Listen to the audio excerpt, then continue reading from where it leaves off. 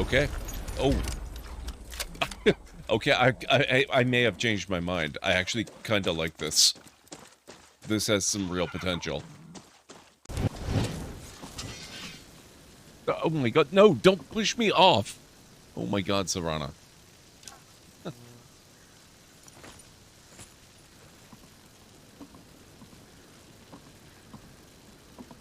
Lydia. Guys, if you could stop popping up and shoving me to the side, that would be amazing. Thank you.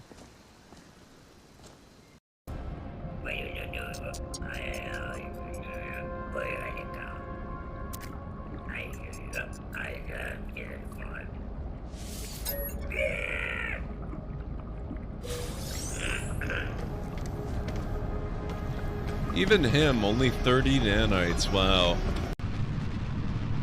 I apologize for your impending death, Jeb. Oh wait, he's actually climbing! What the hell? Well, so much for that.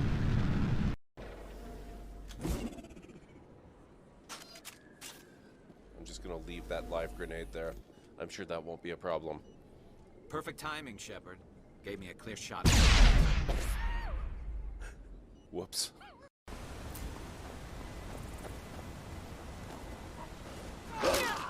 Rude. Sorry, Edgard.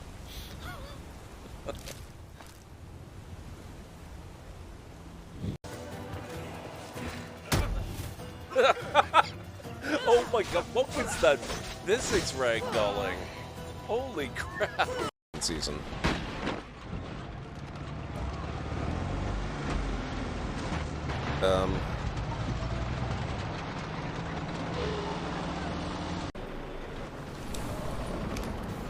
Out of the way, folks. Don't make me shoot you. Why does the Alliance hire pilots with brittle bone disease? You're shitting me! The Turian military has one about me? Oh, absolutely. I heard it myself from a private back on Palaven. Alright, why does the Alliance hire pilots with brittle bone disease? So their Marines can beat someone in hand-to-hand drills. Damn, you need to tell James that one. Oh Hey, my what's god. the hardest part about treating a Turian who took a rocket to one side of his face? Figuring out which side took the rocket. Oh my god, I've never seen that before. That's amazing. Emergency. What? We're being raided. Halera, Eld, Jaduri, and all librarians report to hospitality stations immediately. Have library guards at the ready. A fatal raid. Thankfully, that was seconds after I just saved the games. This is the end. Oh! Suspect reported in your area, potentially armed and hostile. Wow! Received. Mobilizing now. Out. Over here right now. That was brutal! Holy crap!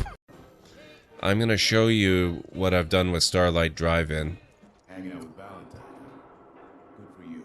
You're out of uniform, sir. That was big Maybell, with a whole lot of shit going on. And when you're as big as Maybell is.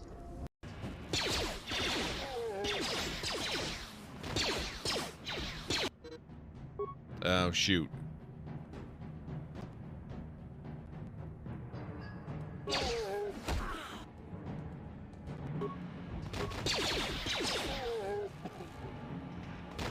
Oh, good. Okay. A guard uniform should do nicely, but you'll need to draw him out and isolate him.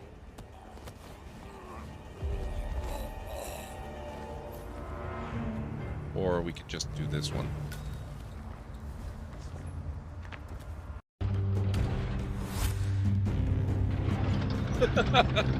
They've lost my trail because I'm so incredibly inconspicuous.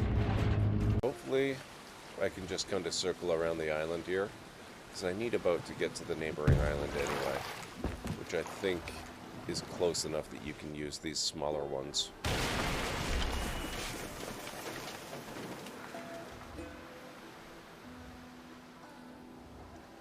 Or I could just go on foot and see if there's another boat I can use.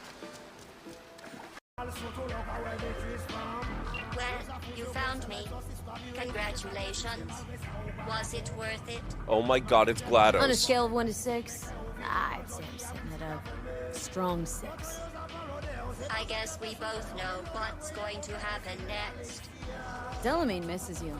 Here to shut you down. Your specimen has been processed, and we are now ready to begin the test proper. Oh my god, it is GLaDOS. Really appreciate it if you didn't make this difficult. I have a surprise waiting for you after this next test. Telling you would spoil the surprise, so I'll just give you a hint. What the fuck? I'm going to kill you, and all the cake is gone. Oh my god.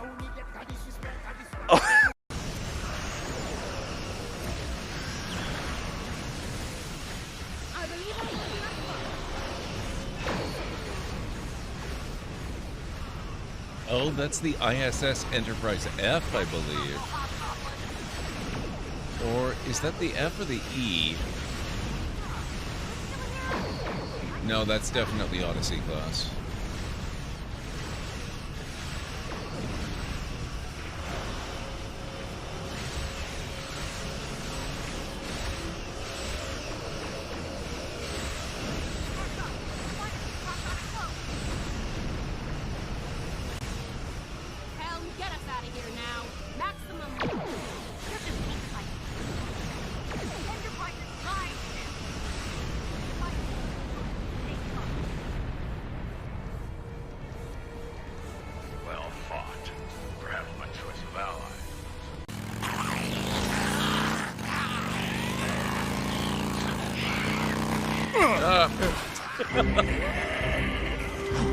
Oh. That.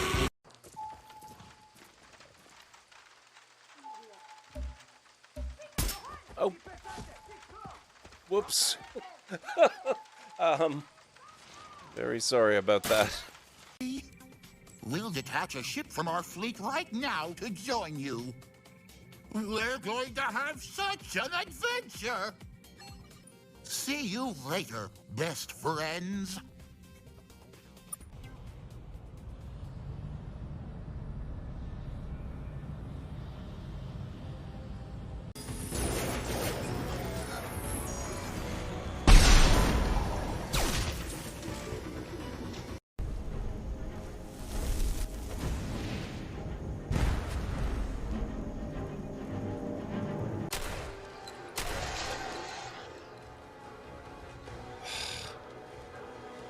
And that blew the surprise. Now the raiders know I'm here. Oh shit. Oh shit.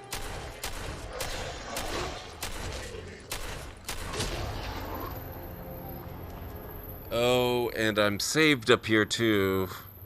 Where am I gonna want to stop these?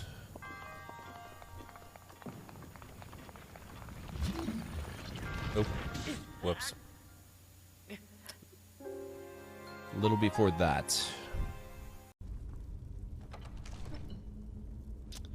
Okay, now Uthgard. We all know your history with these pressure plates. You're gonna be careful, right? No, she's not gonna be careful.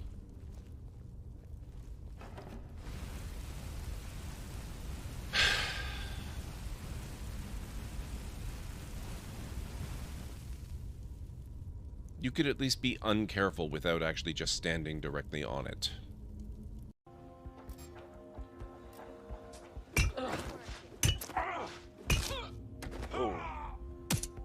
Oh, that's just evil.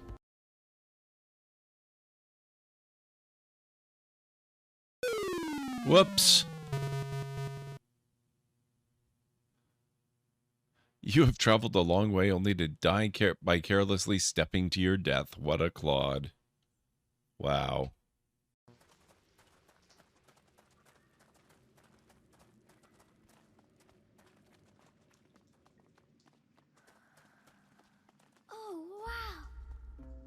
Oh, wow, yeah. Oh. This is so cool. Is that the sea? No, it's water that's collected underground.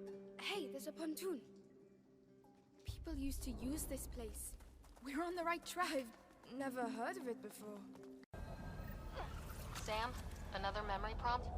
One of your father's memories is now accessible. Return to Sam node on the Hyperion to investigate further.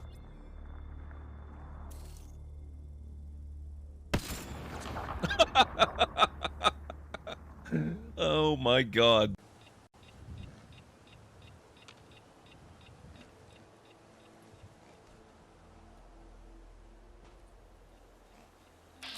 Nope.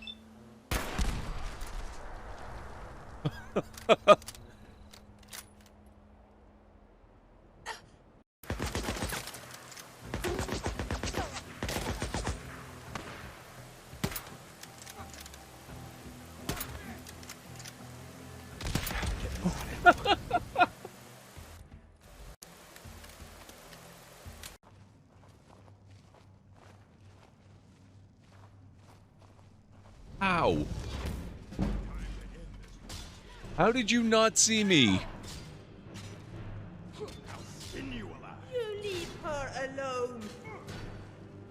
This is actually quite... Wow. Okay, how are we doing time-wise here? Oh no. 66.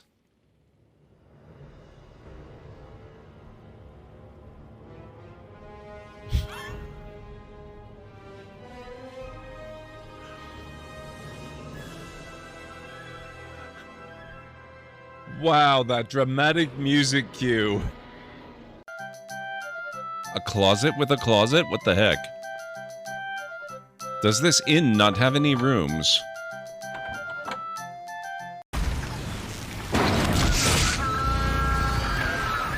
Hey! I have not looted that, sir. I'm gonna find the secret of Monkey Island. Wanna come? I heard the secret is just some marketing gimmick Stan thought up. That only the gullible and naive would go looking for it. Tell me about Loom. Oh, I'm so sick of pirates asking me about Loom. Get lost. I can't get much closer, game. Way to go, Pathfinder. As you plunge towards the base of the cliff, mommy escapes your lips. Way to go, Wingnut. Once again, you've demonstrated your inability to sustain life. You quickly glance around the room to see if anyone saw you blow it. Thank you for playing Space Quest 2, Roger. You've been swell to watch. Have a nice day.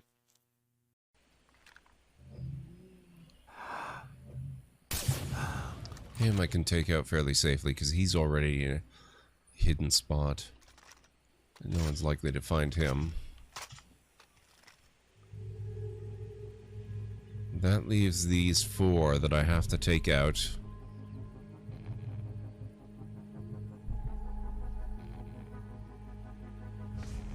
Before any of them can sound an alarm.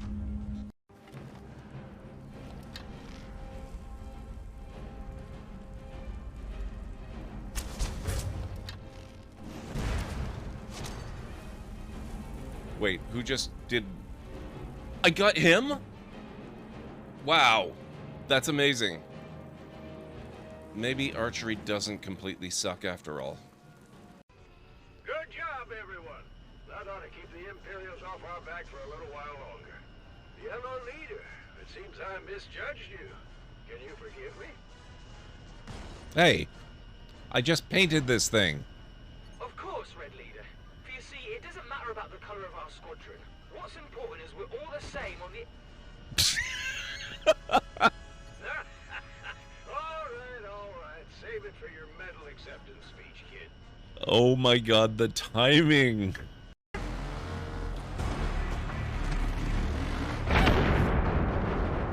Whoops. I haven't even set the fire yet.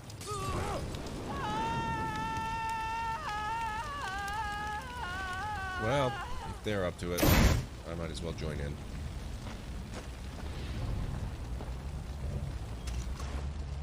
What's a little casual arson between friends? But I'm still kind of tempted to play them.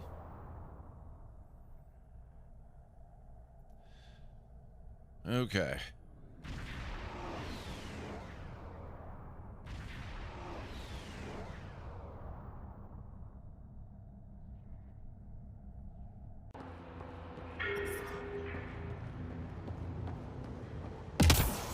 Whoa! Let's maybe not jump down quite that far. I never really seem to have the time. I'm good.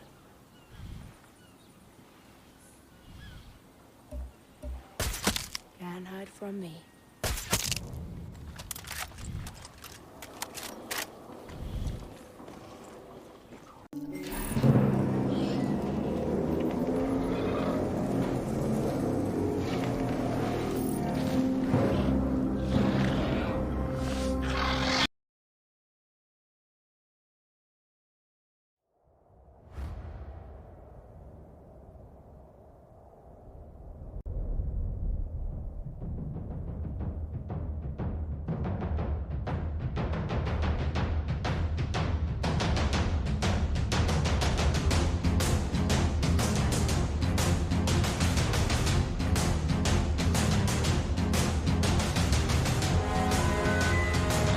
Books down, everyone. It's time to welcome a new lore seeker to the library. Thank you for the welcome. Brothers of the mind rejoice. Sing, sing, sing with me. Raise your pick and raise your voice. Sing, sing, sing with me. Down and down into the deep. Who knows what we'll find beneath? Diamonds, rubies, gold and more. Hidden in the mountain store. Born underground, suckled from a teeth of snow. Raised in the dark. Safety of a mountain home, skin made of iron, steel in our bones. To dig and dig makes us free. Come on, brother, sing with me. I am a dwarf and I'm digging a hole. Diggy, diggy hole, diggy, diggy hole. I am a dwarf and I'm digging a hole. Diggy, diggy hole, digging a hole.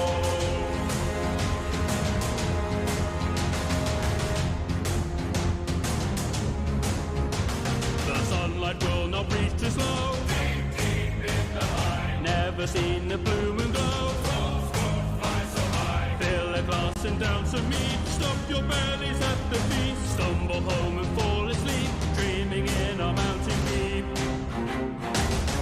Born underground. Grown inside a rocky womb. The earth is our cradle. The mountain shall become our tomb. Face us on the battlefield. You will meet your doom.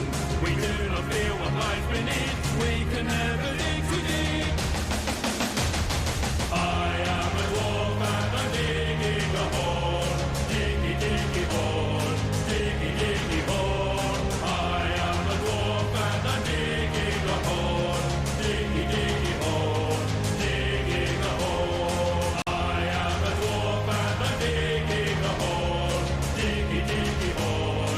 Diggy, diggy hole. I am a dwarf and I'm digging a hole. Diggy, diggy hole. Digging a hole.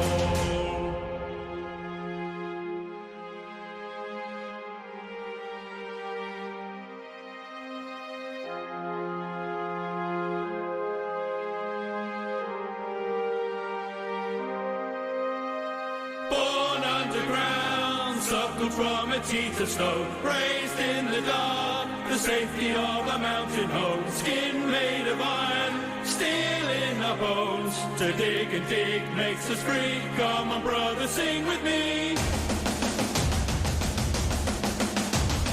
I am a dwarf and I'm digging a hole. Diggy, diggy hole. Diggy, diggy hole. I am a dwarf and I'm digging a hole. Diggy, diggy hole. Digging a hole. I am a dwarf and I'm digging a hole. Diggy, diggy hole. Diggy, diggy hole. I am a dwarf and I'm digging a hole. Diggy, diggy hole. Digging a hole.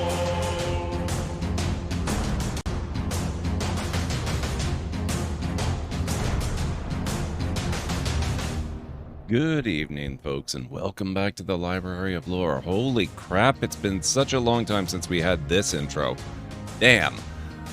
Yeah, so I apologize for the length of the intro, but I was convinced that we had to do the Diggy Diggy Hole intro this time, so there we go. Hope everyone's doing well. Bob, how's it going? Looks like we've got the game working in the background there. Perfect. Okay. Hope everyone is having a good day today. It's not been too bad here, except for maybe a little bit on the slow side. Let's see. Get rid of me. Get into the game. I think in the interest of not screwing everything up because it's working, we're just going to kind of carry on. So we're going to start with a little bit of a tour of what I have. Also because this is, to the best of my knowledge at least, a fairly good, you know, the start location that I've got going on. So, where are we? There we go. We need the ground level. We have our trading post, which I think we've used once so far. This is still pretty early in the playthrough. We have the entrance to my mine, which I've just recently bricked up and walled so that it's a little more secure. We've got a door here. I paved a bit of a road. Very nice, Bob. How's it going, Anstara? Weekend begins, always good, yes. Yes. So we've got that. If I zoom out instead of going, we can go up to, oh, that's down. We can go up as well and take a look at all the tree canopy stuff. Kind of makes me wonder at some point if it would be possible to live amongst the tree branches and play as an elf instead of a dwarf. But we're not doing that. So that's interesting. We have liquid water. Why is there liquid water out here? I don't need it, because one of the reasons that I think this is a particularly good start is when I was digging down, I just so happened... Oops, there, down. I encountered damp walls right here. You know, this wall and this wall were damp. And so I did a little bit of excavation, and then I had to wall it up afterwards. I found water. Now, I created these pools myself. These are not the ideal pools, but I created those so that I could build a well and have a fresh supply of water. Why? Spattering of Cody blood? What? Apparently there's been fighting that I was not aware of. But I've got a well, so we have a supply of water that apparently doesn't freeze, so that's a good thing. Water's not the best for dwarves. It'll keep them from dehydrating to death, because I've had another playthrough where they dehydrated right to death. But it will keep them going and keep them alive if they run out of alcohol. So this is where we're temporarily setting up our living quarters. So I've got bedrooms built. I've got a couple of offices built. I've got...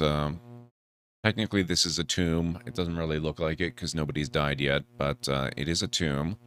And then I started digging out just to find some resources and stone and stuff like that to work with. And I started exploring some seams of material. And I found this massive gem seam that just went all down here. And then, you know, it was gems and a little bit of coal. There's some coal scattered around in here. And then some more gems and more coal, and then it practically reconnected back up with my own carved areas. Yes, it works. I got it to work. So it looks like we're going to be in business. So that's fun.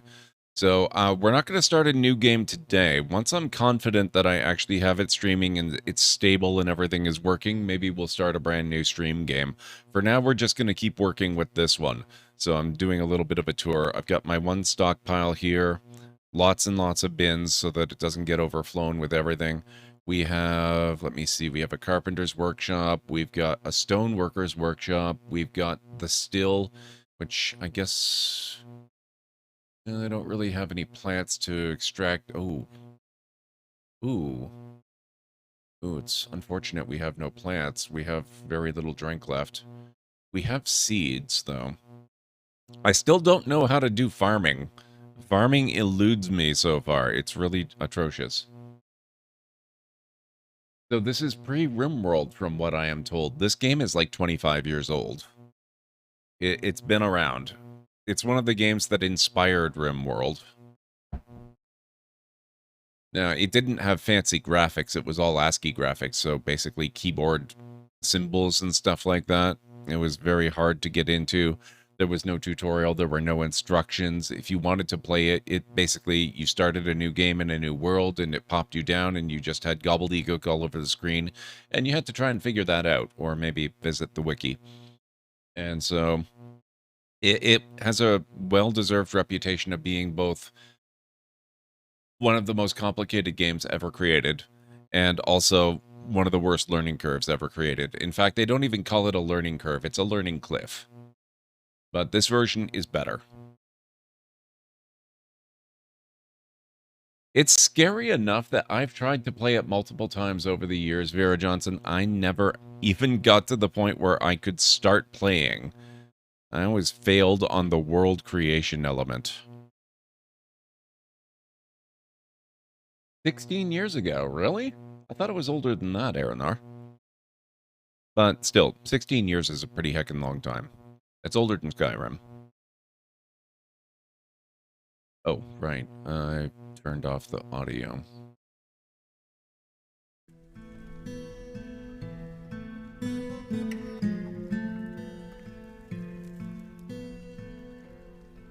Oh, the first public release. So there were probably, like... Oh, 2002 was when the first code hit. So close to 20 years.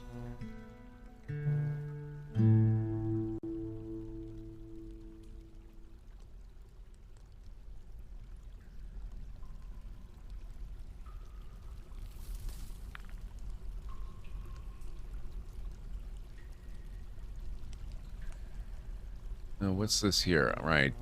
I needed a mechanics workshop so that we could make the stuff for the well.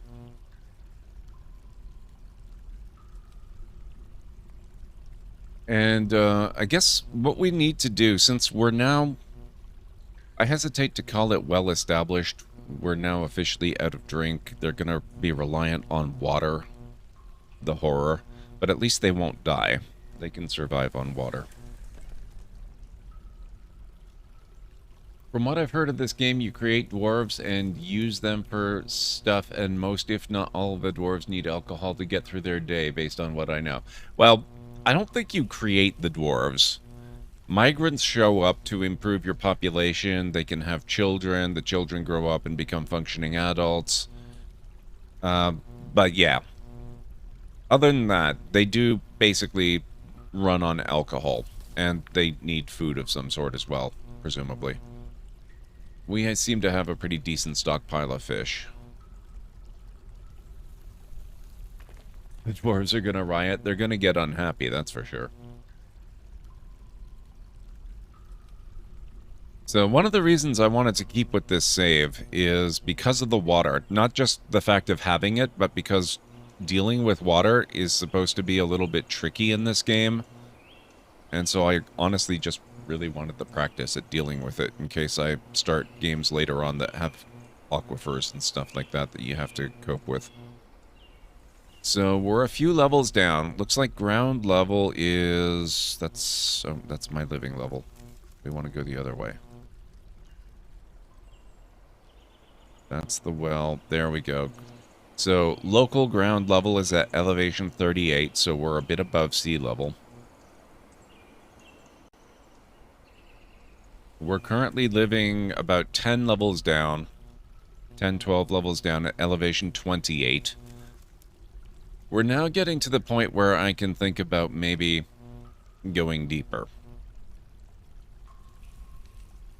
Just wait till you get to deal with magma. It's going to get more fun. Oh, magma actually is less a problem and more an opportunity because you can use magma to fuel a lot of your machines so that you don't have to have large stockpiles of coal and other stuff. I'm kind of lucky because now I've actually got bituminous coal and stuff like that, so I actually have a fuel source. They haven't even gone and collected most of this yet. So we're pretty good there. But I would dearly love to find magma, because then I just don't need fuel at all. So that's going to be great. Water is a total pain in the ass. Yeah, I believe it, Aranthar. You can see I kind of stumbled a bit in my exploration of how to deal with it. And even here, what I've got is not exactly a perfect solution. Like, we've got the well. It's over the open space, but this water here, it's not deep enough. Like, the well is perfectly usable, but they're gonna not love the water that comes up from it, even, like, you know, beyond the fact that it's water. Because it's laced with mud, and I would really need it to go down a little bit further if I wanted to get rid of the mud and have them just draw pure water. So, I still have practice to do, I still have learning to do, but at least I can keep them alive at this point. Candlejack, how's it going? It's good to see you. I'm not growing anything whatsoever, Aranthar. I haven't figured out farming yet.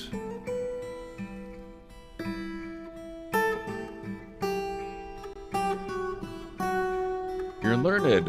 What are you learning, Candlejack?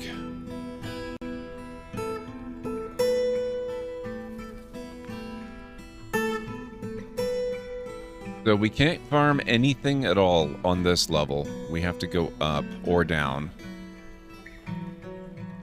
Actually, this looks like a pretty good level to do some farming on, honestly.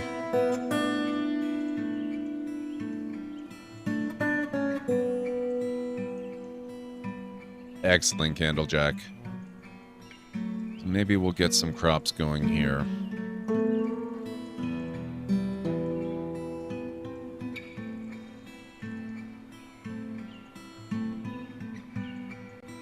Oh, I know. We're in early spring in the 4th year of this world, because if I'm not mistaken, this is the 2nd dwarf colony that I've started in this world. So 4 years have passed. I've been through a few winters.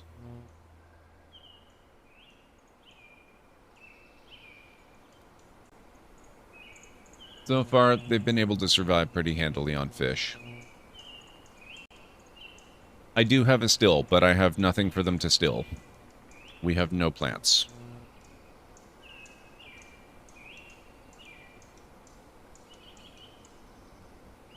Okay, so we want workshops, farming, farm plots.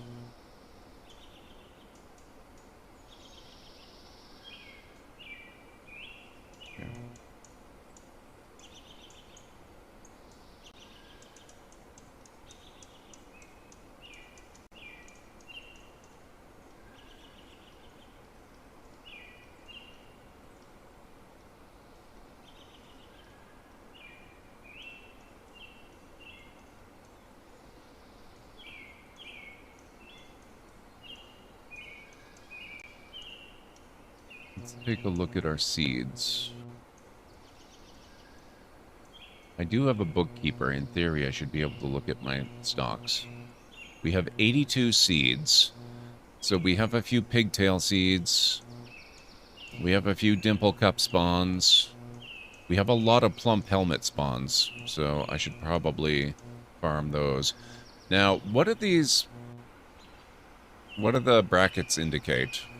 So I can't help but notice some of them have brackets and some of them don't. We have a lot of plump helmet spawn. We've got a little bit of cave wheat. We have some carrot. We have some sweet pod. We have rock nuts. That's about it. Look on the surface, it's not as nice as something you grew, but wild plants can be harvested and brewed.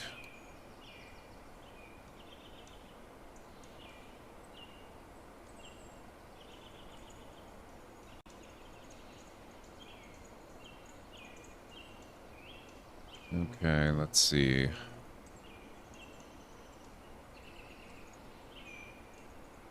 Oh, no, that's the wrong thing. We want workshop, farming, farm plot.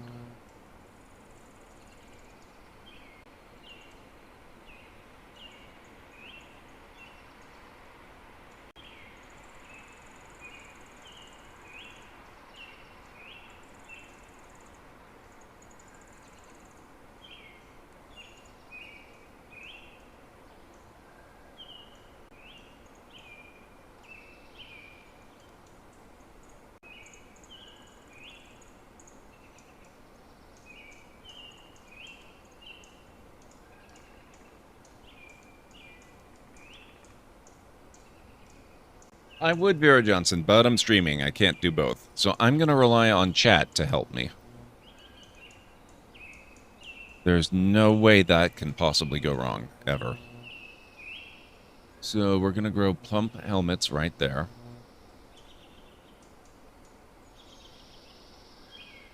Wait, this is spring, right?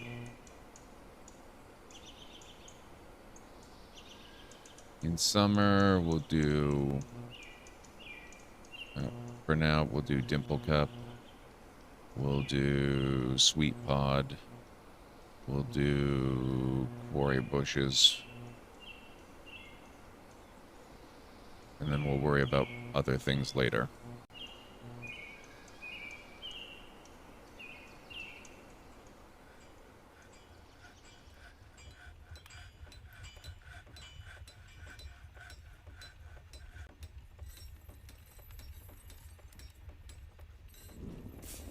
Farm plots built above ground not suitable for subterranean crops and vice versa. Yeah, I got that already. Note that the attributes inside, outside are of no relevance. You can grow surface plants indoors by channeling out the roof above desired plot and constructing a floor over the open space. Doing this changes the tile from dark to light despite there being a roof.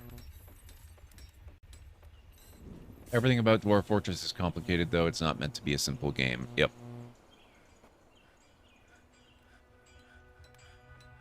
I mean, let's be honest, it's no King's Quest, but it is fairly complicated.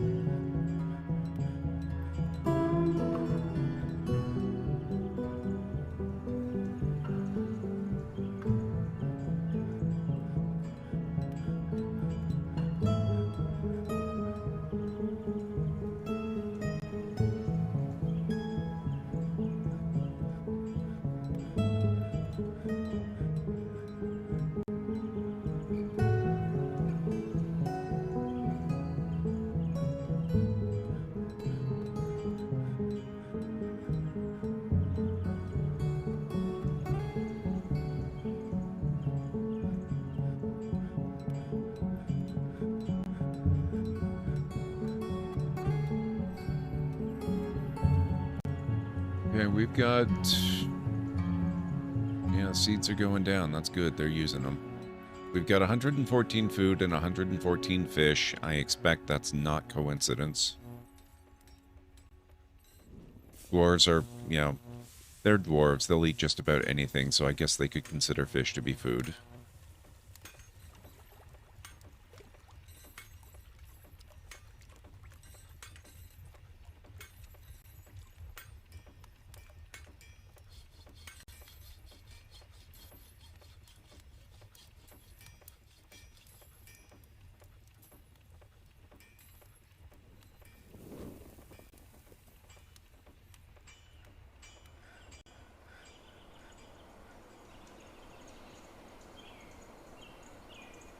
Well, I can't help but notice that the blood that was there before is now gone. That's interesting.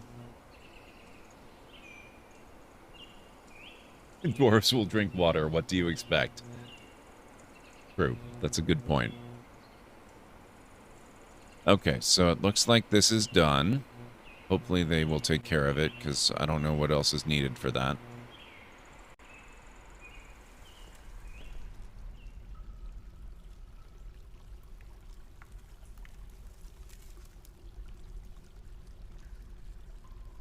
Alright, so I'm going to queue up a few things in the build here. Let's do... where is Rock Door? Rock Door. Rock Door. One thing we don't have yet, because we're still pretty close to the surface, we do not have anything resembling metals. No iron, no copper, no gold, no nothing. We just have stone and wood to work with so far.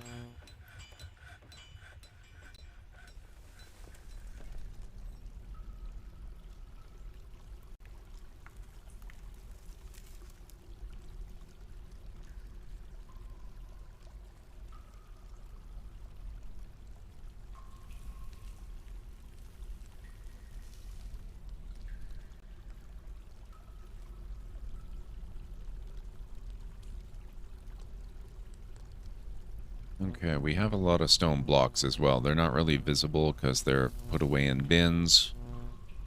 I'm going to replace some of these lost walls we got rid of. Oh, saltpeter is... Wow. I thought saltpeter was going to be like a crafting ingredient. I didn't think they were going to turn that into blocks of building material.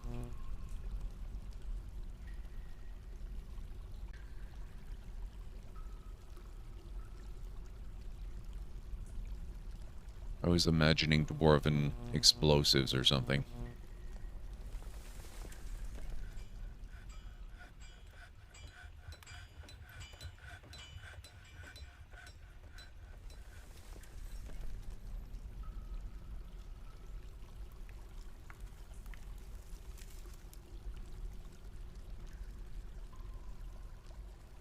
Is there an idea in the game somewhere, a concept of figuring out how strong different materials are to bash your way through? Similar to the hit point levels of the various walls and doors in RimWorld?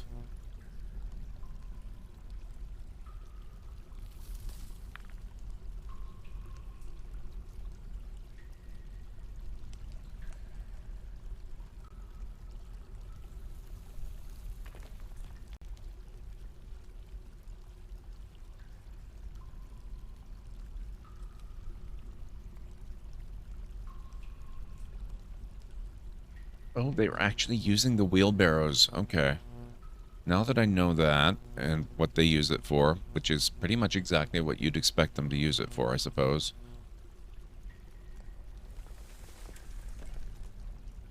I'm gonna make them make a few more of those. We don't have massive numbers of logs, so I'm not gonna go overboard with it. But it looks like they make good use of it, so... And they do have a lot of material to go out and collect.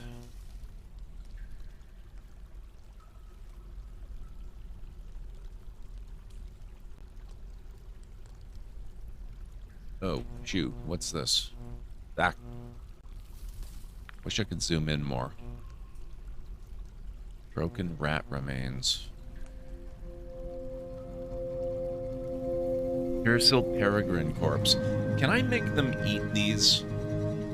Instead of, you know, typically what tends to happen so far for me is they kill something in battle, it's an animal that should be perfectly edible, then they just drag it to a stockpile and leave it until it rots and stinks up the place.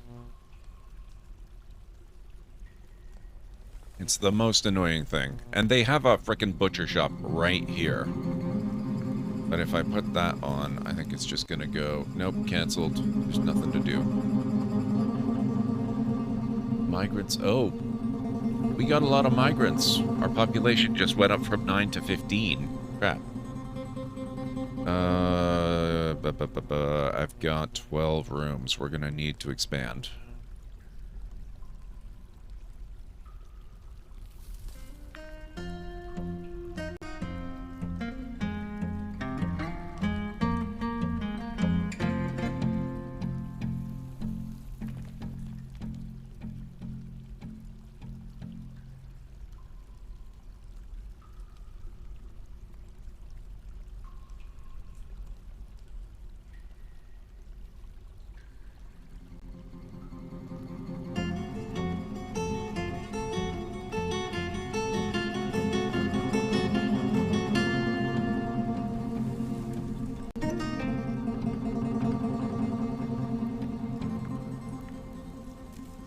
There's ways you can fix that.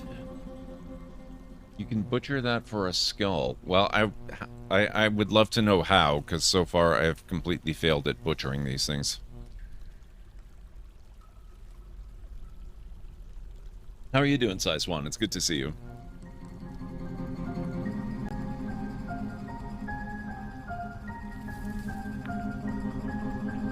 I think you have to, oh god, give orders? It's not enough to tell them what to do, I have to tell them what to do, too?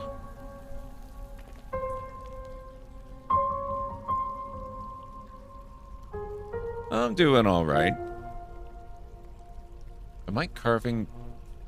What is this?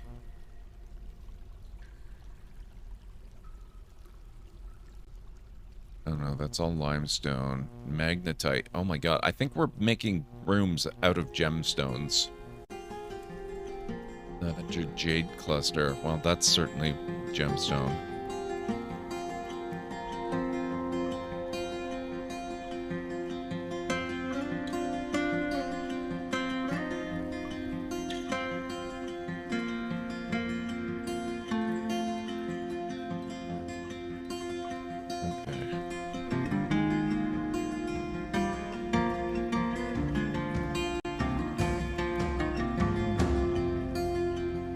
What's that?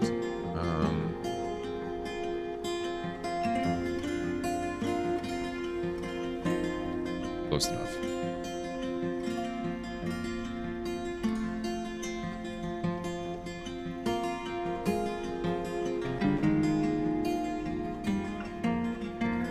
Okay, now we're gonna need beds. How many are we making? We need 6.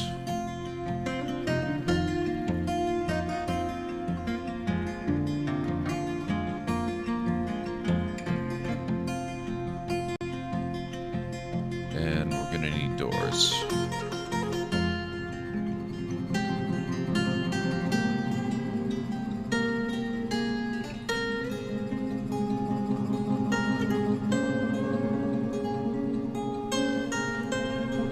Give a butcher order or set it to auto butcher. I think they've already disposed of it. I'll keep that in mind for next time because I'm sure it's going to happen again pretty soon. Wait. Oh, here we go. Oh, rotten rat remains. We don't want to butcher that.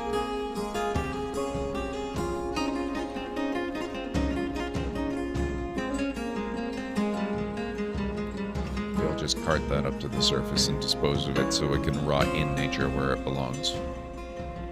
Brown jasper.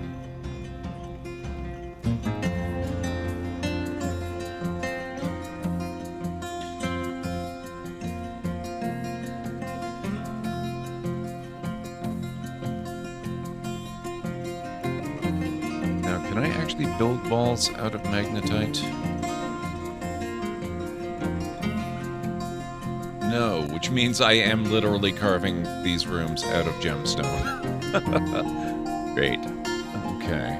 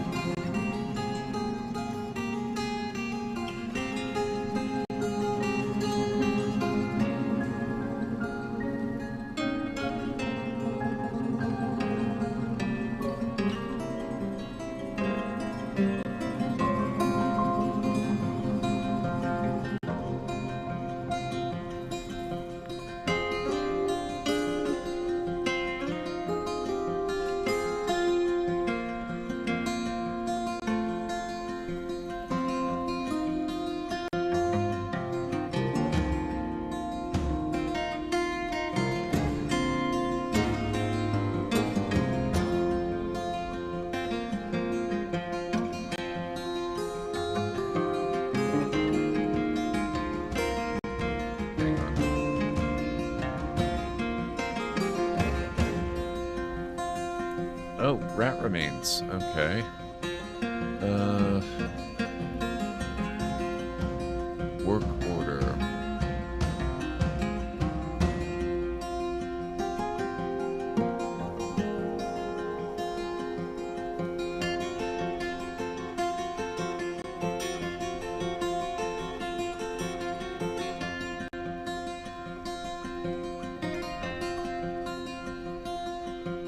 Oh, wow. Okay. Apparently I need to learn more about work orders.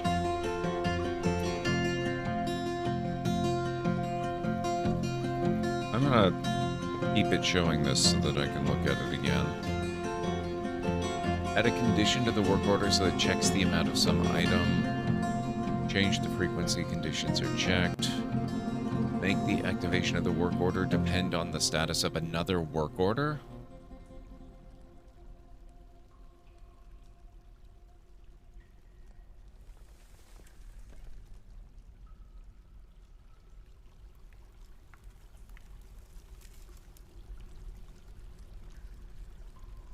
Seems there's also a long-standing bug that any corpse that is too small cannot be butchered. That's annoying.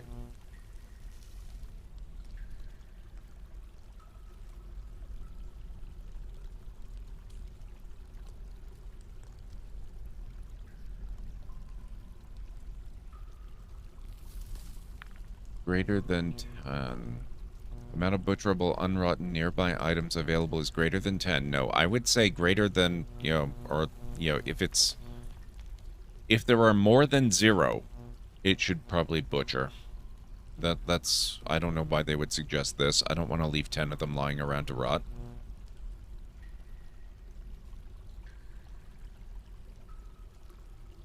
At least one.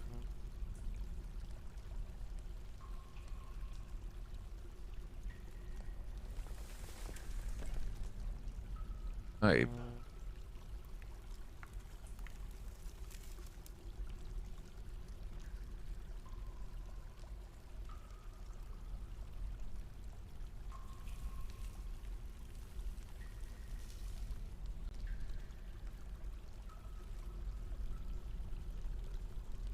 I don't think that's right.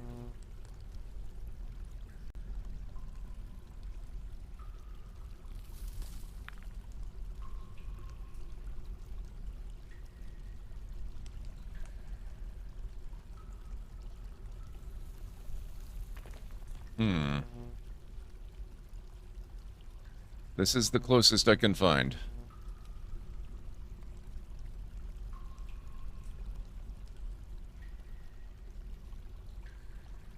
Butcherable items, maybe that's better.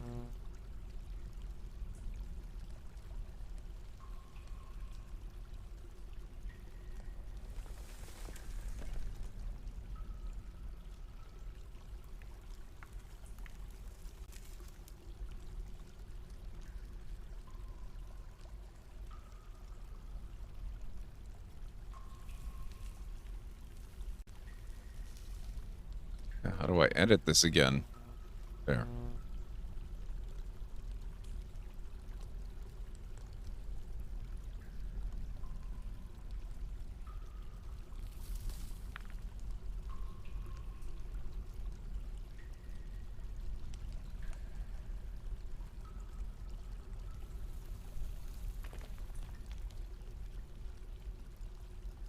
Unrotten. Unrotten item. Okay.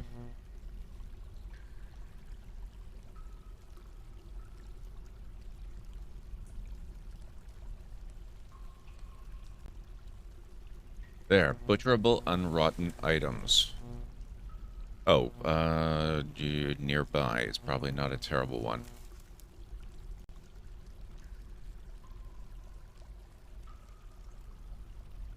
Butcherable unrotten nearby items.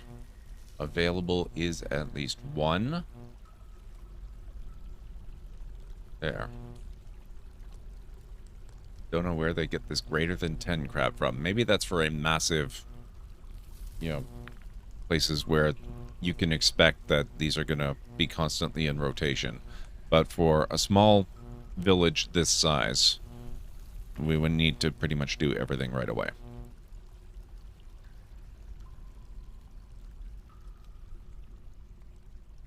So that's good. That solves one of the problems that I was having, actually, which was that I get very, very tired of doing things like my jeweler's shop here. Can I set up work orders here? Yes, I can. Cut gems.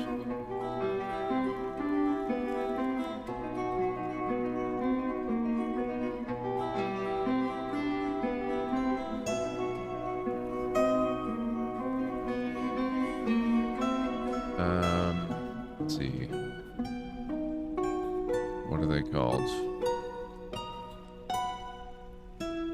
This is hematite. Oh, that's not an uncut gem. Hang on. We've got to have a crap ton of uncut gems. Magnetite. I guess magnetite is more of an ore, so maybe we do have metals.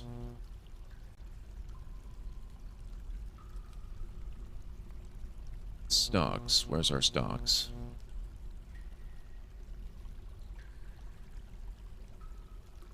We have 147 cut gems.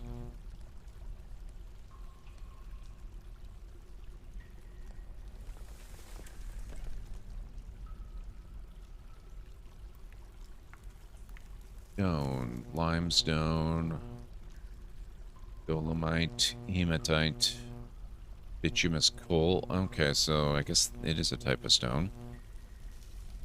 Magnetite is stone. Saltpeter is stone, right? Alright. Small rock. Rough gems, that's what they are. Okay. That's what we're looking for.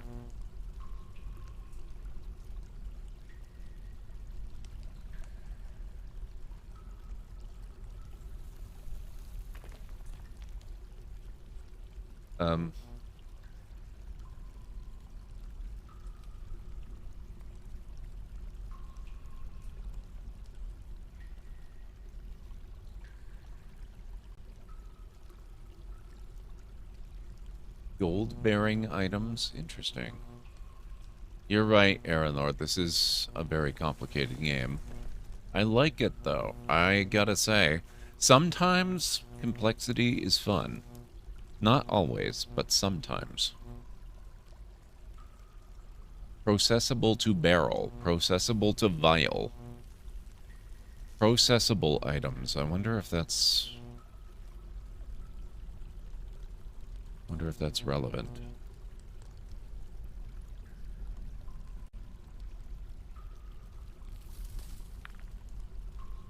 No idea how you're gonna react to this. I have never gotten far in it because it's too complex for me.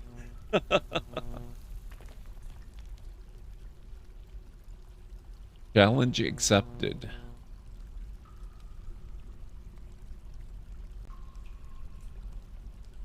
I think we're gonna try processable items. See how that works.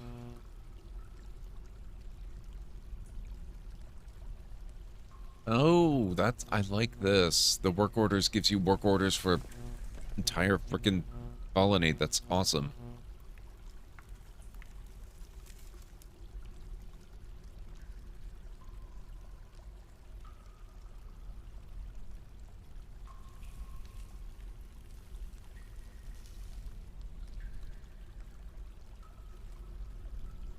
Amount of large gems is less than 10. Of course, I should have looked at the suggested conditions. Amount of large gems is less than 10. Amount of rough rough gems? What?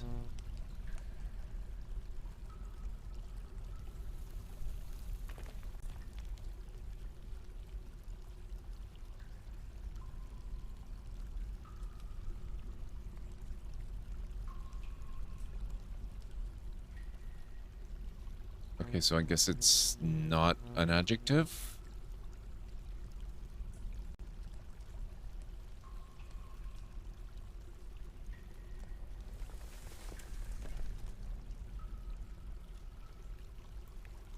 I'm confused.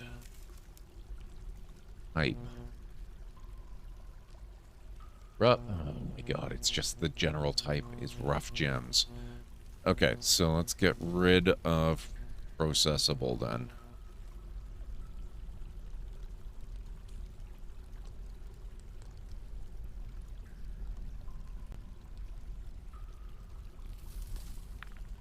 Okay, amount of rough gems available is at least 1. Good.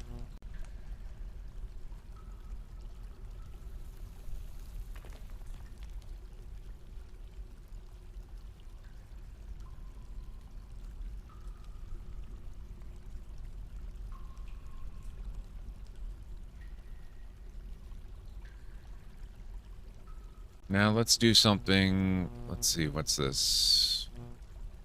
Superior quality ginkgo wood bin. Okay, I was going to set up one to make them create new bins anytime they run out of empty bins.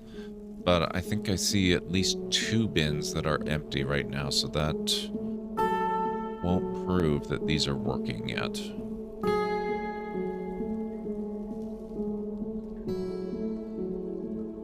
Barrels, likewise, I have some empties.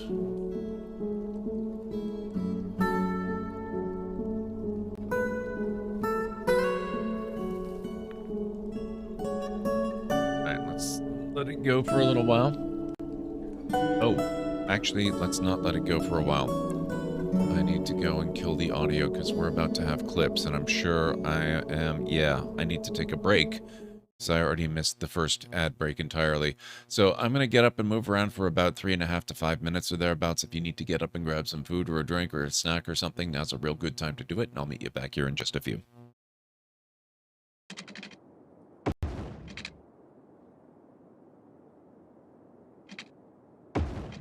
There.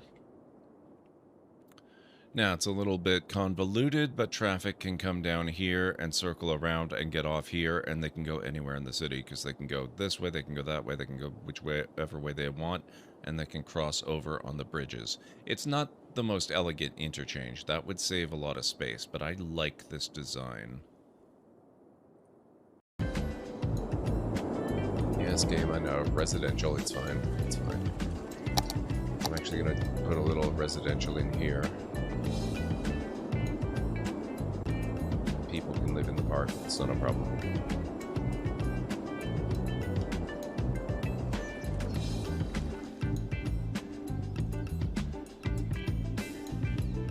Let's go there.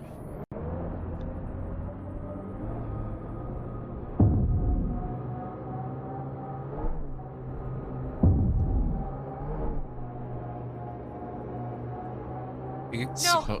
No! What? What do you... What? BB, what the hell? How do you like the new shell? It's sleek. Can't wait to use the welder. Speaking You be of... careful with that thing. If I want you to use it, I'll tell you. Exterminate! Exterminate! Oh my god. And cut that out! Wow. That certainly looks like it's being held by rebel scum.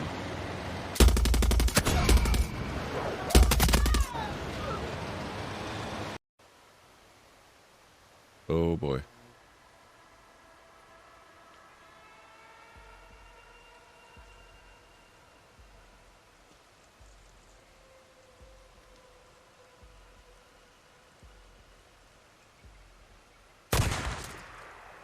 Who?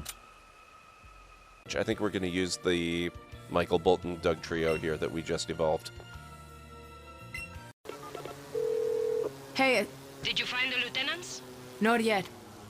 But I think I know where they are. Good. Kill all the fuckers. Whoa! Okay. Be careful with the landings. Noted.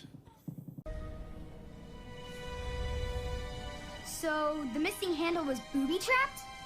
What did you do? Well, I used my cleverness to outsmart the trap.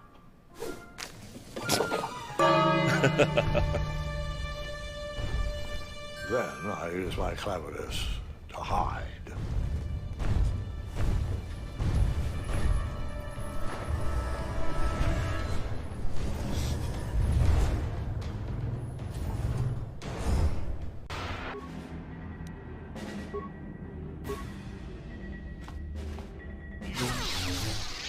See, now I followed you. Even though you're only a shell of your former self, you're still a formidable opponent. I can't even imagine the power. Trader Bandit. A man approaches the gate with a hefty backpack bursting at the seams with blueprints, measuring sticks, and other items. He has all the usual bandit trappings, but is acting in a very un-bandit-like fashion. Oi oi, might I address whomever is in charge? A master builder is here, and you better listen. He's building a monument of sorts and needs construction materials. So how's about we trade, eh? He is offering fish, and I have a lot of metal. I could use the fish. Ask him if he has something more exciting to trade. No, I want the fish. Much obliged, the self-titled master builder shouts. The bandit completes the trade whilst closely guarding by the colonists and takes off with the materials, whistling happily as he goes. Okay, I am back, and that sounds like a very good idea, Aranar. Okay, let's see.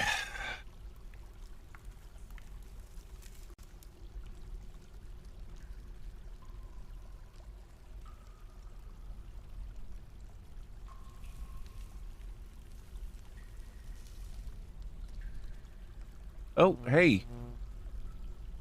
We have plants. What the heck? Oh, I'm going the wrong way.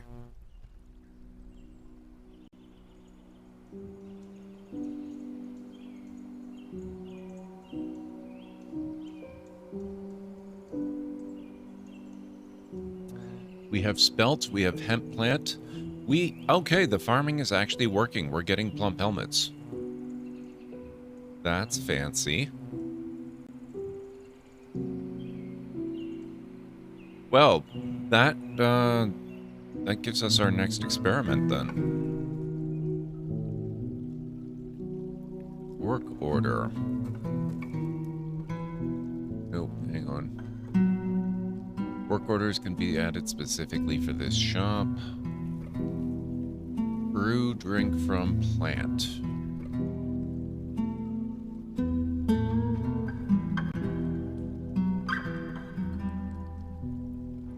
Amount of items.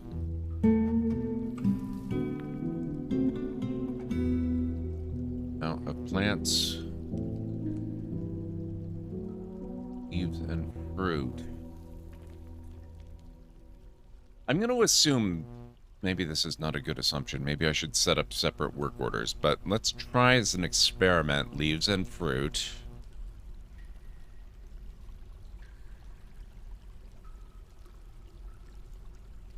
Oh, maybe I should do fermentable items. Still. Fermentable leaves and fruit. Oh, actually, you know what? That works. And maybe we'll add the unrotten. Actually, maybe we won't, because I don't think that applies to plant matter. I think that's only corpses and other stuff. Brew drink from leaves and fruit. Available is at least 1. Not satisfied for next check. Okay.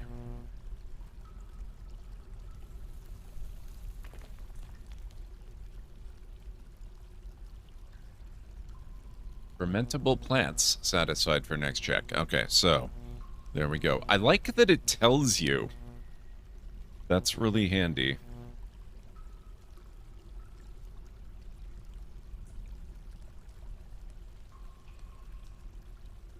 Amount of unrotten fermentable plants, so you can do the unrotten.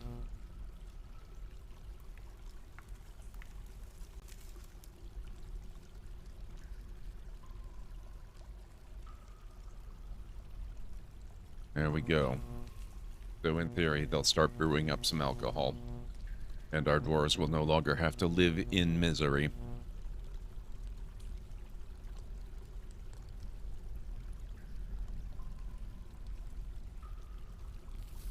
Oh, they're doing a thing! They're doing the thing! Look at that! They're doing the jeweler thing.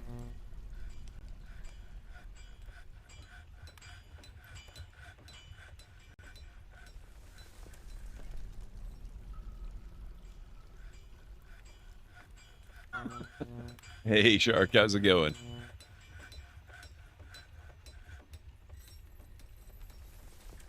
Oh, we were doing all this work, trying to get these things done. Then I kind of just stopped at creating the actual rooms and not doing anything special with them. Let's install doors.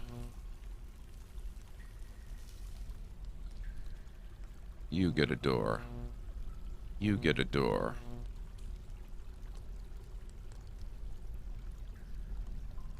You get a door.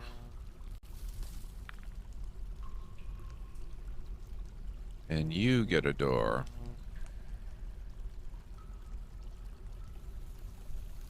And you get a door too.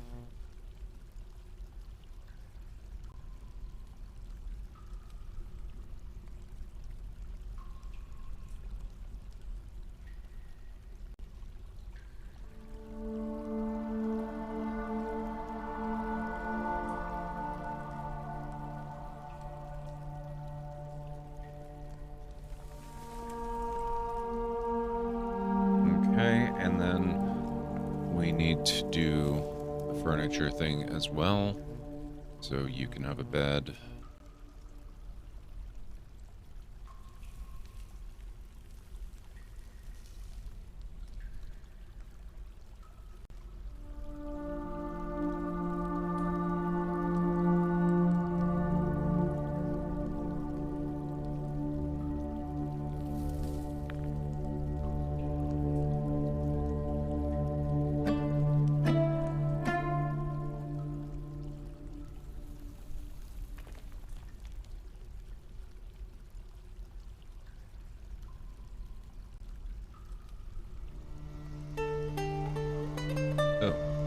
Well, I was making extra rooms anyway. 6 is probably fine for now. Spaghetti dinner. Ooh, that sounds delicious. Spaghetti. I haven't had spaghetti in a long time, actually. Let me see. We want actually more beds.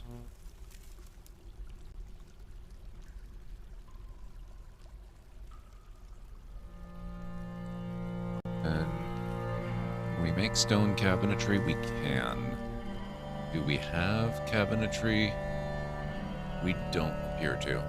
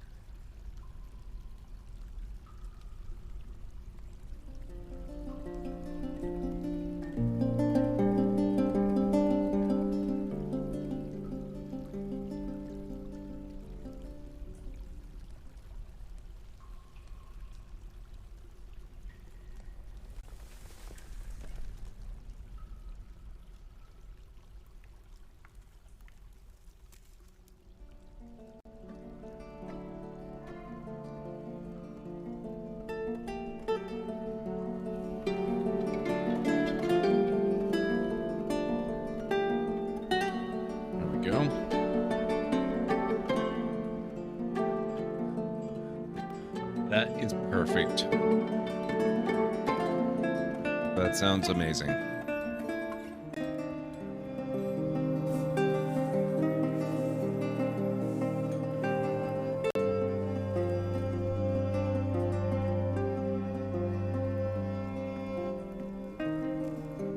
Oh my god. We have to store corpses. Why do we keep storing corpses? I have this set as a no corpse stockpile. So obnoxious.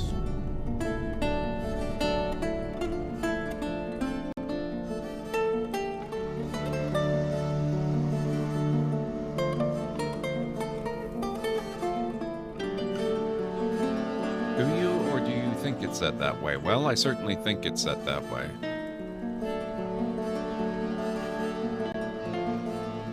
There may be exceptions I'm not aware of.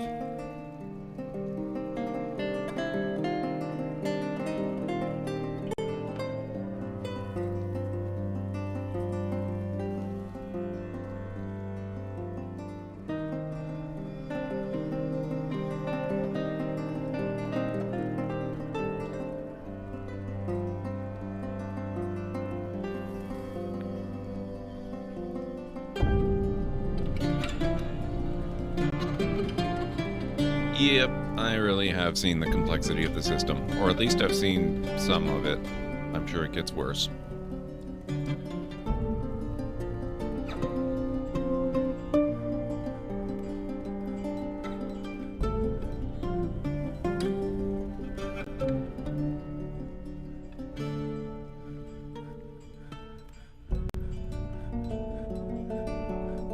sure what they're stuffing in where with regards to bins and whatnot. Let's see if we have cabinetry. We have quite a bit. Okay.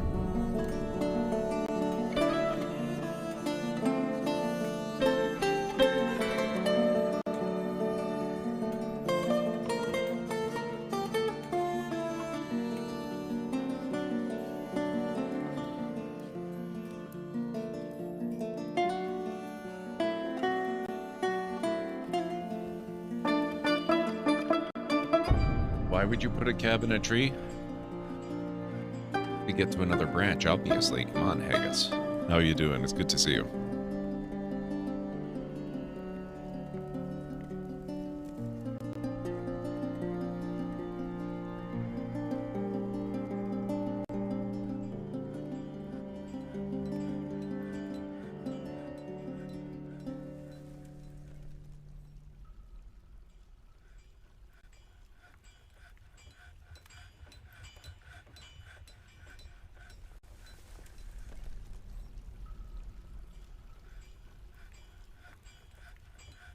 Gonna take another stab at this game. Hopefully I won't get lost so quick.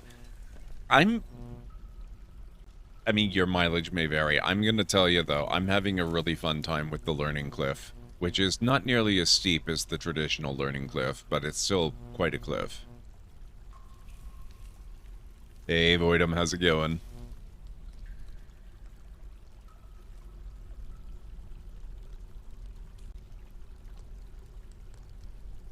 Okay, we've still got plants. We're still good. We've got drink. I think we're actually doing okay.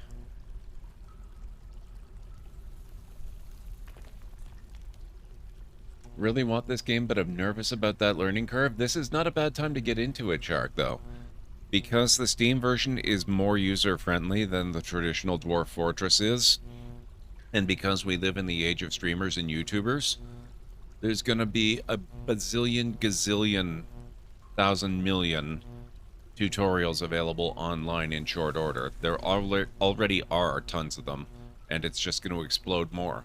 So, you're gonna get into it. Might as well be now.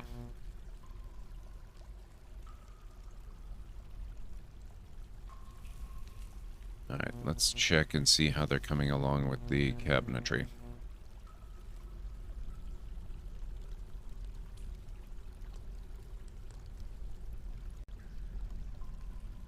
Looks like we're good.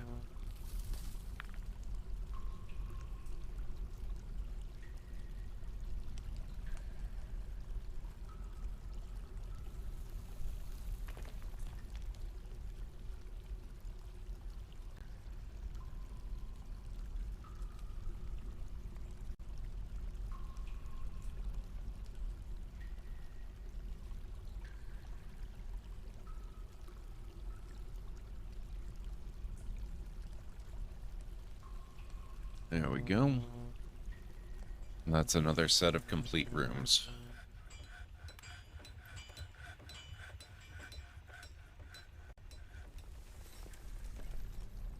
Now, who is this unsatisfied fellow?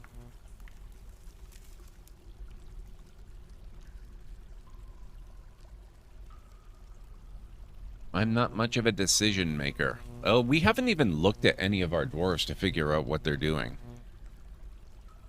So this is Lor Stuckosavan, who has no job. She does have a lover. She values leisure time, disdains competition, is anger prone, is merciful, she's tough, she has poor kinesthetic sense, she's a professional miner, and a proficient mason, but she's very rusty at masonry. She's a skilled stone cutter. She's a competent stone carver. She's a novice engraver who's kind of rusty at that, and a dabbling fish cleaner. She has unmet needs for excitement, for fighting, for being with family, for acquiring objects, for eating a good meal, and for being extravagant.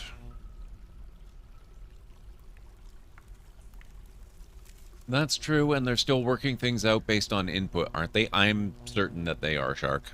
So, it'll probably get even more friendly over time. And then it's on Steam. It's pretty much inevitable that it's going to get the crap modded out of it. So, you know, this is a really good time to try getting into the Dwarf Fortress thing.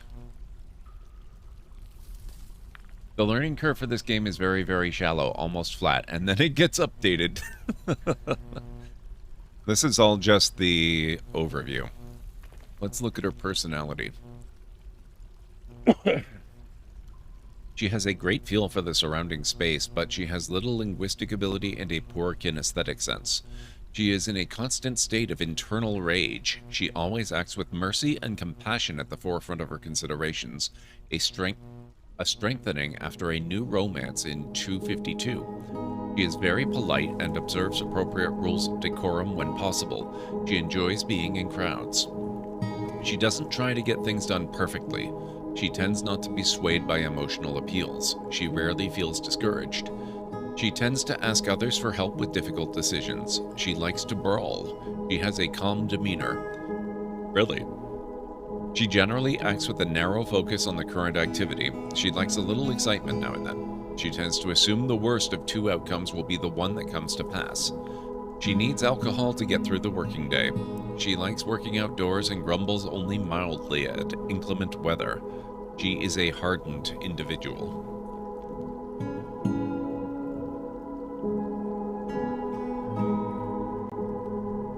I'm using learning curve properly there. The amount you know over time. Interesting, Aranor.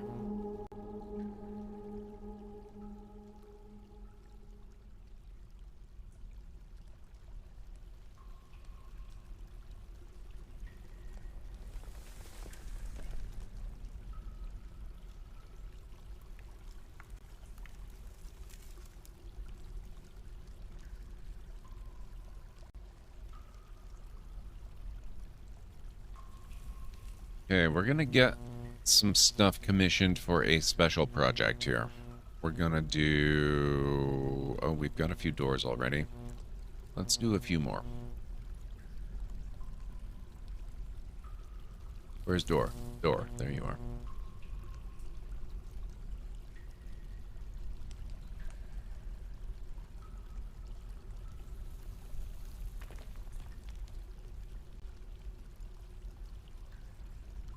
A steep learning curve means the amount you know goes up over a short period of time. People don't use it wrong, they just use it differently.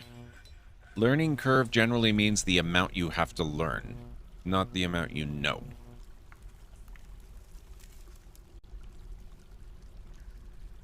That's why it's a learning curve and not a knowing curve.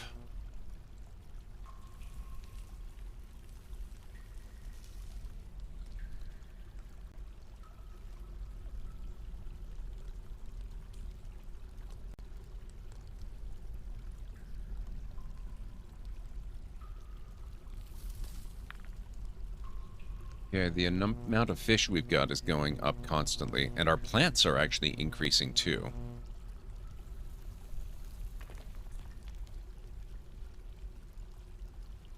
Let's check on our tasks. Where's... Okay, so he is brewing stuff. That's good.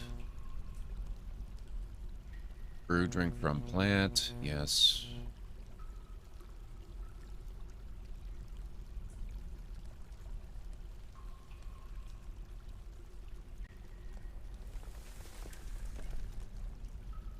Satisfied for next check. Good.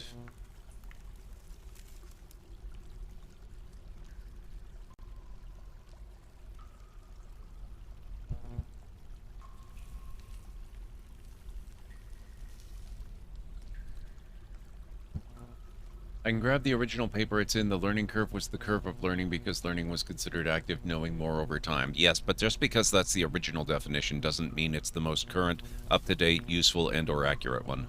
It just means it was first.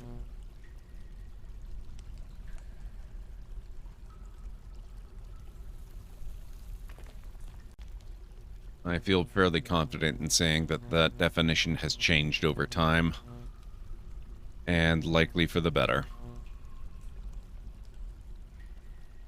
Alright, now what we're going to do is we're going to get set to start migrating downwards. So, let me see. We're gonna have a door here.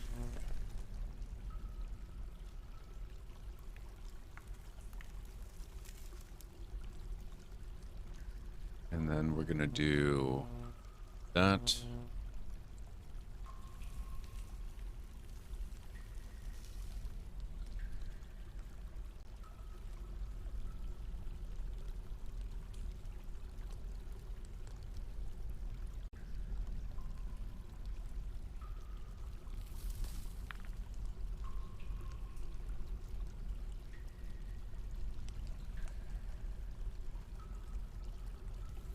Okay. Idea is eventually I'm going to dig out these walls here, and they're going to become fortifications that archers can shoot through, and the stairway is going to be actually out there. Because eventually I'm sure we're going to have to use this as a holdout retreat. We need defensive positions available that we can pull back to. Oh shoot. We just found another coal seam. That's okay. We're going to leave that for now.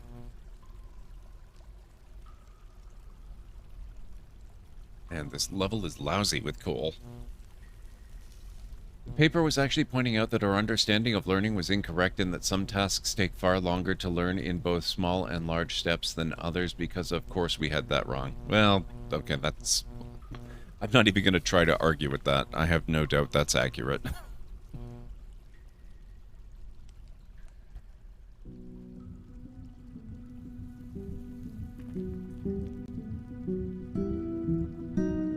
Must span multiple elevations. Let's go down to 0.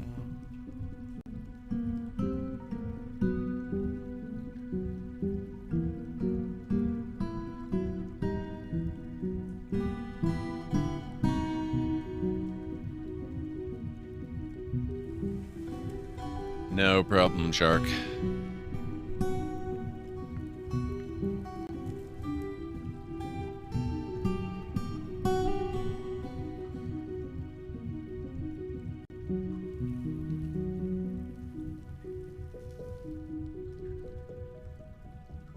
And they're fast. Mudstone wall.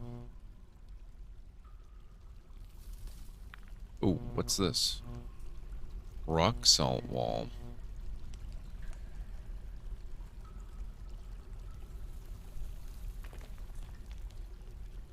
Quartzite.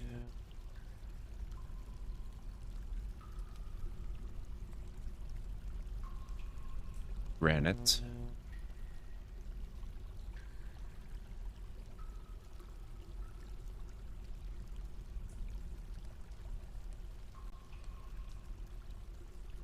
Okay, so we're down to elevation 0. Now, despite what you're thinking, 0 is by no means the end of the line. I've heard of people digging down hundreds and hundreds and hundreds below 0 in elevation. I don't seem to go below 122 here, but that's okay.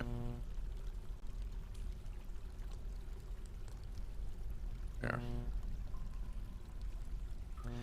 Different tasks take different amounts of time to learn, and some things you learn the basics quickly but take a while to master, and others you learn slowly over the whole time. Feels obvious to me. Yeah, it feels pretty obvious to me, too. I think it's probably one of those things that people understood but had never thought about in detail before until somebody said, hey, wait.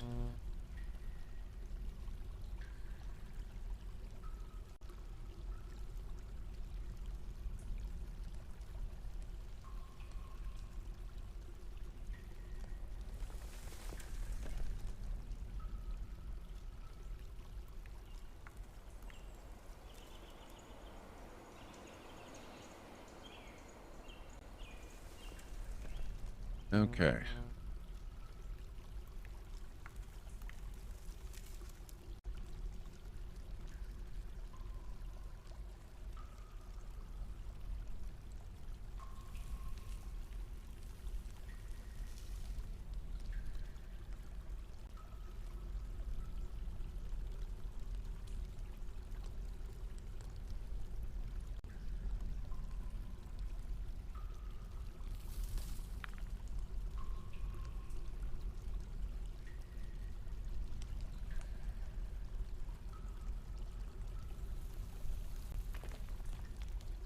So we'll put that there to mark this. I'm not sure what we want to do with that.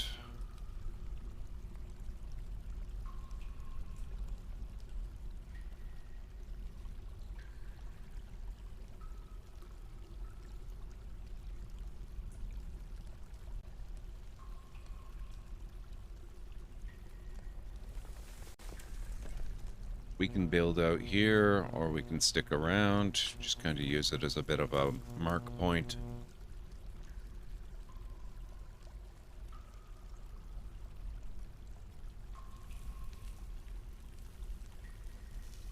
But since we didn't immediately find anything especially interesting, I think we might continue to go downwards.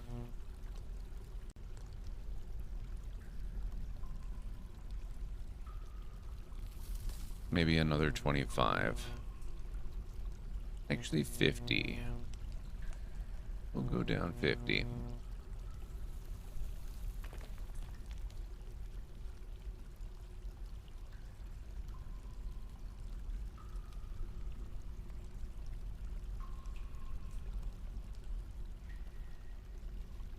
Hey, Nixes. Hey, Mr. Soggy Ramen. I don't think that's how that worked, but okay.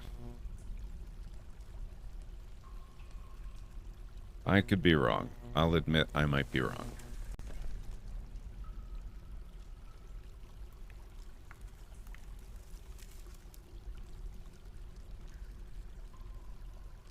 Stair missing. What? Oh, stair in mining. Never mind. Zephon Zestum has created a masterpiece ginkgo woodbed. It's now summer. Cut gems has been completed. Brew drink from plant has been completed. You've struck lavender, jade, brown, jasper, lignite, morian, galena, and lots of stuff.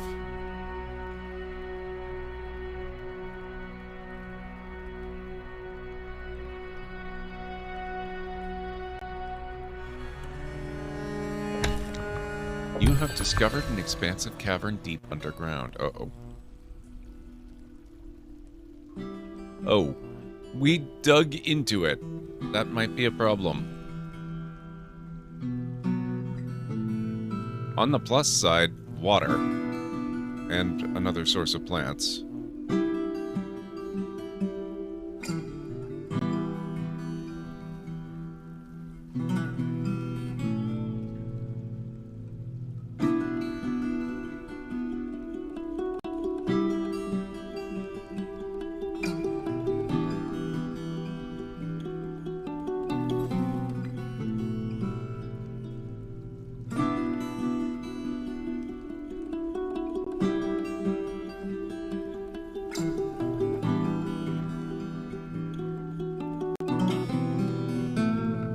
Dead young black camp.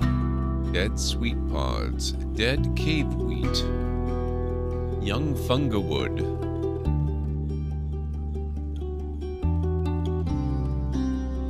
What's the worst that can happen? Okay, you know what I need to do now? Now that I've accidentally broken into the cavern, I need to go back up the other way.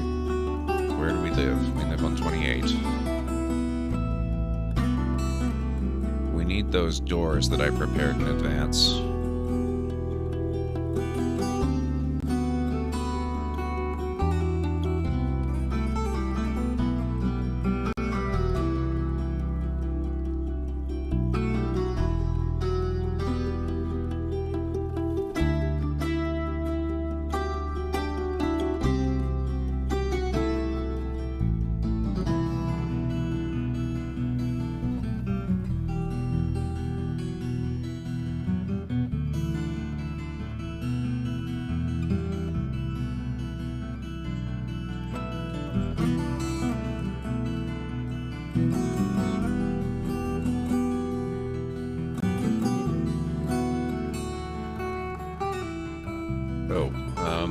I probably should also have canceled the build command with all those stairs down to, oh my god, so fast. 25. Okay, you know what? No more.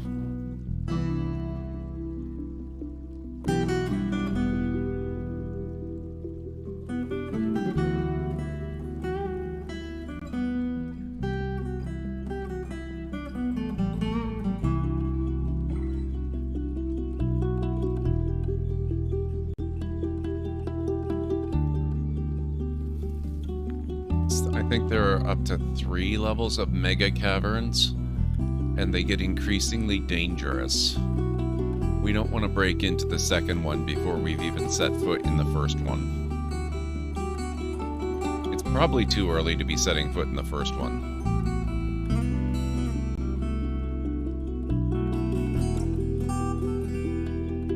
Music makes me think of some of the Sim 3 music. Yeah, I actually kind of like it. Pretty good.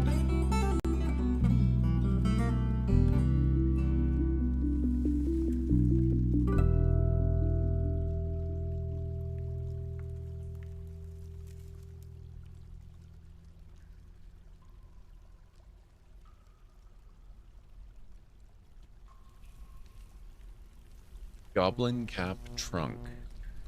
Fungawood trunk. Spore tree trunk.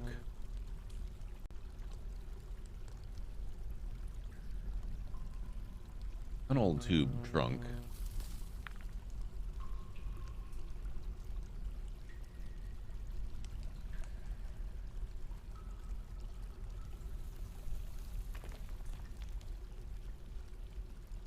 Thick spore tree branches.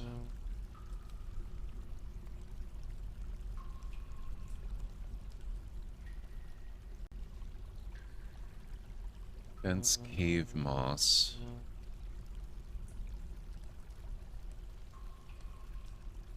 Lump helmets.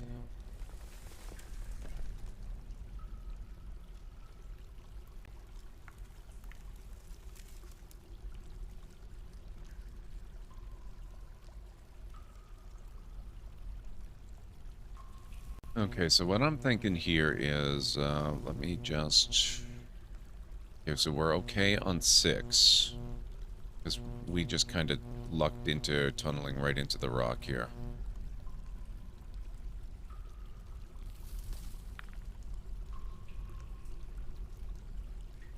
Same with 5, although we weren't nearly as close there. 4, there's no indication the caverns reach this high at this area, at least. But here on 7...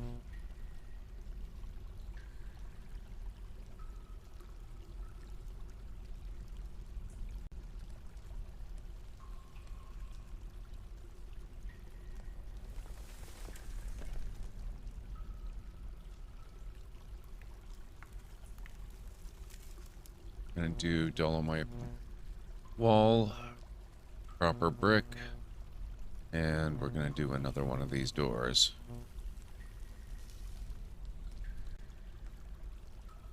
Now, I don't expect that's actually gonna keep everything out because this is open, but we'll see how it goes.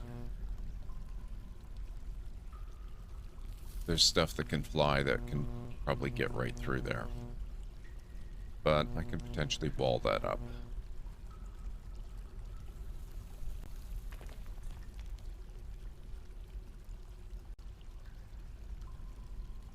Okay, so that's protected. Now let's see what we can do here.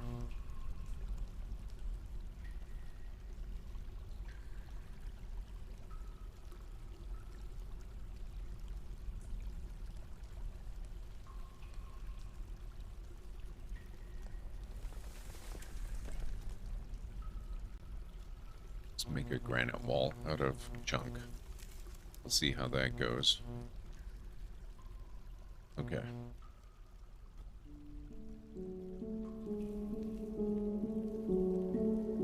Cobaltite wall.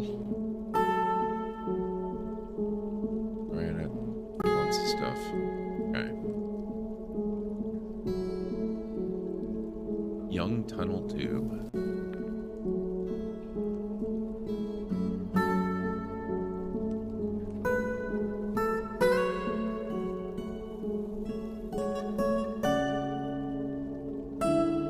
Needs empty food storage item. Oh, that's an interesting one.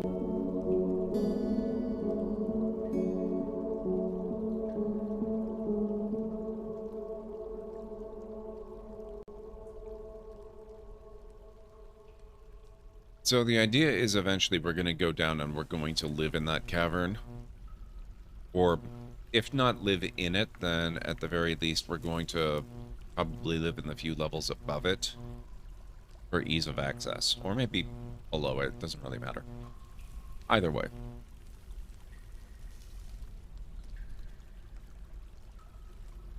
Okay, so food storage item. Do they store stuff in bins? This one looks like it's empty though.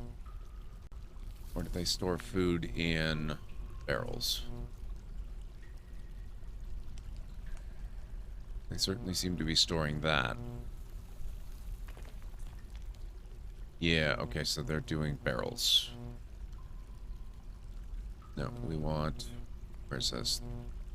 Carpenter. Work order. Make wooden barrel.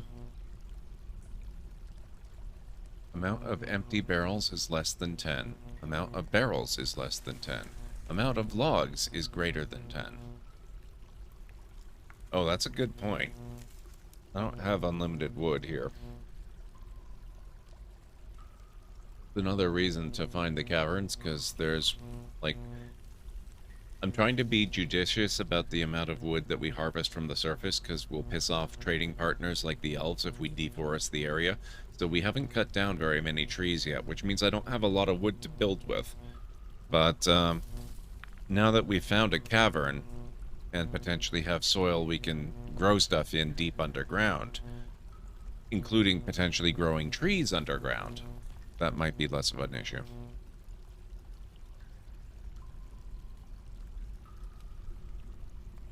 Amount of items available is at least 0. We want...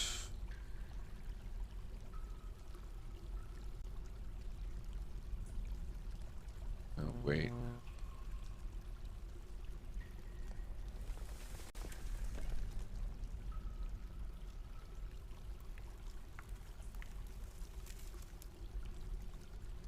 Amount of items is less than 1. Type. Barrel. Adjective. Empty.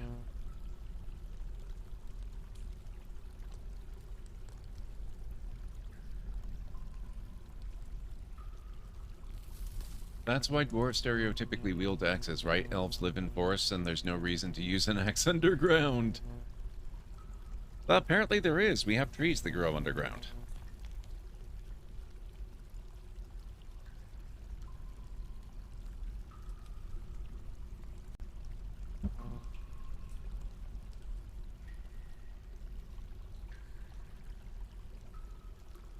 Actually, you know, I'm going to change this. Let's make it less than...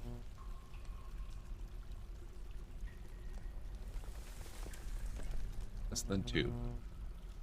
I want to have some spares just in case I need them for other purposes. That's true too. Different type of axe.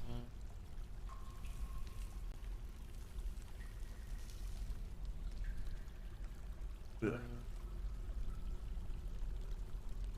Even the axes you use to fell lumber and to split lumber are different.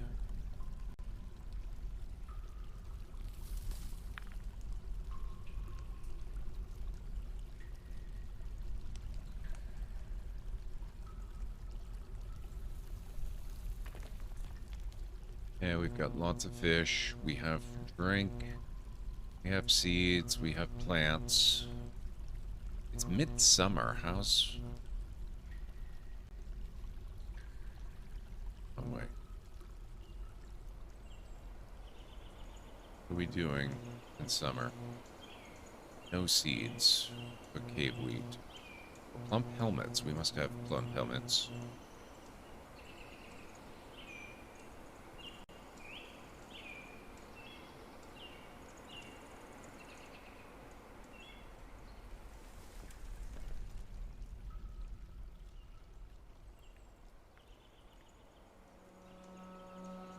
Go gather plants.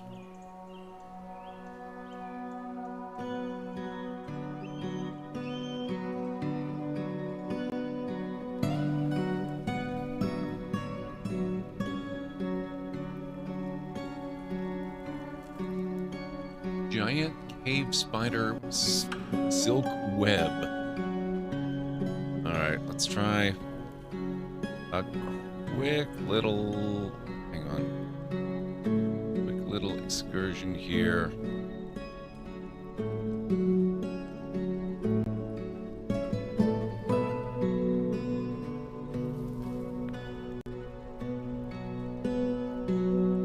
Can't gather everything.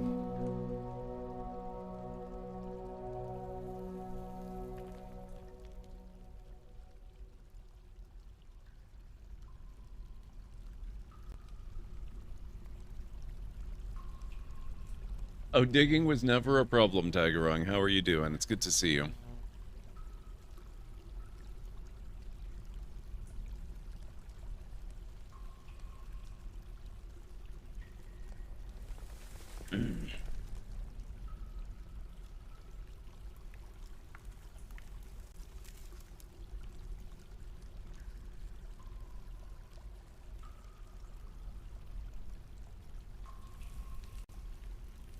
Okay, okay. We didn't die instantly. That's a good thing.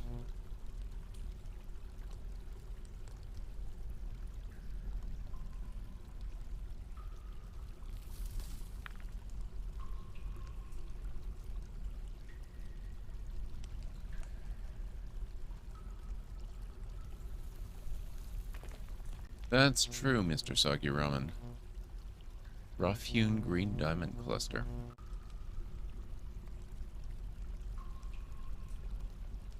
Black diamond.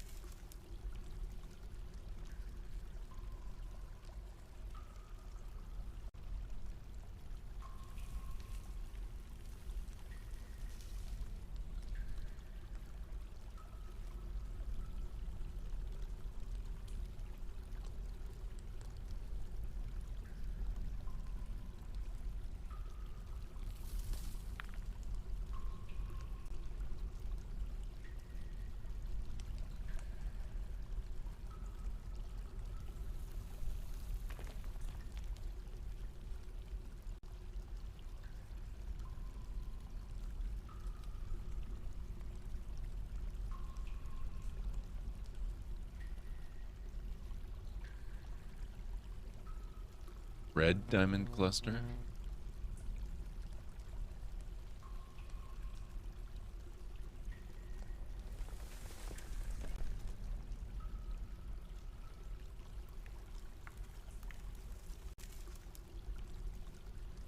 "90 plants. I think we're probably okay for a little while.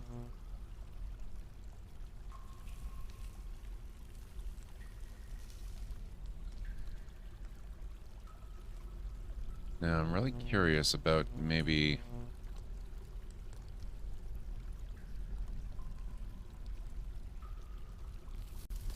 trying to, yeah... Goblin cap.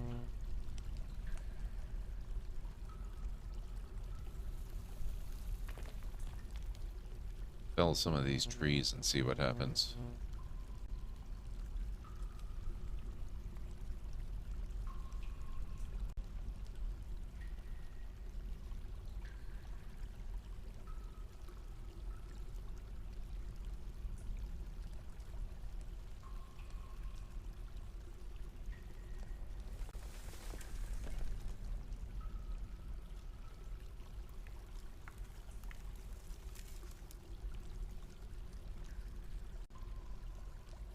Right. Forgetting this is continuous terrain. I was thinking of it in terms of caves that are completely covered over.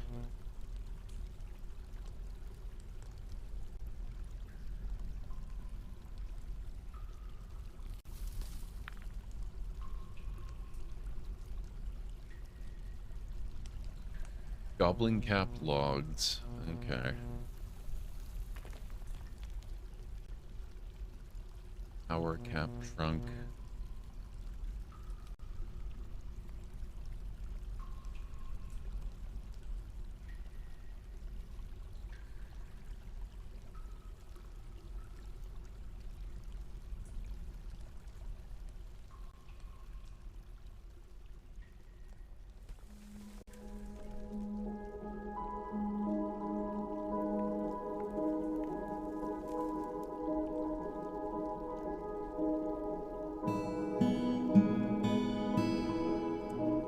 Yep, that's right. I've managed to get it working with window capture, thankfully.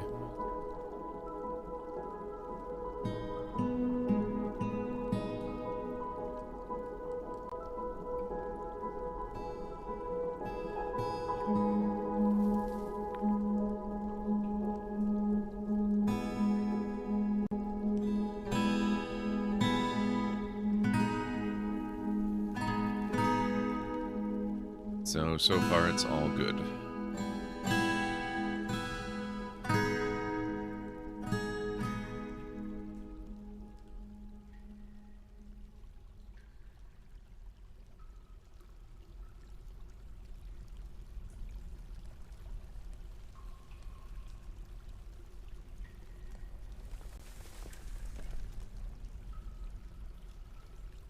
It's just about a coal.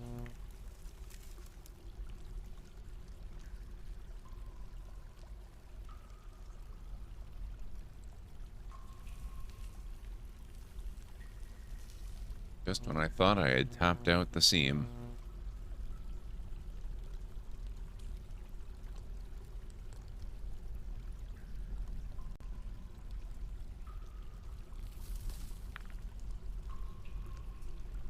There we go. Now it's done. And it does kind of look like I've used up our stockpile here. Okay.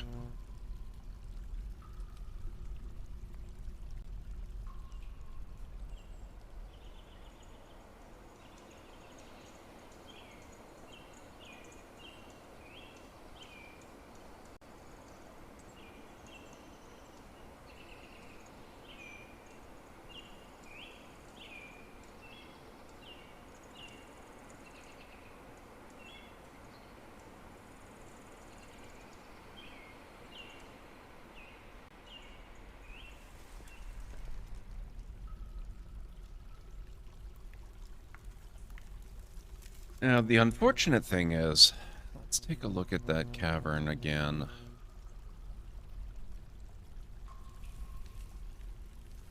It seems to be filled with water, which is, you know, not a terrible thing. That's another water source that's not muddy that we can use. So that much is good. In fact...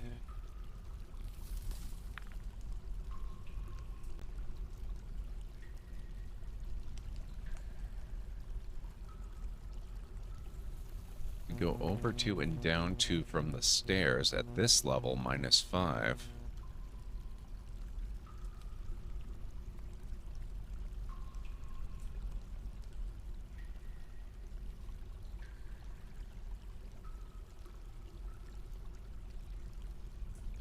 Let's see what happens.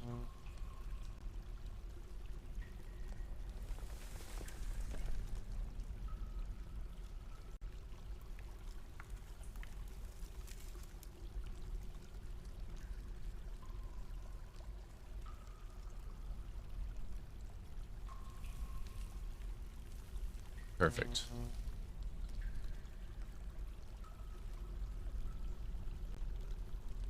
I should be able to build a well here. We used limestone block, cherry wood bucket, pigtail rope, and limestone mechanisms. That's a better water supply.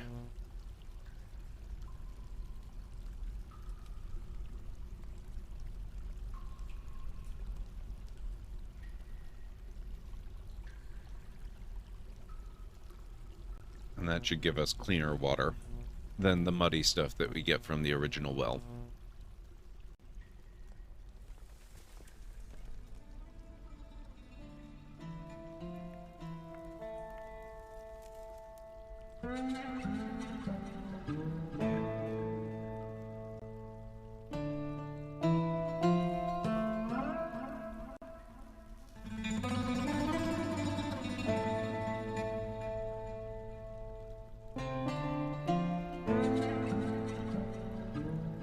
Now the problem is that well is basically like the stairway. It will allow flying creatures to fly right up through and into my base. which is why I've got that room at the top of the staircase where it's got 4 doors before you actually get into the base proper. Which doesn't really do anything right now except give me some alarm and a little bit of time to get ready, but even that's better than nothing. Eventually I'll be able to fortify better, assuming we don't die in the meantime.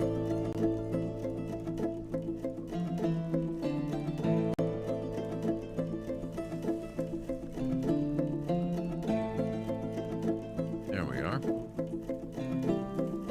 The well is operational.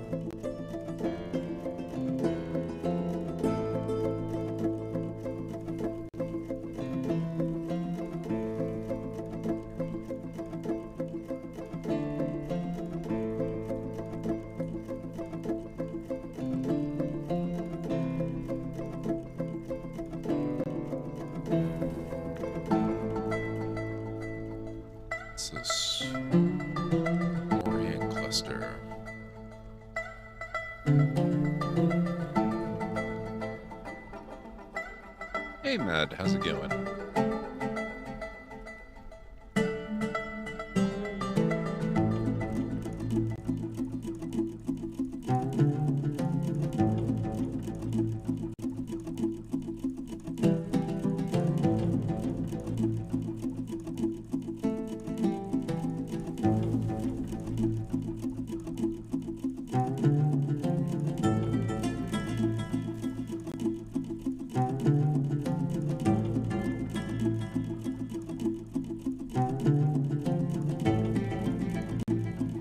We should mine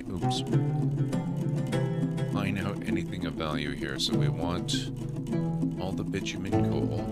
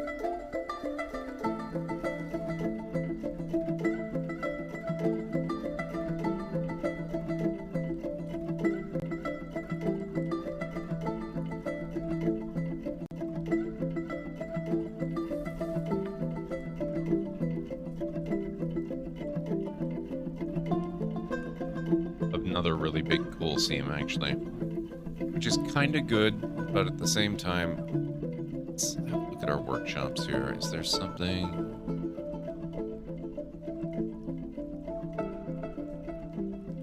Jeweler, magma forge, man, that would be nice. I was really hoping the cavern was going to give me magma. We probably have to go to a deeper one.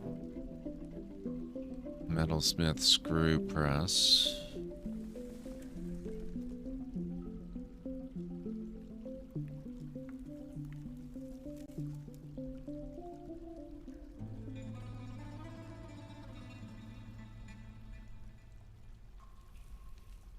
Make metal bars from ore here. Can also refine coal into usable fuel. Oh, I didn't realize that the coal wasn't actually usable.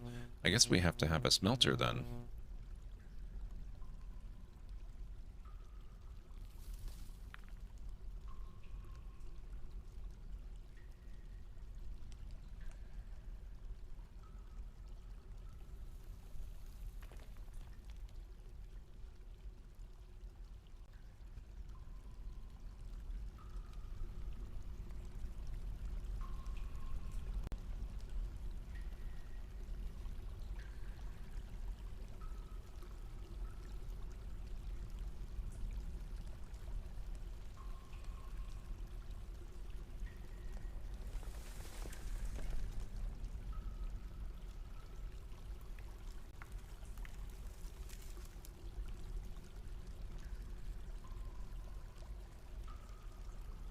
Rotten rat remains.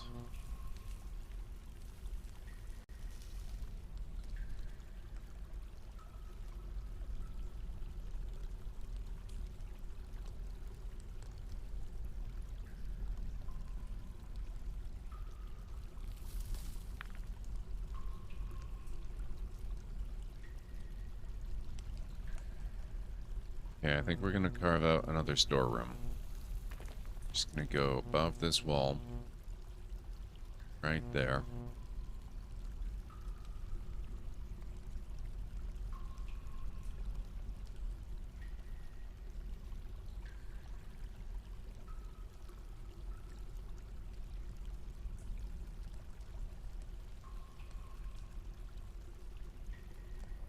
Oh, saving the game.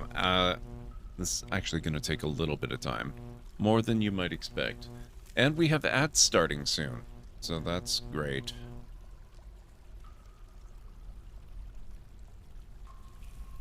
I'll be back in a few. Just as soon as... This timing is atrocious. I'm sorry, folks. No problem. Good time for it, Aranlar. As soon as the game is done saving, I'm going to take my break.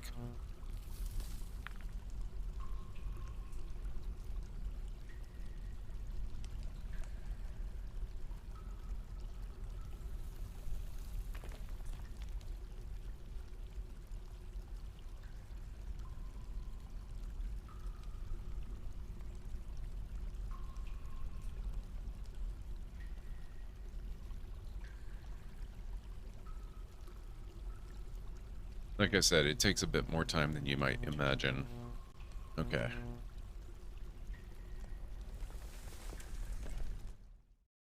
I'll be back in 3.5 to 5 minutes or thereabouts.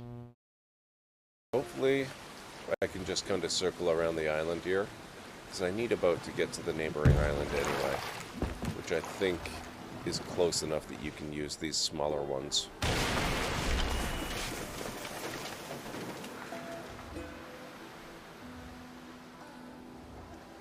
Or I could just go on foot and see if there's another boat I can use. Oh, sorry, Jeb. Did I forget the minor matter of the parachute?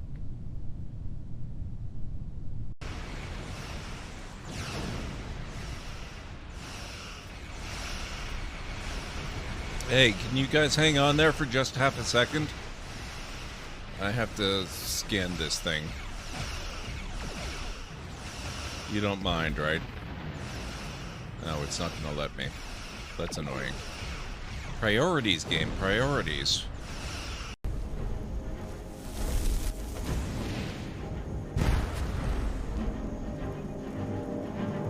Something terrible has happened. I finally proposed to Elaine. Congratulations. That doesn't sound so And when I placed the engagement ring on her hand, she was placed under a horrible pirate curse and trapped for eternity as a solid gold statue. Ah, that explains it. I was struck with a wave of overwhelming hatred and anger. Yeah, that LeChuck was a pretty mean guy. I was talking about Elaine. No, there's no time to worry about that now. We have to hurry. Do not panic, Guybrush. She will be safe until we can break the curse. You only have to worry about her being stolen. Where did you hide her? Hide her? Hide her? You didn't hide her? She's a solid gold statue on an island full of pirates. What were you thinking? You think you're so scary, sir, but you're dead. You don't even know it. I can't quite squeeze past this cannon. Oh, interesting. Well, they've messed with the wrong skull this time. Can I call you Bob?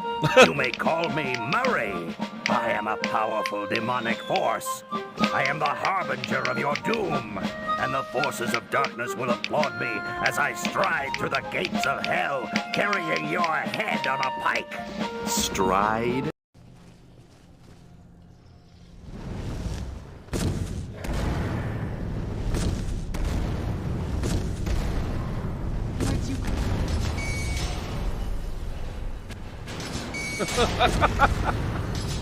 Oh my god, that was amazing. Didn't that was good? Oh my god. It's so nice to see the traps can cause trouble for the other.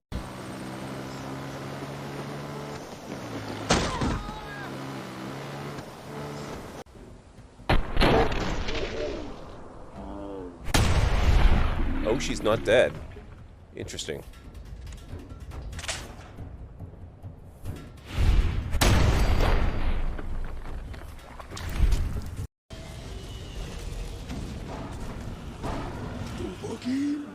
No!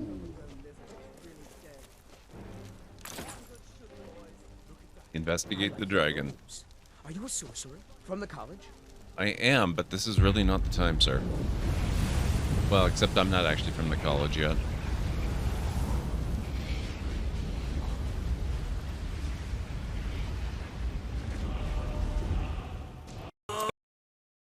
Alright, guys, I'm back. Sorry about that. Let's get the volume back here. Oh. There we go. That's better. Now, before we carry on, I almost forgot I wanted to show off the Objective Mondays stream. So, let's go big cam for a moment. Thank you, Ansar. We haven't done Lego in a while. So on Monday, we're coming back with Maker Monday, and we're going to be building this sucker. It's a pretty big set. It's nearly twice the size, or, you know, I shouldn't say twice the size, twice the pieces as compared to Boba Fett's starship. So we're going to be building the Razor Crest, which I'm really looking forward to. I've been wanting to build this one for a while. So that's going to be a lot of fun. That's what we're going to do Monday. I haven't really decided on the format yet.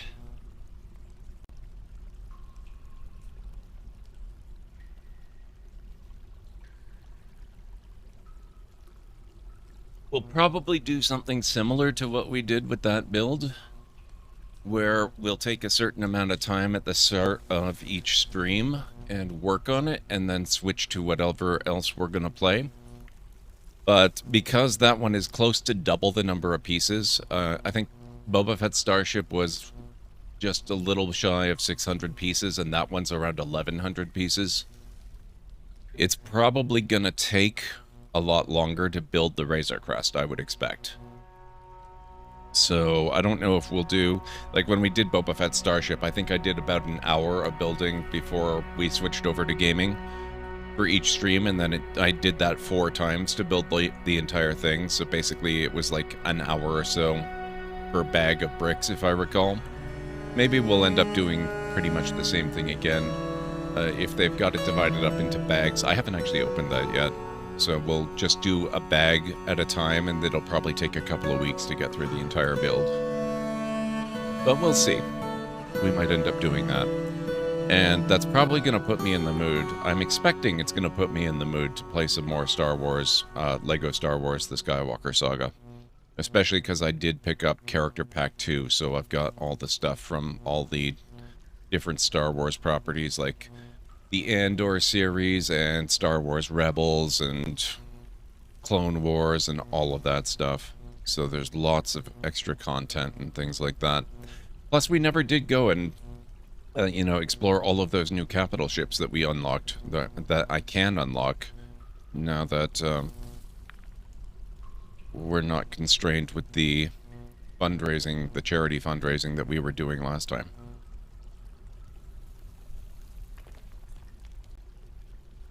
So I'm really looking forward to doing that build. I think that's going to be a huge amount of fun. Oh, it looks like we've discovered some more gems. What do we have here? Brown jaspers.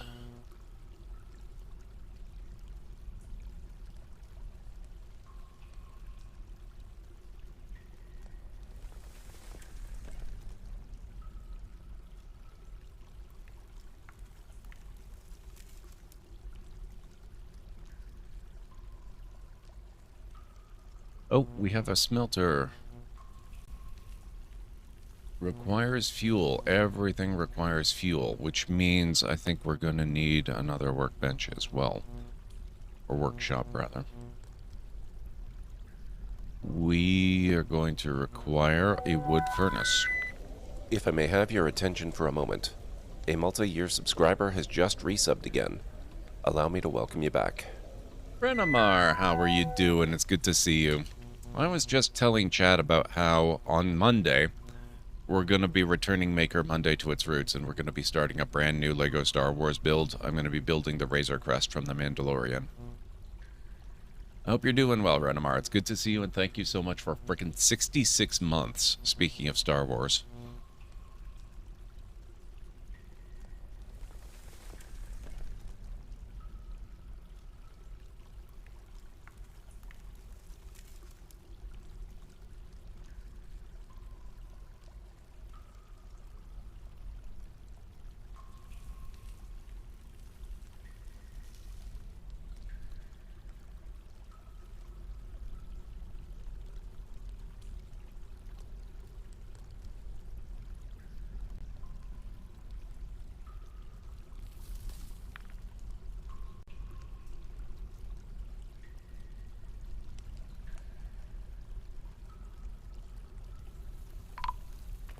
Oh, uh-oh, hang on. What's this? Oh, a caravan. Oh my god. It's autumn already? A caravan has arrived. Crap. Okay. Migrants have arrived. Our population has exploded again. We've now got 22 people in the area.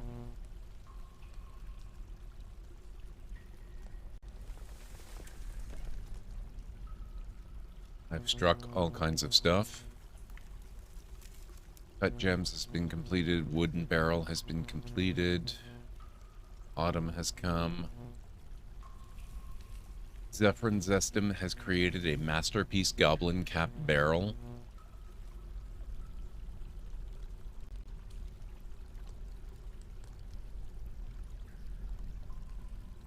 Okay, so we actually have to go topside.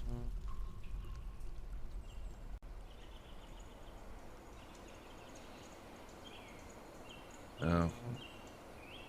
Oh, there we are. Okay. As in this, Renamar.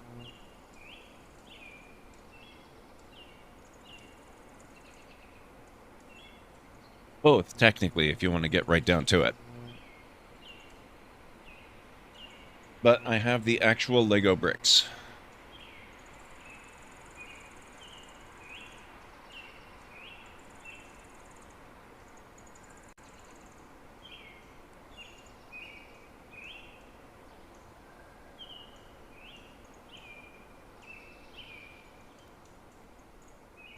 So that's a bit of a companion to the Boba Fett starship that I built in late March, early April. So it's been a while. I've been wanting to do more Lego ever since.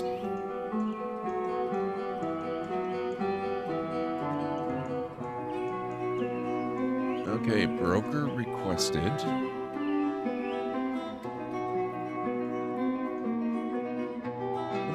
Let's see. Food bin.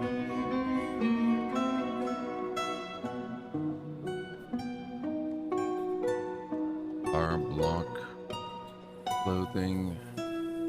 We have metric buttloads of gems. Gem bin. Weapon bin. Finished goods bin. Another gem bin. With a crap ton of value. Yeah, I think that'll do.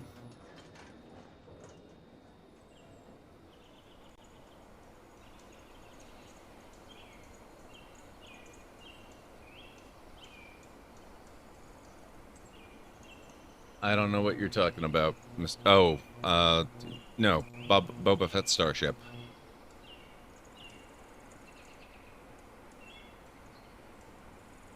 That's what it's called.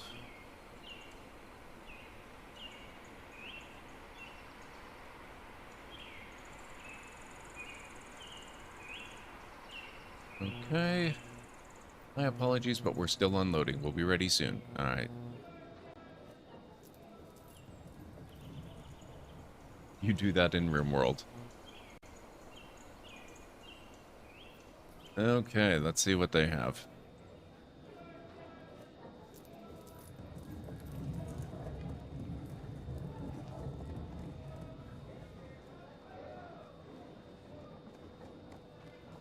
Jessica, how are you doing? I've been lurking for hours, but hey, and also I'm happy to see you made this game work. So am I, Jessica. I was really looking forward to it last night, and I was really bummed out that I didn't get to play it. Thank you for the shoutouts, Erenlar. I really appreciate that. Guys, if you are not following Jessica, make sure you go change that and give her a follow. She is really awesome.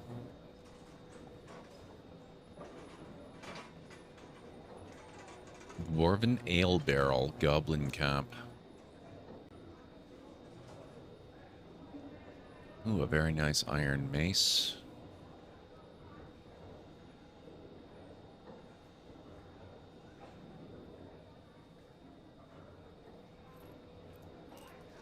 Cave Spider Silk Hood. Let me take both of those. Actually, I might just take a whole bunch of clothing. I don't have that much.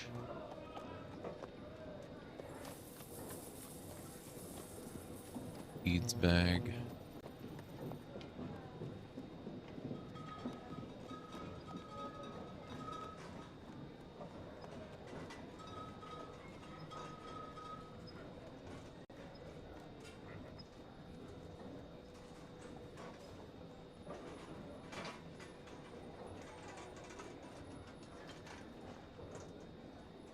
Square brilliant cut red diamonds. Diamond cabochons.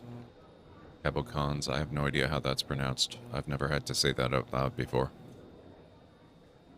Trillion cut black diamonds. Man. Those 3 gems alone will buy everything I want so far. And leave the traders with a handsome profit. Now, in this playthrough, we seem to be doing pretty okay with seeds and drink and plants and stuff, so I don't necessarily need to just focus on getting seeds the way I usually do when the traders come by. Let's see what else they might have, like cloth.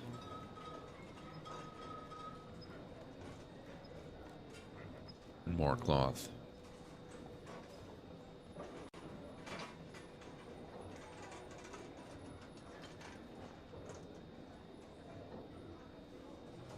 And more cloth. Okay, so now they're getting to the point where they're going to want more than just those 3 gems. About this one here, Cabochon, or Cabocon, or Cabocon, or however you say it. I have no idea. Leather bin. Cloth bin. I think I'm going to end up taking all of their textiles. If there's one thing I've produced in bulk, it's gems. Now they're actually taking a bit of a loss.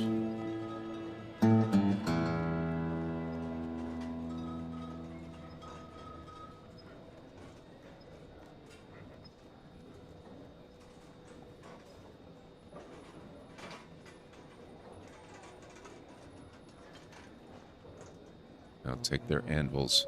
Okay, now we make up the stuff in gems.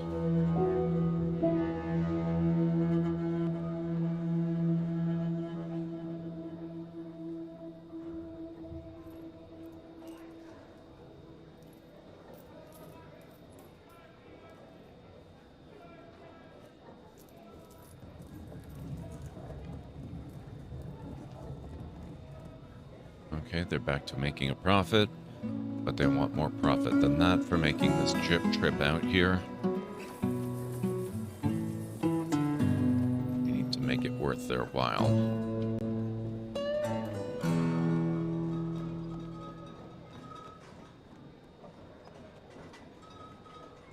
Cabinchon. Oh, that actually, I might have heard that before. Been a long time.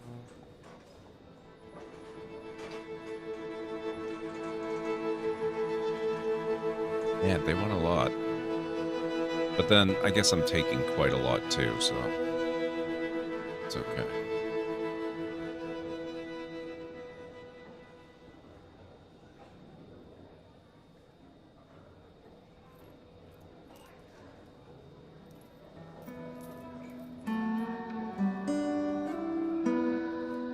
Okay, now they're in the green, but...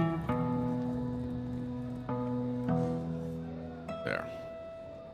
It's probably good. He seems ecstatic with the trading. Okay. You're welcome, sir. And here. Just as a bonus, have a gift.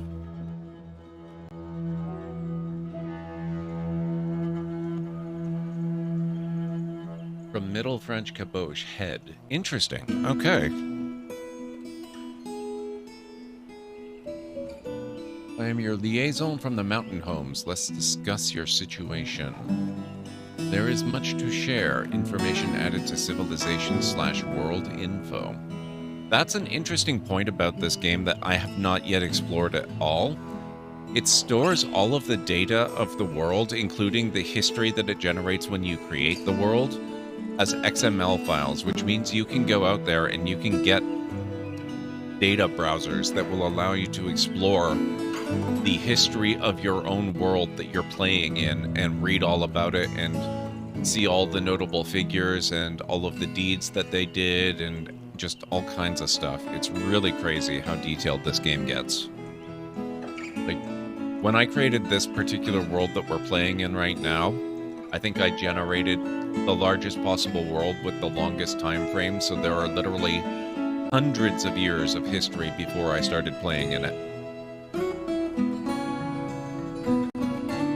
Make requests for next year's caravan. They'll charge more for these items.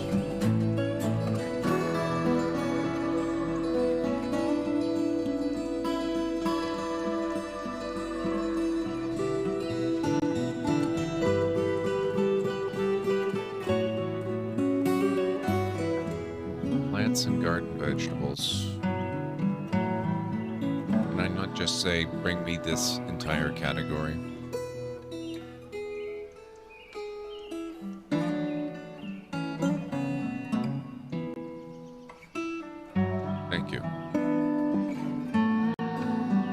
Well, then we have finalized the import agreement. Feel free to go over the documents. Okay, looks good. Let's discuss what we are willing to offer for your Dwarf ship. A need for large gems is expected, and if you're able to provide some, the caravan will offer 193%. This export agreement only applies to trades next year, not with any merchants currently present. Large gems, we probably got you covered there. Okay.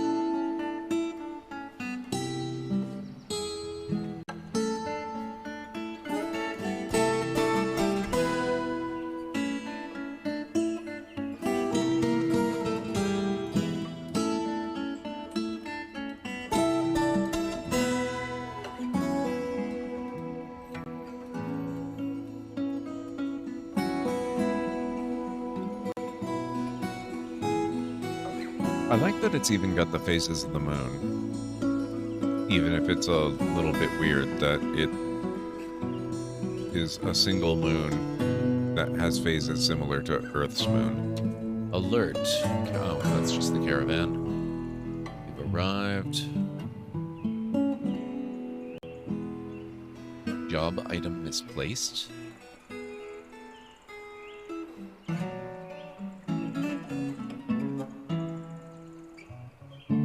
Oh, shoot. I forgot. I made stone beehives and I never placed the hives out here, so we're not making any honey.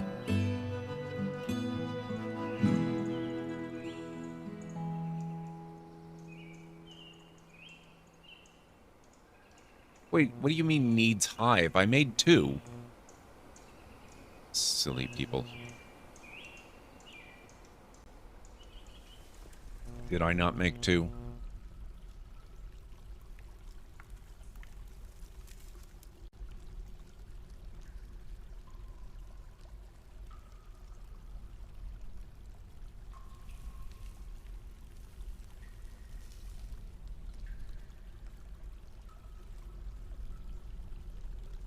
Maybe I didn't. I sworn I had. I might be confusing another playthrough, I suppose. Instrument, bind book, horn, decorate, extract. No, okay. Oh, wait a minute.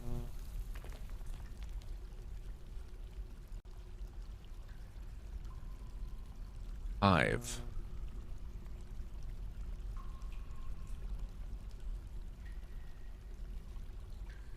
And we'll do 2, just to be sure.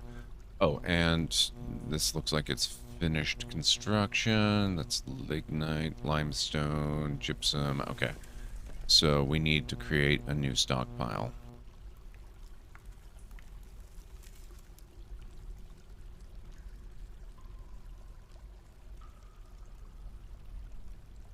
No corpses. None. Oh, actually, first of all. Then, no corpses. No refuse.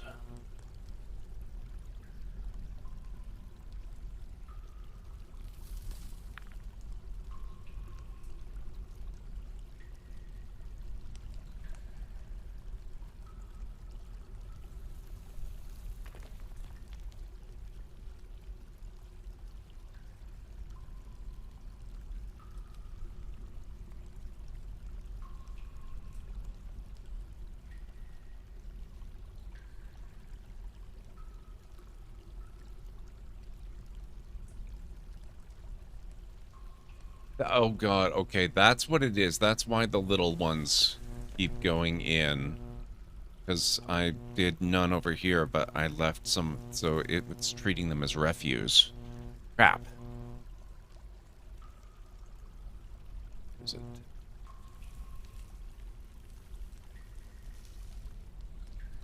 Oh god, I need an empty spot there.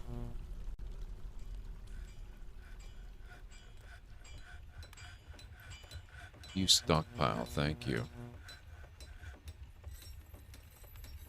There we go.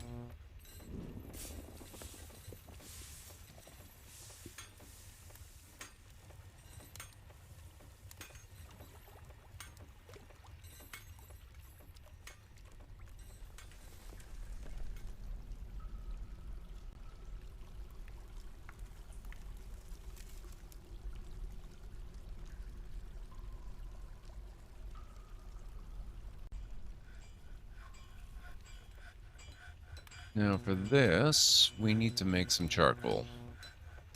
I'm going to do that a few times just so that we can get started turning coal into fuel at the smithy. Or the smelter, Riley.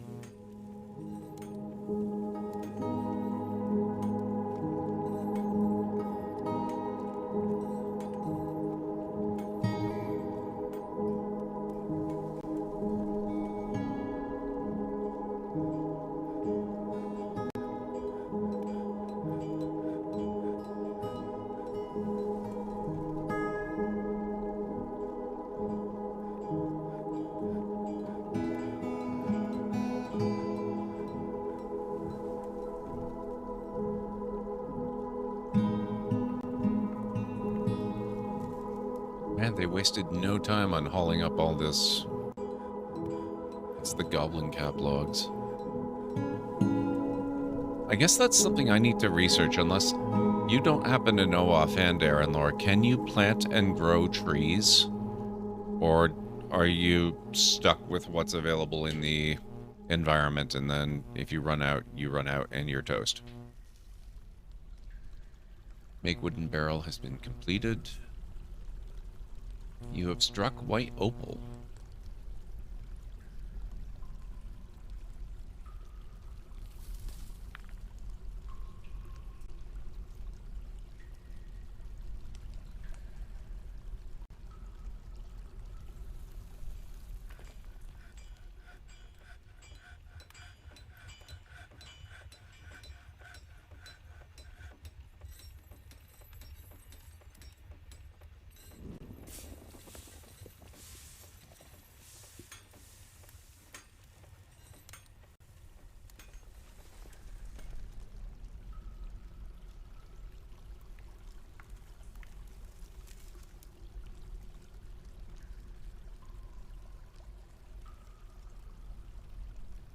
trees cannot yet be planted.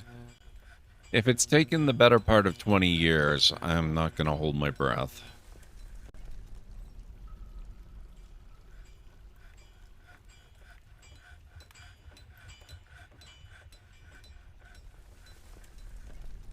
Guys, we have ads starting shortly, so I'm going to cut to some clips, and then I'll be back as soon as they are finished. So, be right back. This room is in lockdown, but don't worry, I've got the override codes. You'll have to use me to unlock the door. That's an excellent idea.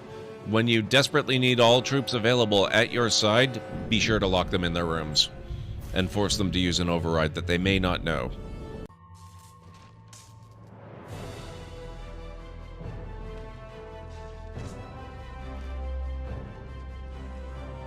God damn it. How did I... Oh. Oh my god. I should scan it first. Oh, shh. Things on its legs are glowing. I think it's charging up. Oh. Oh my god. I'm not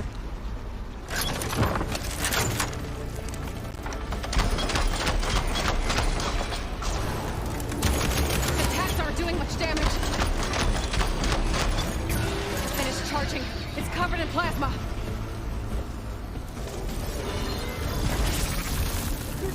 Oh my god, these things are so terrifying. And now I'm locked into a cage match.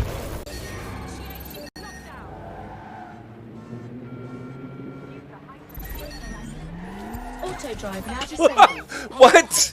Hey, that was not me. Auto drive now enabled.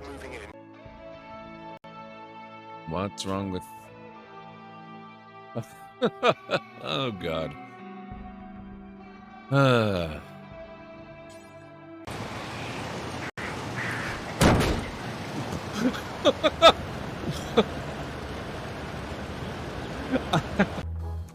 come on. Tell me about Loom. For old time's sake. Beat it. Say it. Say it. No. Say it. Fine. You mean the latest masterpiece of fantasy storytelling from Lucasfilm's Brian Moriarty? Why, it's an extraordinary adventure with an interface of magic, stunning, high-resolution 3D landscapes, sophisticated score, and musical effects. Not to mention the detailed animation and special effects, elegant point-and-click control of characters, objects, and magic spells. Beat the rush. Go out and buy Loom today. Yes! Now get lost. Achievement unlocked. Fan service.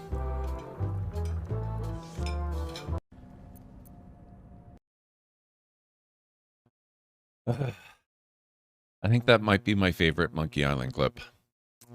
Love that. How's it going, T? It's good to see you.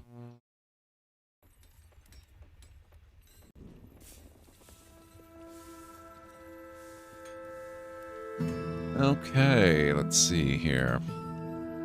Oh, we're still not done with the bituminous coal.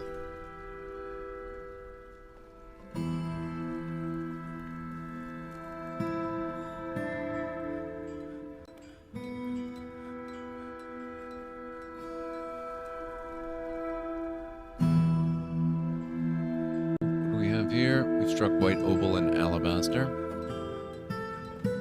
More puppies. Brew drink from plants has been completed.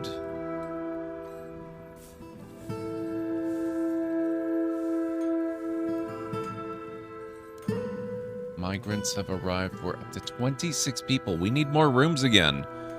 You know, it might be time to start moving some people to live down closer to the cavern. Like you, Mad. Now, the question is, do we want to live above the cavern? Or do we want to live below the cavern? Or we could even try living in the cavern. Because so far, nothing has really happened, and I'm questioning whether it's that dangerous. Which is usually when things start getting really bad. As soon as you start questioning that, that's when something rises up and decides to eat you for lunch. But so far it hasn't happened. So far it's all good.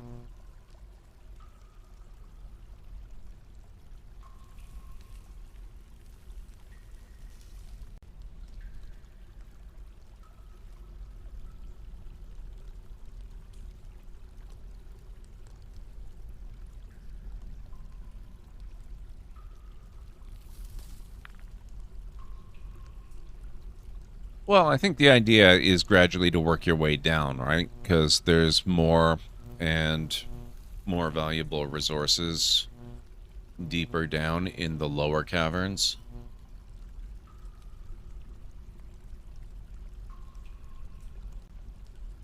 I'm kind of wondering if maybe it might be an idea to live here.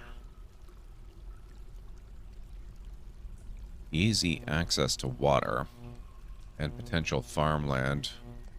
And I already have a little bit of it sort of fortified off.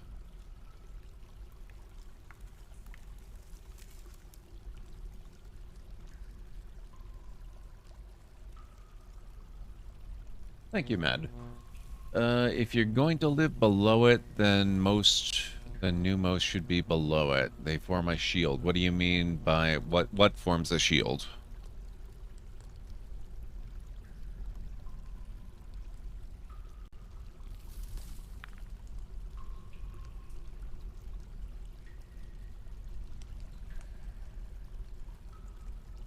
Wondering if there's any more valuable gems we should be digging out.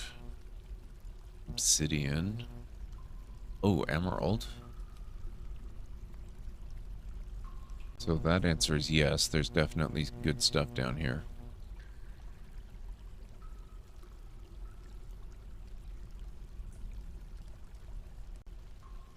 The dwarf bodies that get slaughtered to protect you from the danger cavern. Right. I see.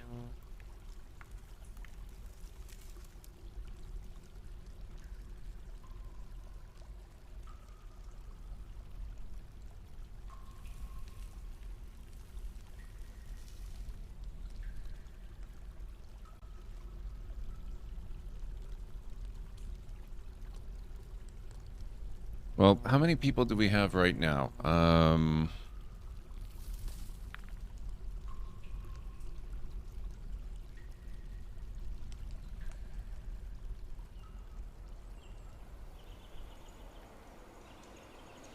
At 28.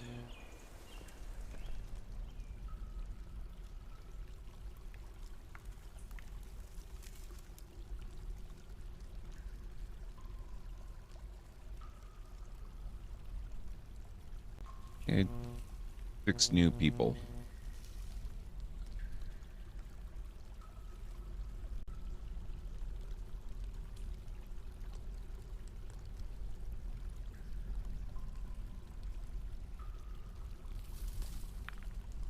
Where are we?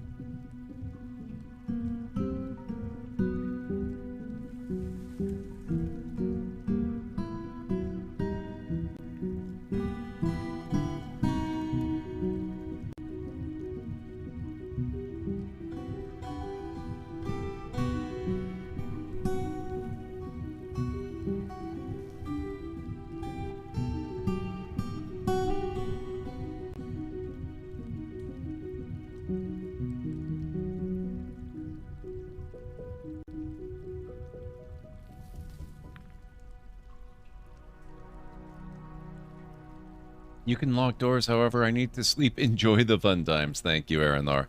I'm completely okay if we end up getting completely slaughtered by massively overpowered enemies, because this is like I think my 3rd attempted playthrough, and this is still very early learning what can kill you and what can't times, so it'll be fine. What's the worst that can happen?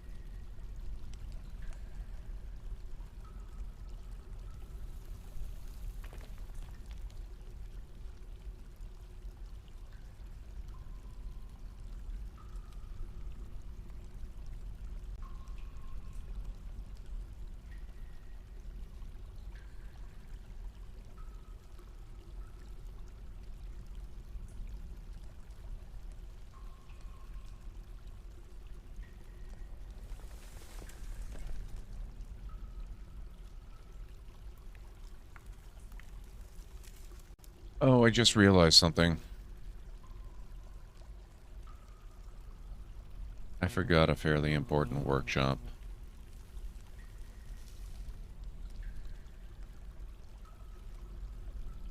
And it's kind of no wonder the dwarves are generally kind of grumpy.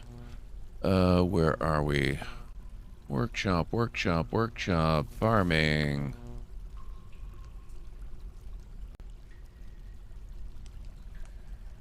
Kitchen.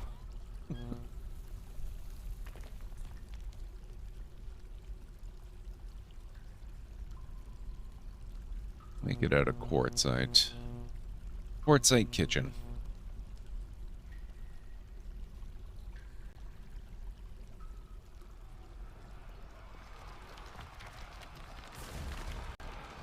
Uh-oh. Wait, what? The Swords Dwarf is fighting. War Dog fight. What? Where?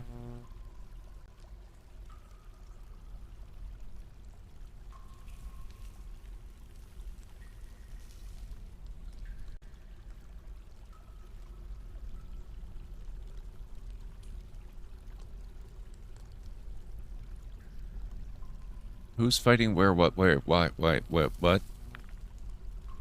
Doesn't seem to be here.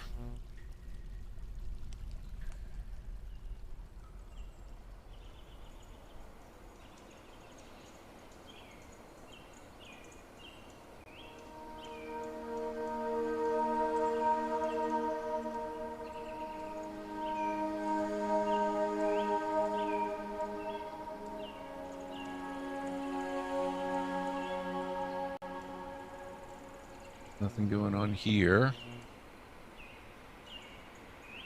Oh, we have cave moss in here.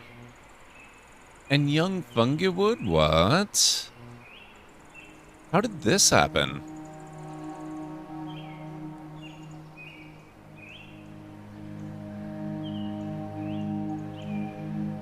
I like that. But I'm very confused about this combat. What the heck is going on? Instead of giving details, I wish it would... Well, I wish it would also give you a breakdown of what exactly is going on and where.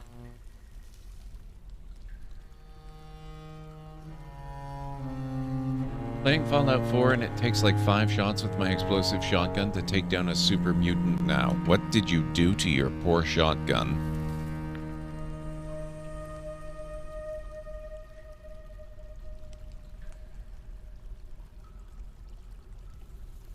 Animal is grown to become a stray dog. Make wooden barrels been completed. Merchants will be leaving soon. Select a report to view the full text. The Swords Dwarf stabs the Coati in the left front paw with his silver short sword, and the severed part sails off in an arc. The Swords Dwarf slashes the Coati in the right front paw with his silver short sword, tearing apart the muscle. The Swords Dwarf slashes the Coati in the right rear paw with his silver short sword, and the severed part sails off in an arc.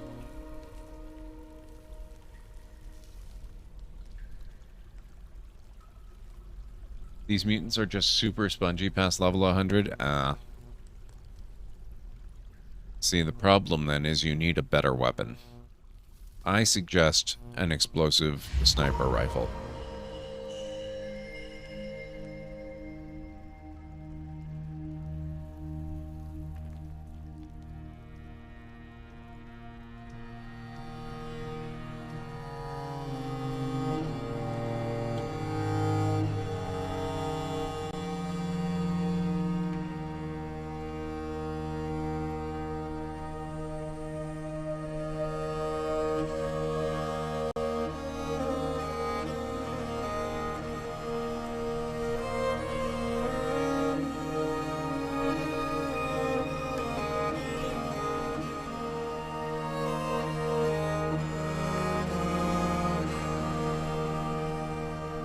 There we go.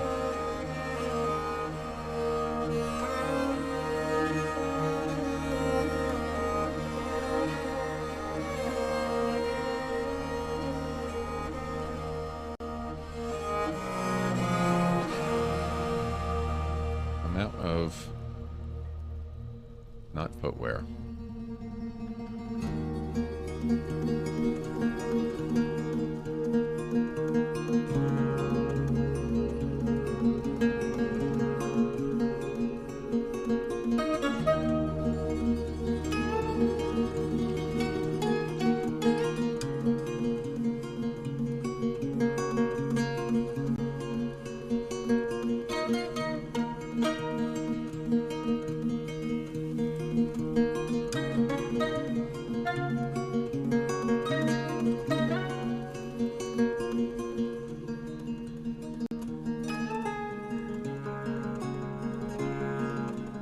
Okay, then that's good. Prepare easy meal if amount of unrotten meat is less than 10.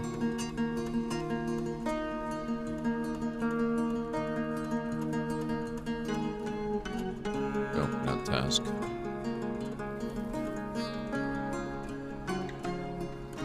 Prepare fine meal.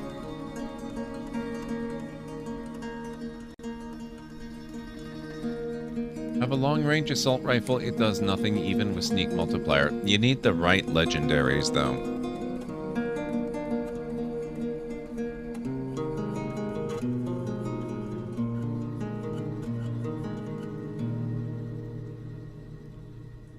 Meat.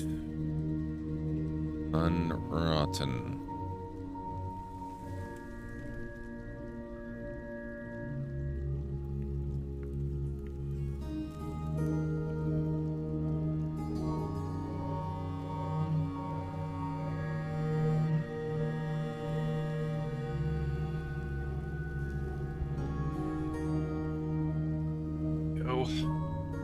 Out of unrotten meat is at least 10.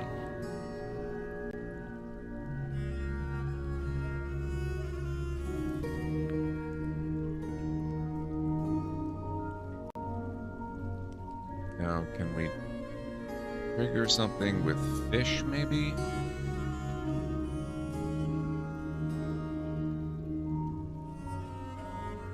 No, that's tasks. I want work orders.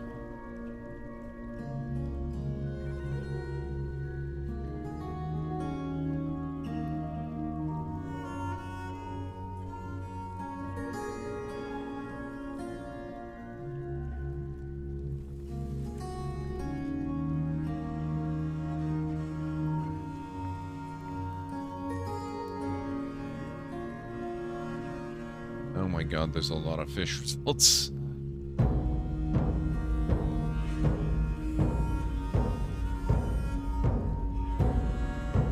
Ocean sunfish, my god. Swordfish. Okay.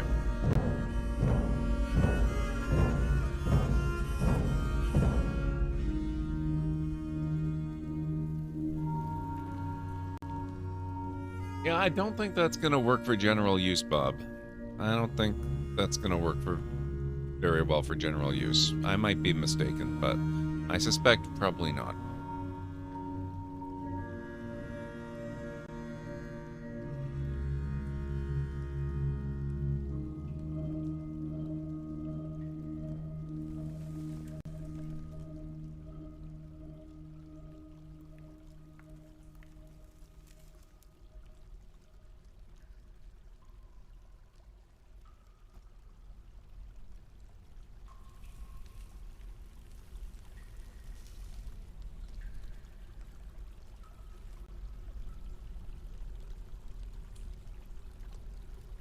Oh.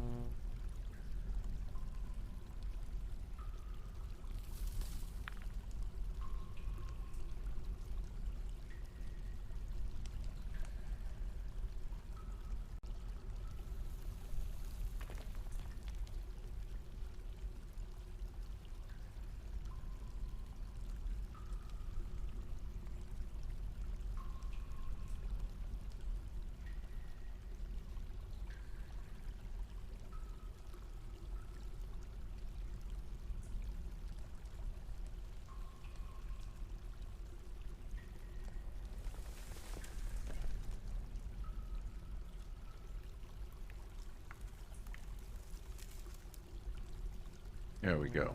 Let's see this.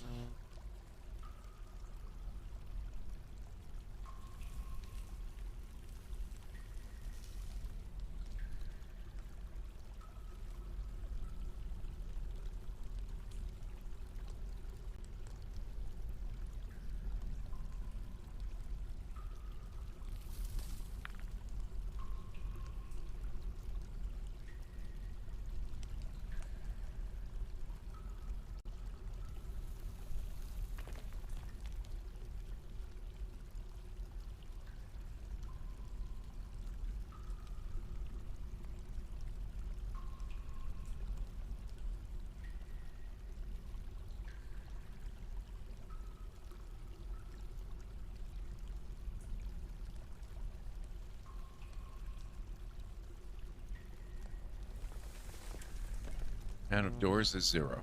Okay.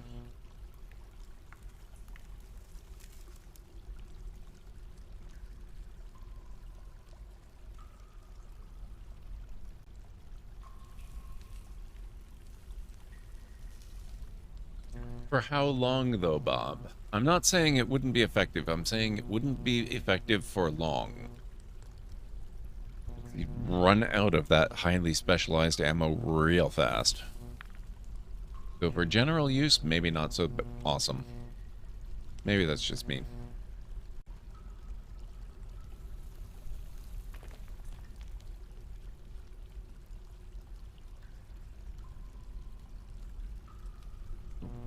Task work order. Make bed.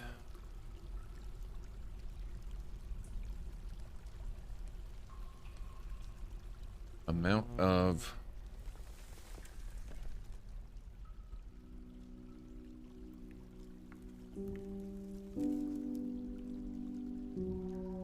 no, okay. Bed.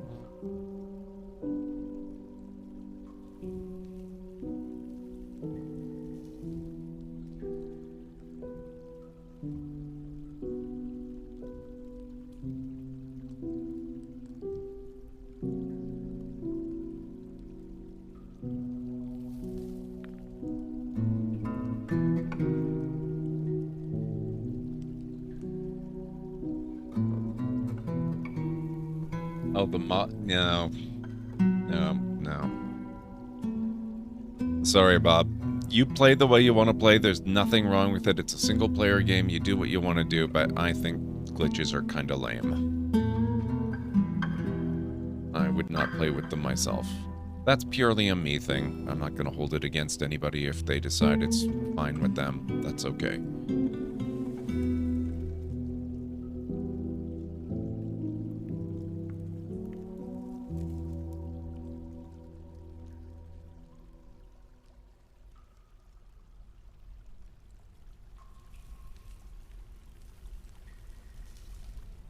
Alright, let's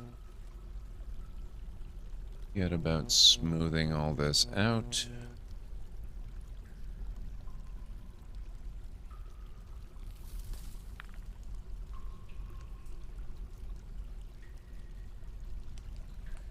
Make my shotgun fire bowling balls instead, or a rapid fire 38 that fires bowling balls. Okay, it might be kind of lame, but I will admit it also sounds kind of fun.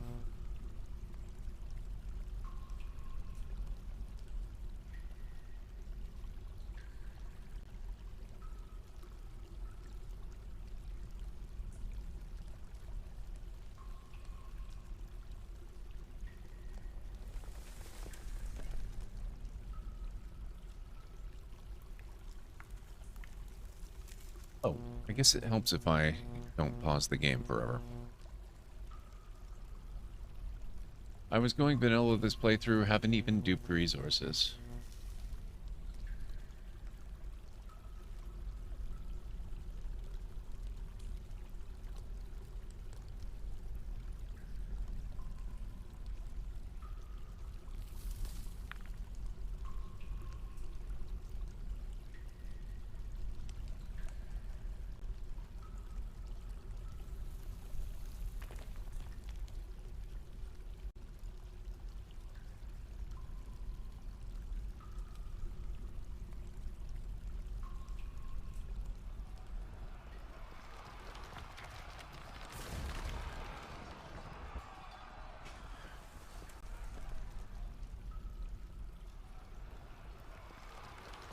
I just noticed we have a sand source here as well. Red sand cavern floor.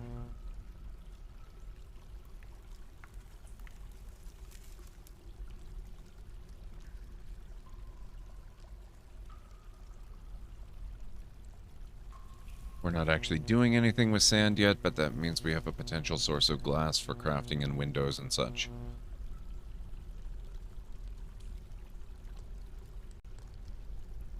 You have 69 mini nukes saved up. Give them to your settlement defenders. They only need one each. Infinite mini nukes. What could go wrong? Absolutely nothing, I tell you.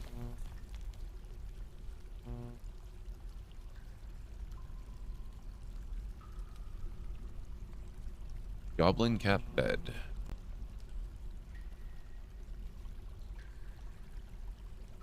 Oh.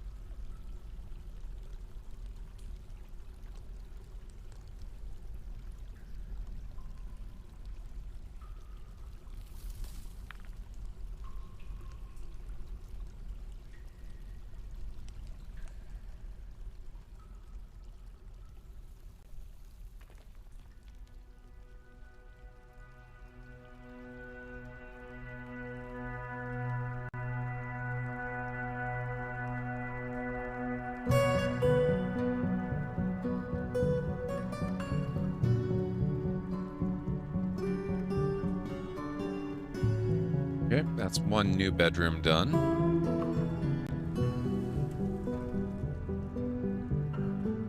Now they're gonna need stores down here as well. So let's hollow out a new area.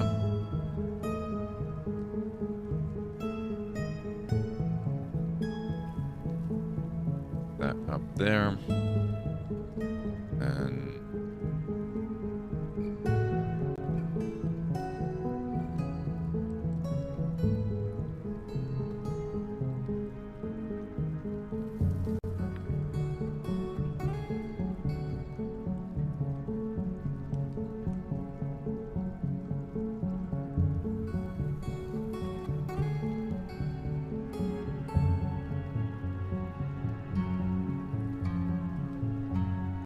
that's a new fishing spot.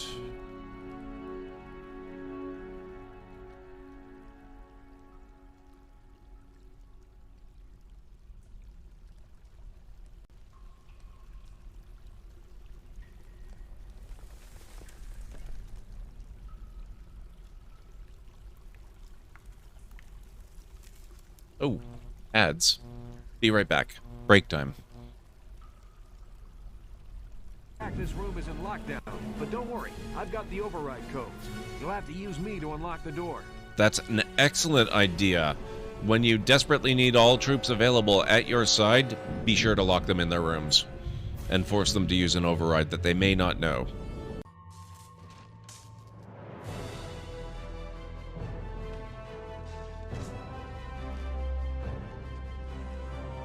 God damn it. How did I... Oh. Oh my god.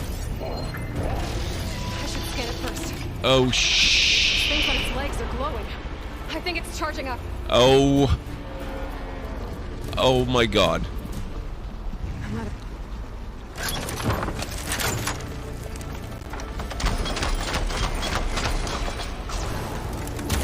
The attacks aren't doing much damage. Finished charging. It's covered in plasma.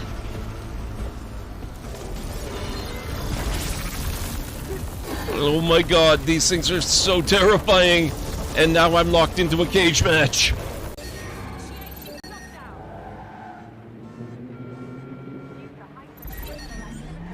Auto drive now disabled. What? Hey, that was not me. Auto drive now enabled. What's wrong with... Oh god.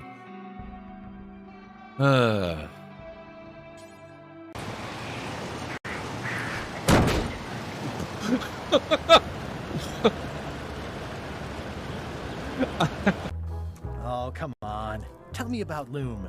For old time's sake. Beat it. Say it. Say it. No.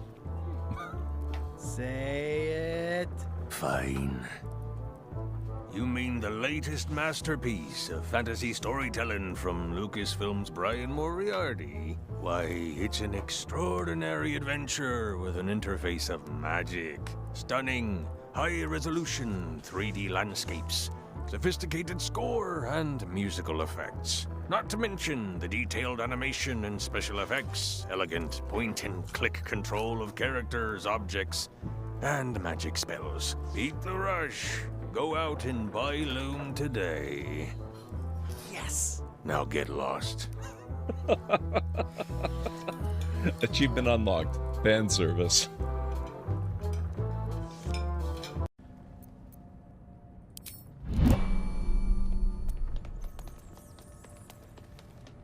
Look at that.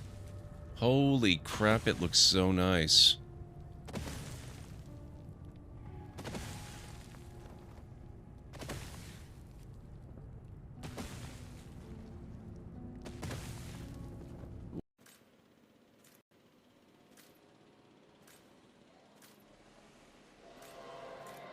These poor dinosaurs, they're being sniped at from all sides. There we go.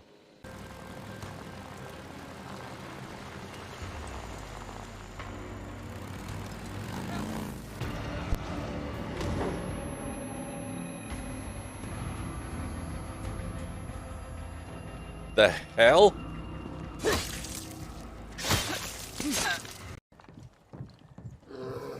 Uh-oh. Uh-oh. Ah!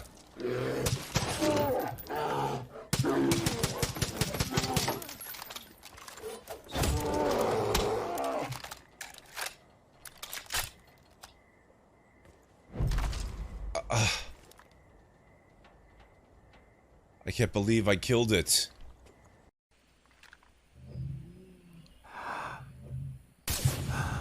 Him I can take out fairly safely because he's already in a hidden spot. No one's likely to find him. That leaves these four that I have to take out.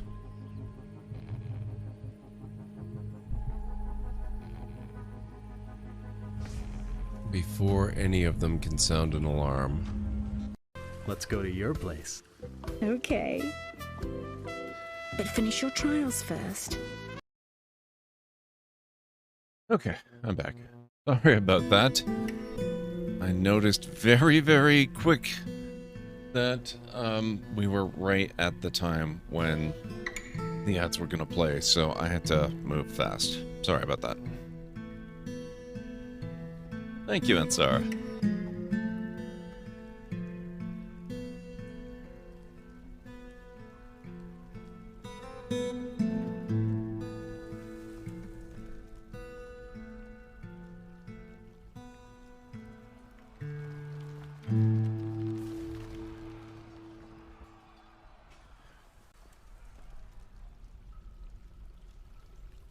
Thank you, Mr. Soggy Ramen.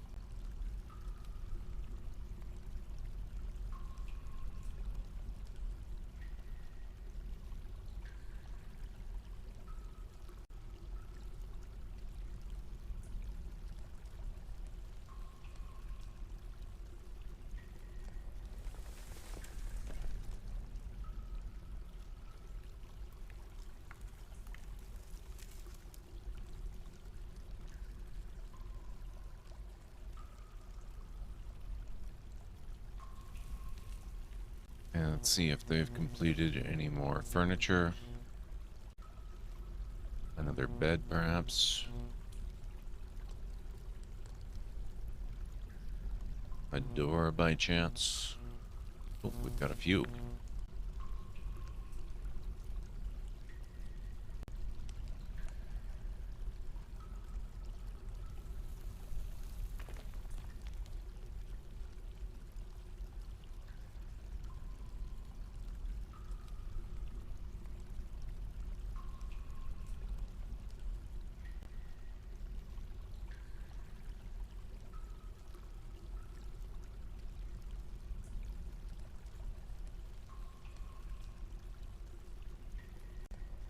Okay, where is...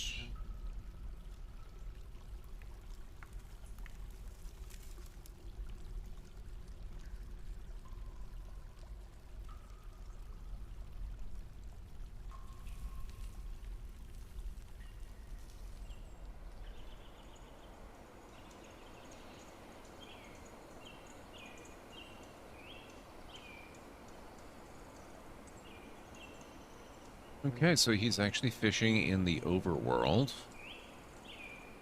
Expert fisher dwarf, novice stonecutter, rusty. Dabbling fish cleaner. Dabbling planter, dabbling gem cutter, dabbling gem setter.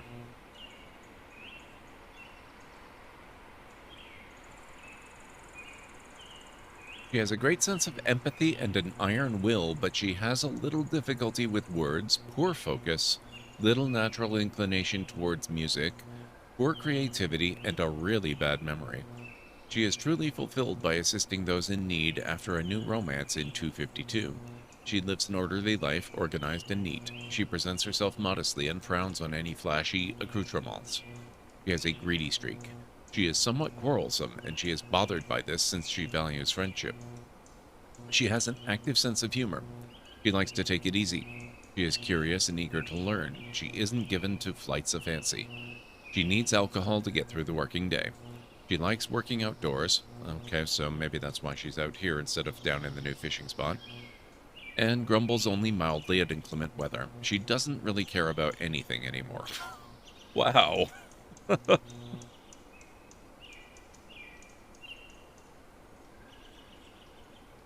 Okay, so she had a couple more skills as well. She's a dabbling bone carver and dabbling stone carver as well.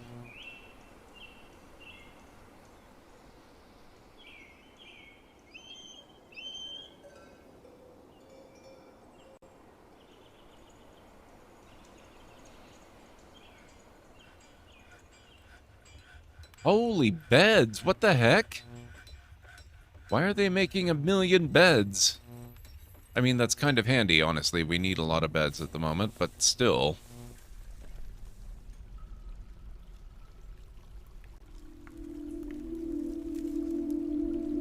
We're going to use up all of our stored resources on just beds.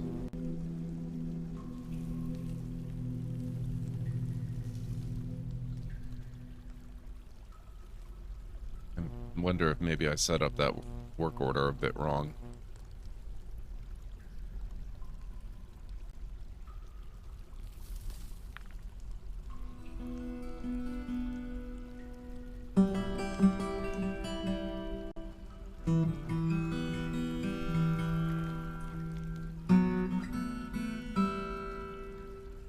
So that will make for 6 complete bedrooms. Oh my god, we have more people. More people have arrived.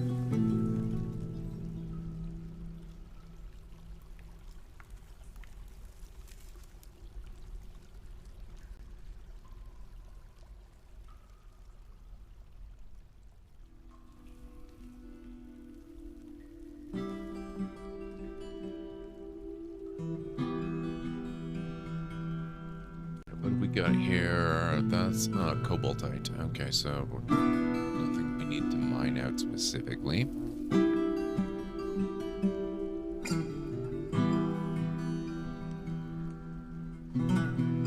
Go. I'm not going to worry about this so much, but we do need to smooth out all this.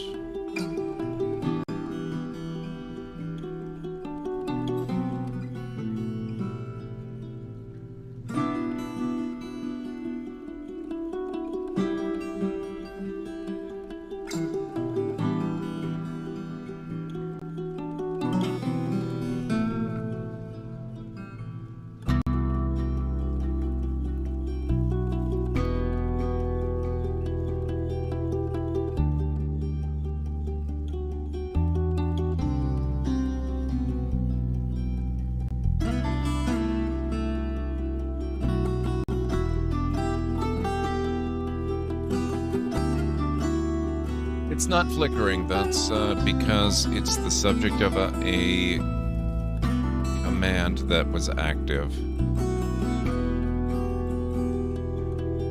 How are things going, Nixes? It's good to see you.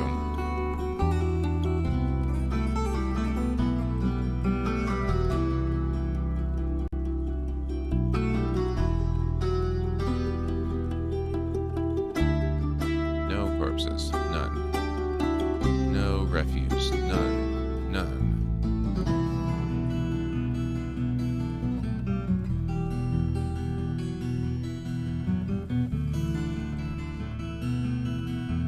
Slept 12 hours? I kind of wish I could do that most of the time. If I'm gonna sleep for 12 hours, I feel worse than if I hadn't slept enough.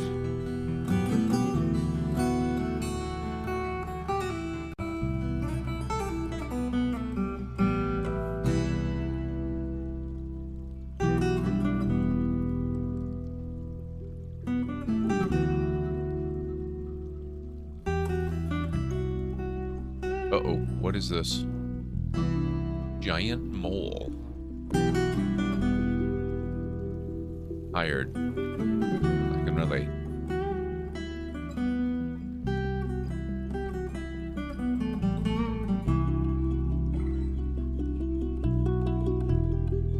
He has good intuition, a good kinesthetic sense, a somewhat patience, and a good memory. He is very slow to anger. He has an active sense of humor. He doesn't seek out excitement. He is curious and eager to learn. He could be considered rude. He often feels lustful. He finds helping others emotionally rewarding. He is pleased by his own appearance and talents. He often feels envious of others. He lives a fast-paced life. He finds obligations confining. This is just a random mole in the cave, by the way.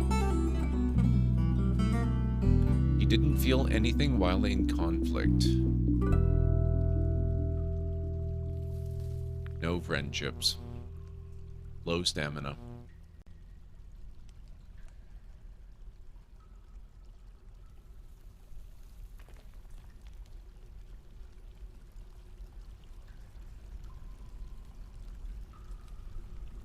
Where? What?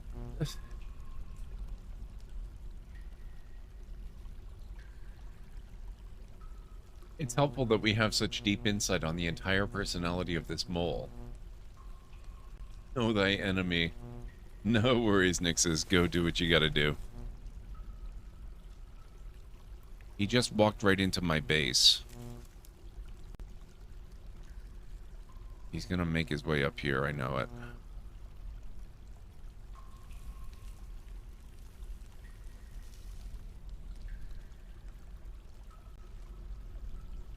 It can also diggy hole. Tethaomon is the greatest threat to dwarves. He did. He just walked right up here in these doors. I guess you have to lock them to actually make them useful. Overcome by terror.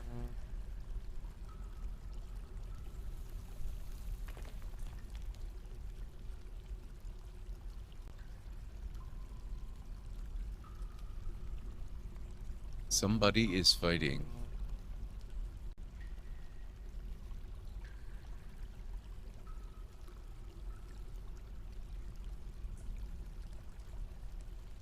What? Excuse me, Zephon Zesidin, woodworker, has been possessed? What?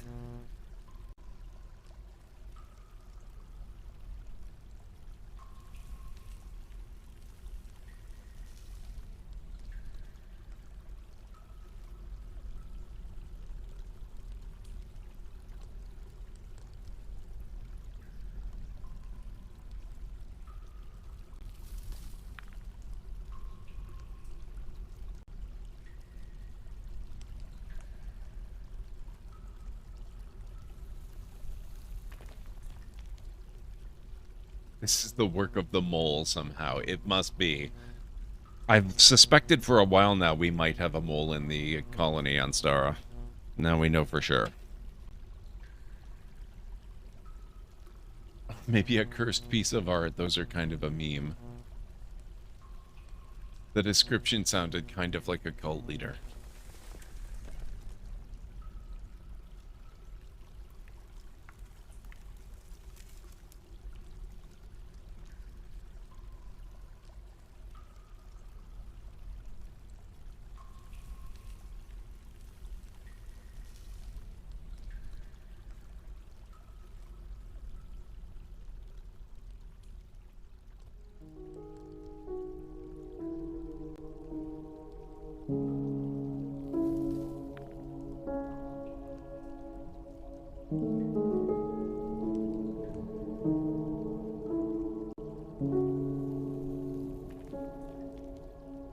I want to know where this possessed dwarf is.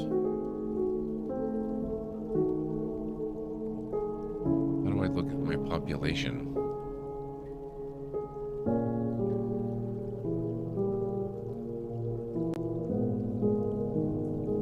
Strange mood. Possessed by unknown forces. He resists sickness, he disdains harmony, he's lustful, frail, leisurely, and slow to love. He's healthy, has no official position. I've been considering nature. He was worried after being unable to pray to his seer raven eagles for too long. He felt pleasure remembering his own fine bed. That's a heck of a bed. Will do available tasks anywhere. Modest quarters. Legendary woodcutter, carpenter, bowyer, dabbling brewer, planter, herbalist, gem cutter, wood burner, and stone cutter.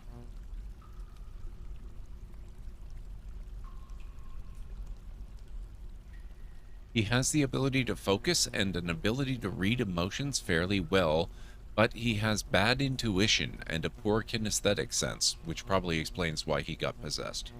He is prone to strong feelings of lust. He lives at a slow-going and leisurely pace. He is not the type to fall in love or even develop positive feelings. He is a friendly individual, and he is conflicted by his nature since he would ideally prefer more strife in his life. He often acts with compassion. He is often nervous. He does not go out of his way to help others. He has an active imagination. He likes to keep things practical, without delving too deeply into the abstract. He often feels discouraged. He sometimes acts with little determination and confidence. He is quite ambitious. He is assertive. He is moved by art. There you go. Cursed artwork, maybe. And natural beauty, and he is troubled by this, since he dislikes the natural world. He can handle stress. He has a greedy streak. He tends to make a small mess with his own possessions.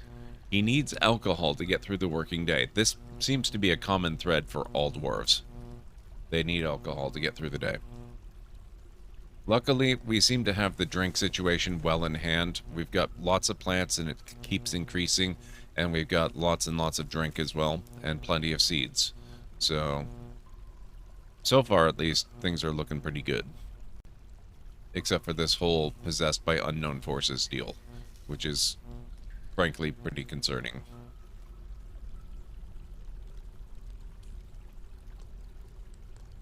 Well, that's him. What's he doing here? History, items, health, skills, rooms, labor, thought. Military, no squad. Groups. Is a former member of the Murky Torches, a site government. Former member of the Order of Beans, a religion. A former member of the Rags of Subtlety, another site government. Citizen of the Fence of Reputing, a civilization. And a current member of the Obedient Hammer, site government.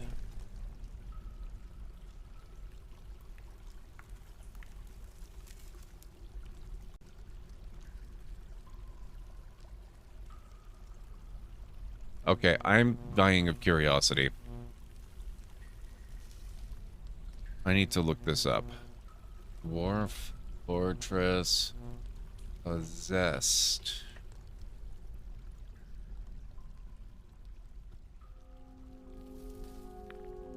Possessed. Dwarf has been possessed by unknown forces. Possessed dwarves have cryptic material requests and have the unfortunate distinction of not receiving any experience upon successful construction of an artifact. No controllable circumstances lead to a possessed mood instead of one of the more desirable fey or secretive moods. It is purely luck-based. Possessed dwarves will mutter the name of the artifact they are working on, which under some circumstances might up being their own name, once they have all the materials they need. A possession is the only mood that does not result in a jump in experience. A possessed dwarf that keeps muttering name of artifact has already gathered everything they need. Weird. So he's trying to make something. Unfortunately for him, he's kind of part of a new civilization here, and we don't actually have any kind of metalworking going, which we are trying to fix here. Make billion bars? Billion bars? We don't have space for a billion bars.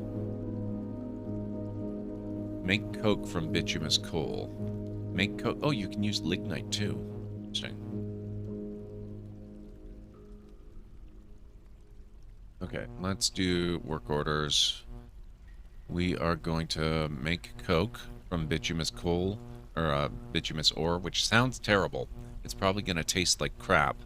But if they want to make their coke out of it, who am I to say otherwise?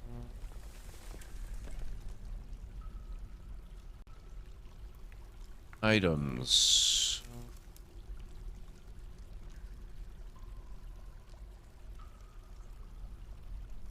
No.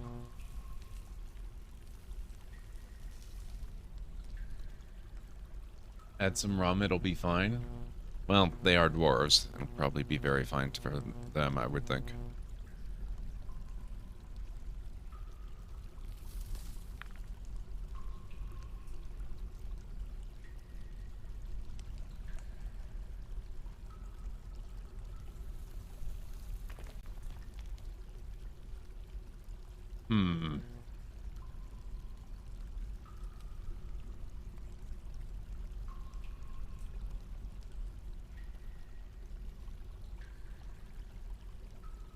Amount of coke available is less than 10. Amount of bituminous coal.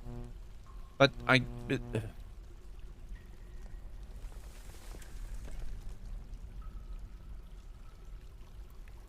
it material? There it is.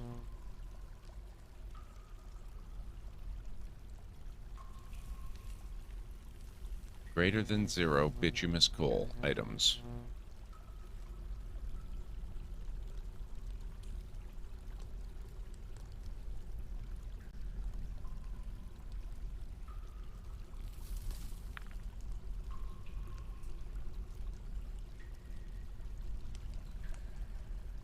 Oh, I just realized why they made so many beds and rock doors. 10 of 10. I guess I don't know how to customize the amount.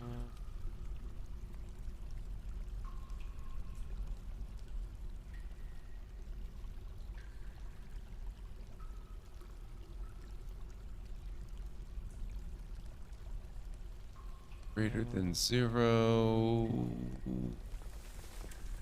Okay.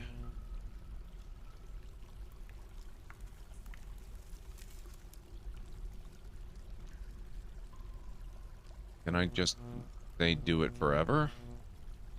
Because for coal, that would be Even better.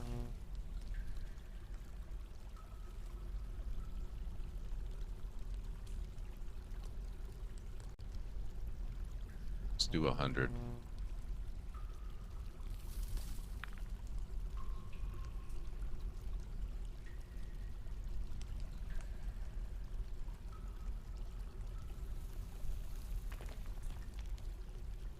Ten doors, 10 beds, fine meals, easy meals, barrels, okay. Right, barrels. We have, once again, run out of wood, so we're gonna have to go get some more trees, so... Let's hope moles are the worst thing we find down here.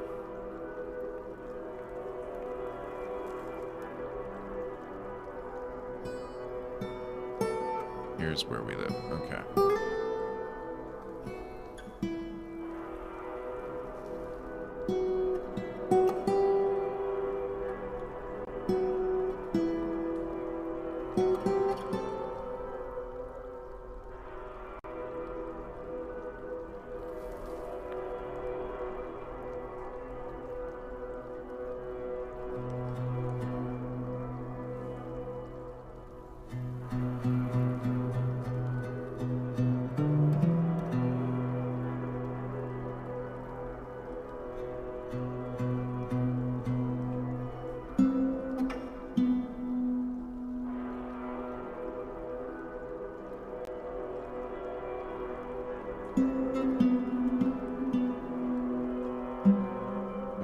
Let's see. We need doors. Have plenty of those.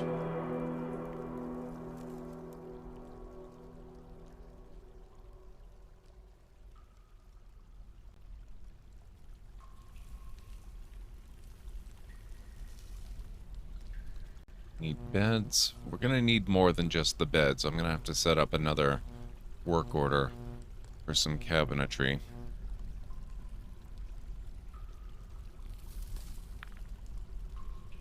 Dwarves are a lot simpler to keep happy than the colonists in RimWorld.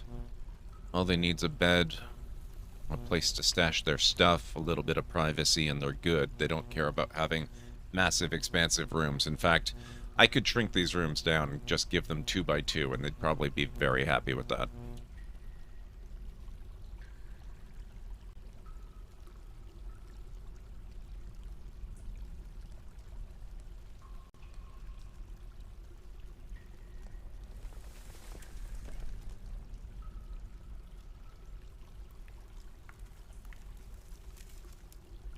Oh, holy crap. Ads are starting again soon. This is definitely one of those games where I just get completely sidewhacked by how fast things go.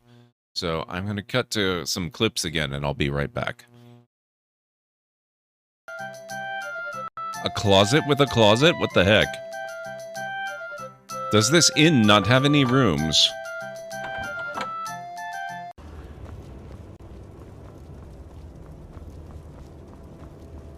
Watch out for that.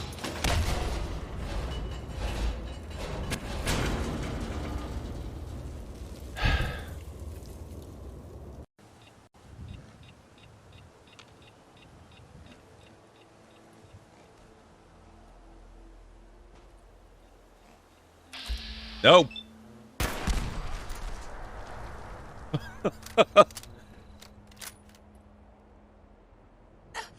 We are on track to try and find the Death Star. Grand Moff Tarkin will be outraged. Someone has stolen precious data from inside the Grand Moffice. The Grand Moffice, I love it. That's right, it's called the Grand Moffice. Now don't just stand there looking at me. Go retrieve those stolen plans. The thief fled in an ATST, so get moving.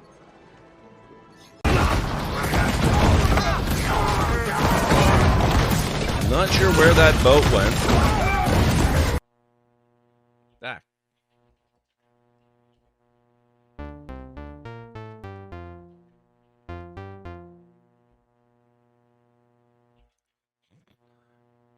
Come on.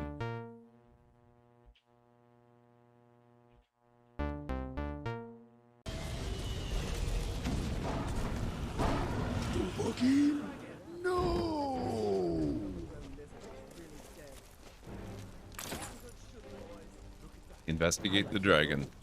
Are you a sorcerer from the college? I am, but this is really not the time, sir. Well, except I'm not actually from the college yet.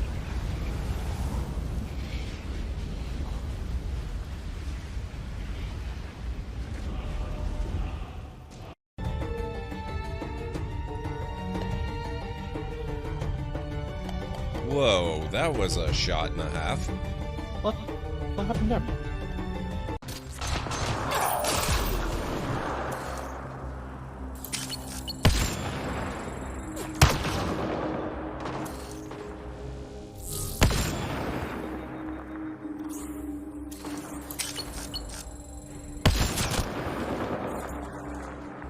So this is a colossal size map, which is quite a bit larger than the largest available in the base game.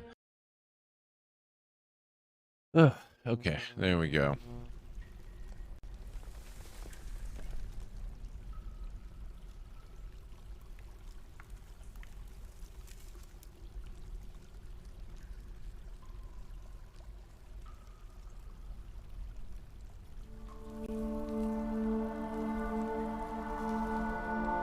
Thank you, Ansara.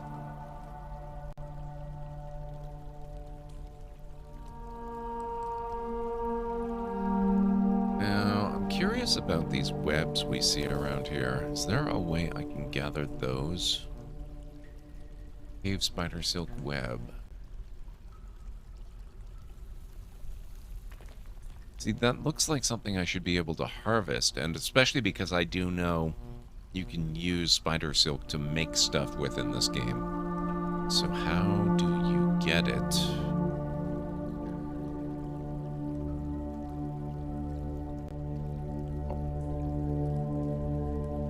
Is there a workshop I need? Clothing and leather, maybe? Ashery, bowyer, carpenter, crafts, leather, loom. Here you can turn thread into cloth, whether it is thread from the farmer's workshop or spider silk gathered underground. But how do you gather it?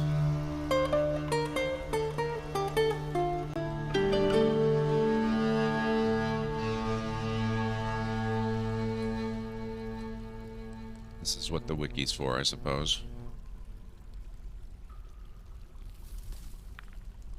Dwarf Fortress gather spider webs.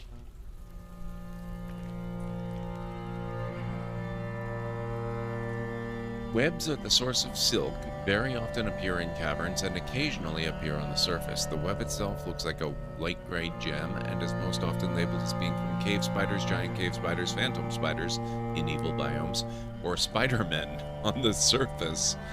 Spider-Man? What? If an embark region is populated by web-making creatures, a number of its webs will be present immediately after embark, though further webs will only appear if the creature itself shows up and leaves them. Webs will be collected automatically by dwarves with the weaving labor enabled, but not until the fortress has a loom.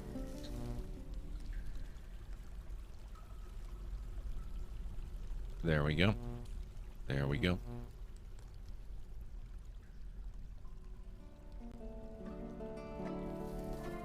In that case, it's a good thing we've seen that clip about asking about loom several times, because we're going to have to make one. I apologize for that, by the way. I think I've hit the same clip show button several times tonight. I will make an effort to make the next clips unique.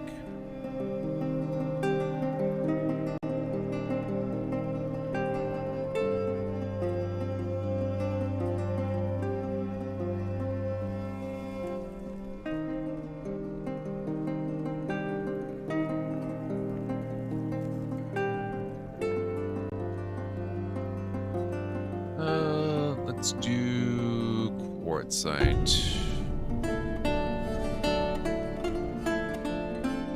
And actually, I think we're gonna make some more of our basics down here as well. Like carving stone blocks and stuff. So we'll need another stone workers workshop.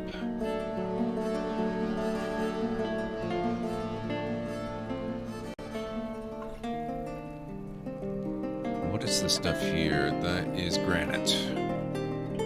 We're gonna take it for granite and make our stoneworking out of that.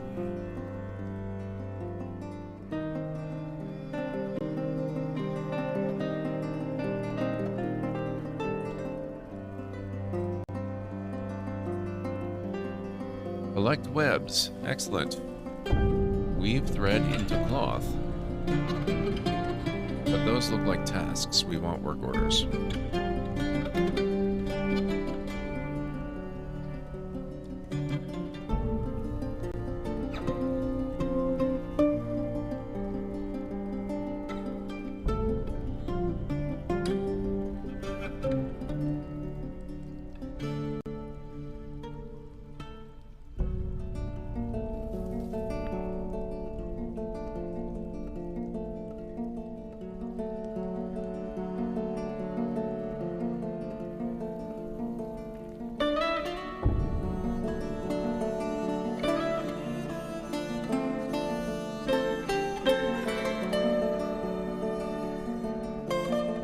Greenie, how's it going? We are dwarfing. Don't worry, Greenie. I am fluent in typo. How are you doing this evening? It's good to see you.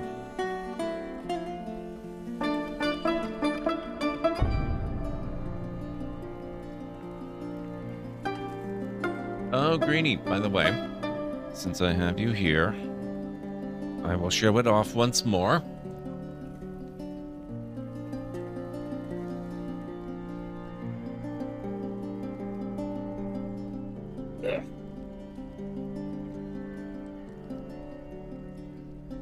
We're starting this on Monday.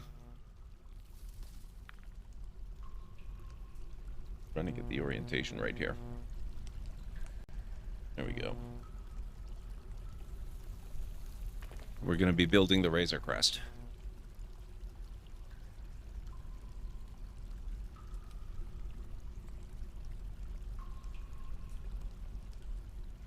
That is a big box. It's a very big set, though. Boba Fett's starship, when we built that last March and May, that was like 600 pieces, a little less than 600 pieces. That thing is like 1,100.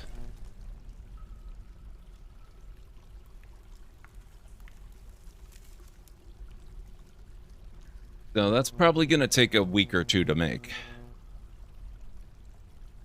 Well, actually, probably closer to 2. Boba Fett's ship, that was 4 bags of bricks. We spent about an hour to an hour and a half on each bag. So we did that in 4 streams. I don't know how many bags are in that. I haven't opened the box up yet, but I'm going to assume that given the number of boxes, it's probably got to be 7, 8, or possibly even 9 bags. So that's likely to define how many streams we go through, unless we want to spend more time on the Lego and do like maybe 2 bags a night or something. This game, getting back to this game is heckin' fun. I'm really having a good time with it. It's very complicated. It's kind of making my brain hurt a little bit in some ways, but it's logical in its learning curve, and it's just really, really fun. You are as awesome as Gord, Greenie. You are a lot more awesome in a lot of ways. You do a lot of amazing things. You got the running done and took a shower as well. That was fast, Nixes. 1.5 kilometer. Yeah, okay, that's a pretty reasonable run.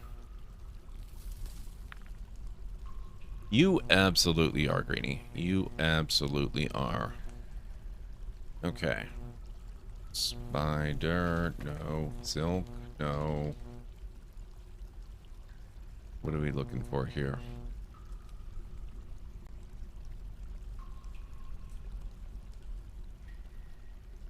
Material. Silk.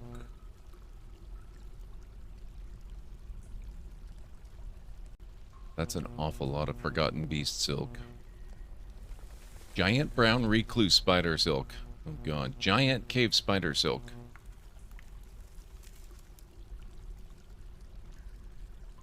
How about item We'll just leave it a generic item, and I'll see if we can get adjectives that work with silk. Weavable? No. I hit the wrong thing, didn't I? Adjective.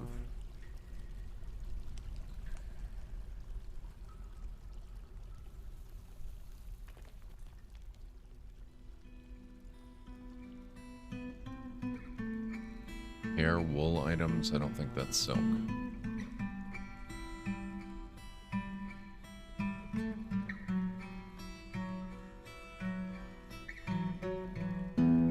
Accessible. Silk items.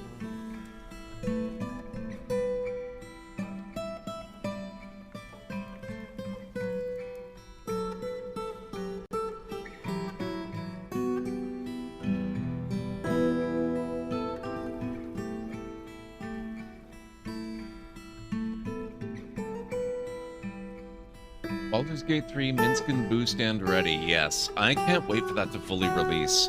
So, correct me if I'm wrong, Greenie, but they didn't say anything about the Paladin so far, right? We don't know if that's still coming out. And Jaheira. Yeah, August is the release date. So it's a ways away, but it's not that bad, actually. It's not as bad as it sounds. August is just, you know, just a touch more than halfway through the year, which means it's just a touch more than half a year away.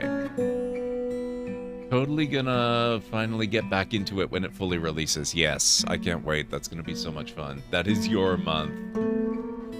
I can relate, Greenie. They've done a lot with my month as well. Not so much Larian and Baldur's Gate 3, but Jedi Survivor is releasing on March 17th, apparently, so the day after my birthday.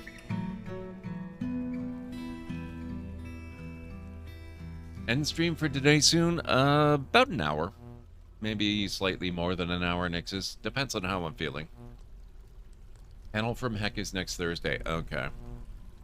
Okay. Yeah, March is looking pretty crazy. And there's so much other stuff going on, too. Kerbal Space Program 2 is launching in February. And I've decided that I need to play Hades at some point. I was never especially interested in that one, but I never picked up on the fact that it's a roguelike. I always thought there was something missing. Apparently the missing piece was roguelike. If I had known that, I probably would have played it when it came out. But, so, yeah, Hades looks pretty good. Hades 2 looks really good. And then there's KSP2 and just, oh, there's so much stuff. I got the Malta expansion for Jurassic World last night. Ugh. So much stuff. Yeah, Kerbal Space Program 2 is coming out pretty soon. How are you doing, Glader? It's good to see you, by the way. That thing, you don't normally play martial classes. Well, yeah. Hades is kind of unique in a way. Well, I know it's immensely popular. Thread. Undisturbed thread. Third way to put it. How do you...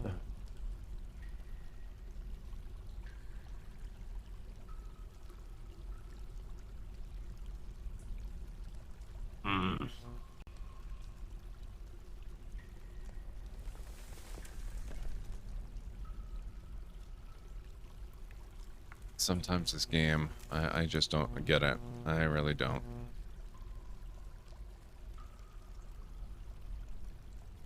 There's thread, finally. That was not, no.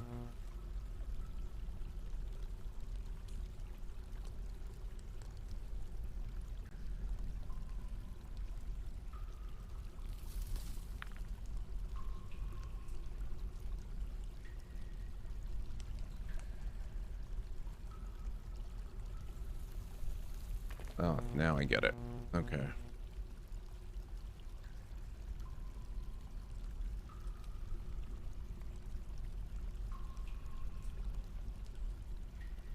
undisturbed thread.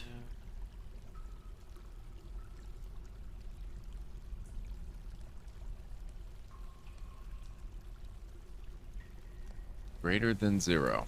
There we go. Go collect webs.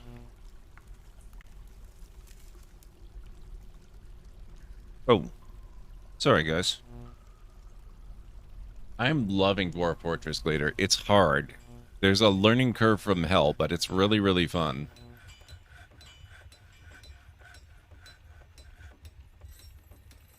Winter is the day before the night of pies.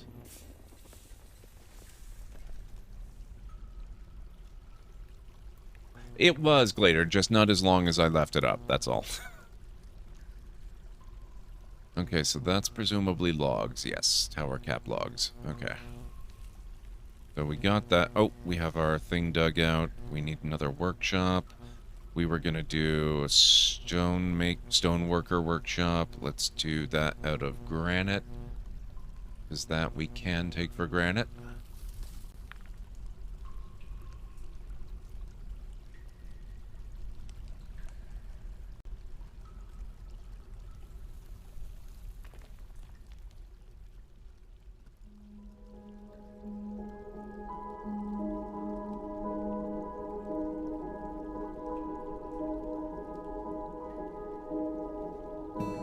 There we go.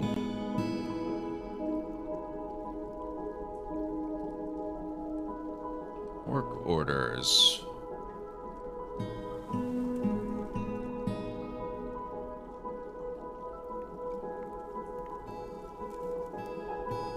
Rock block.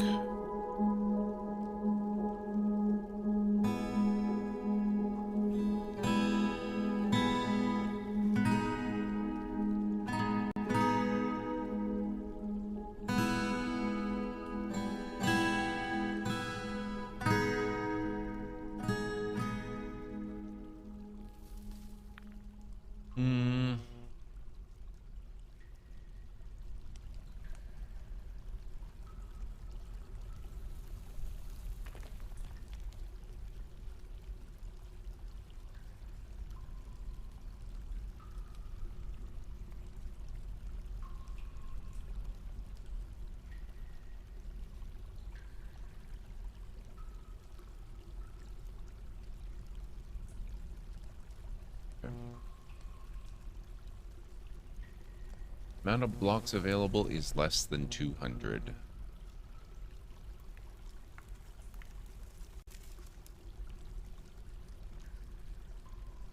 Tried to play it a couple of times a few years ago using the community-made tile sets, but you just couldn't do it. This is the Steam version. The Steam version is a lot more accessible than the traditional version, and it's really, really fun. Now, a lot more accessible does not necessarily mean that it's, you know, the easiest game in the world to play. It's still got a bit of a learning cliff. But it's well worth it, I think, if you like this sort of management game.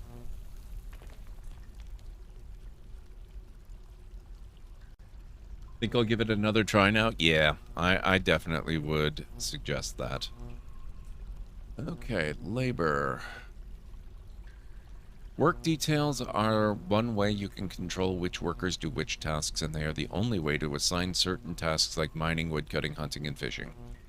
Generally, almost every task will be available for every citizen, but you can both restrict both citizens and tasks. That's a lot of boths. Citizens are restricted by using their specialization button. Tasks are restricted by setting their work detail to only selected do this. If a task does not have a default work detail, you can create a custom work detail. Once you assign citizens to the task, you can then set only selected do this if you want to restrict it. You Bring Light In, how are you doing? It is really fun, You Bring Light In. It's really something.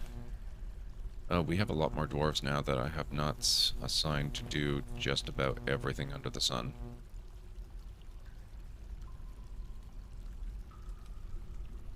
There we go. I also need to look at our nobles and administrators. No relevant skills. Sheriff. No relevant skills. Hammerer. Chief Medical Dwarf. Messenger, we have a few of those. Okay, so nobody really we can assign. Your bookkeeper has done enough work to attain the highest precision. The manager handles work orders. Once your fortress reaches a certain population, the manager must work in an office to validate work orders.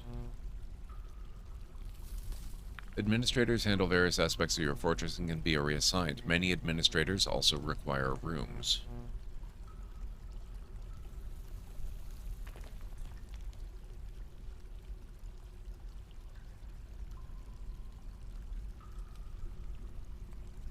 Okay, I think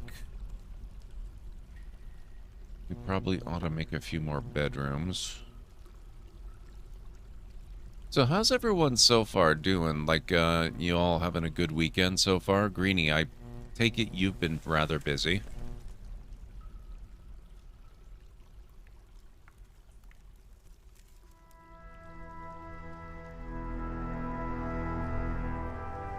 You know what? Canceled that one. I think that's going to be a hallway. Access up here. I might do another bit of a storeroom or something. Maybe some space for some more workshops or something.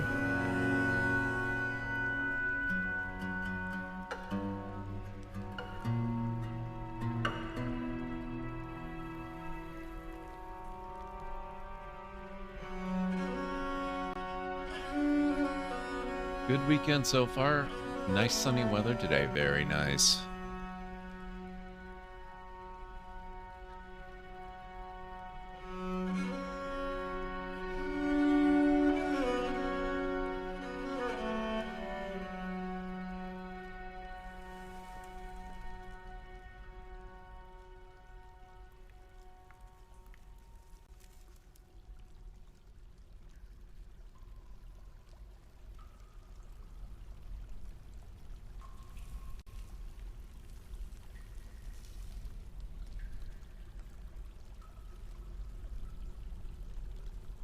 Okay, let's see. We're gonna smooth out there. Good for there.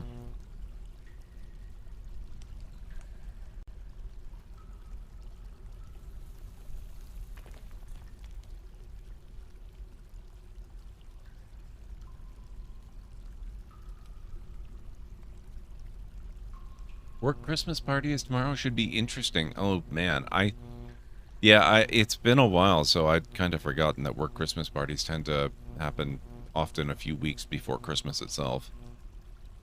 Hopefully it goes well.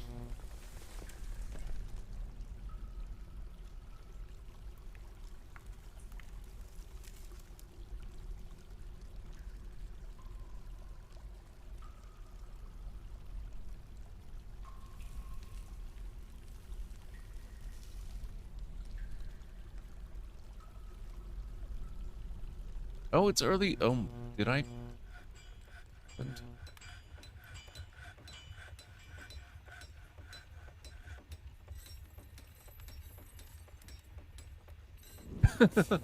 Zephan has gone stark raving mad.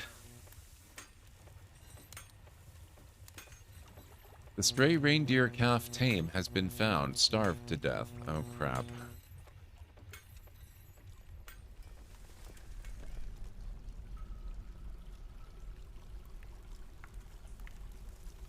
This is a stray reindeer calf corpse.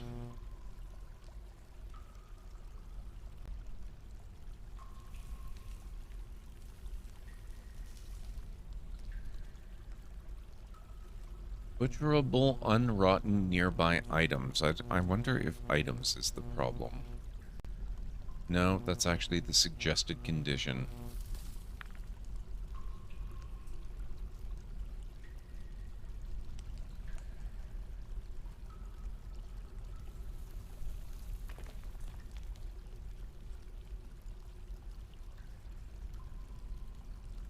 Alright, I think I'm not going to trust that to actually work. We're just going to have to make it go away.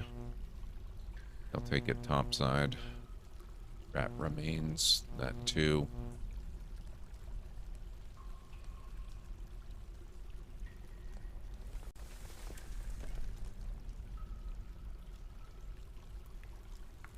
One day I will learn how to butcher those, because we could use meat in our diet.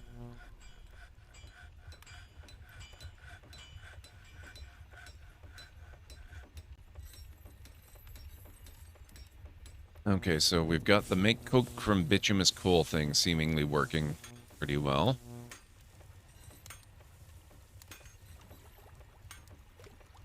Ah, yes. Look at this.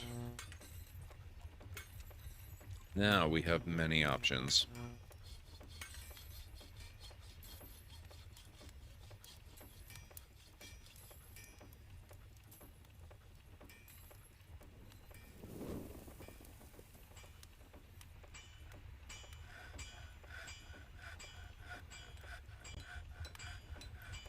It's a shame I can't just set up a generic smelt ore.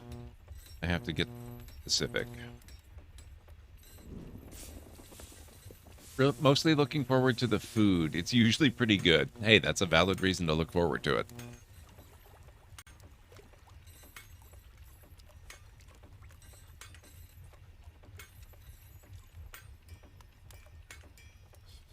I'm not sure I recognize... Oh, hematite. I have hematite out the wazoo.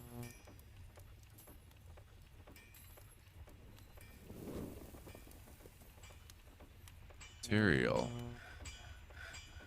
Hematite.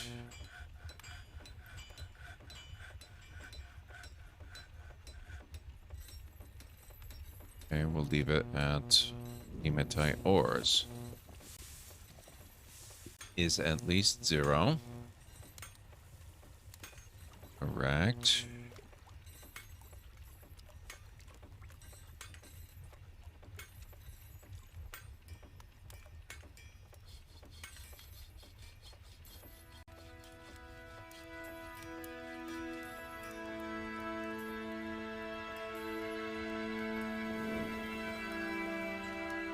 I believe limonite and magnetite are also iron ores. Oh, thank you, ya boy. That's very handy to know. I do believe I have magnetite. In fact...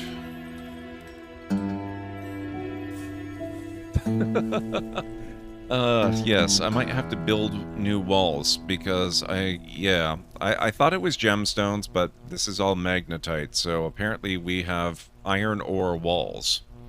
Or something very similar to it. So I'll have to mine all that stuff up.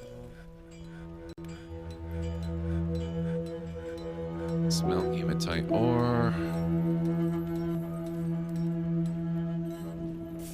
Maybe not 500. Maybe we'll just do 50. So we get other stuff done occasionally as well.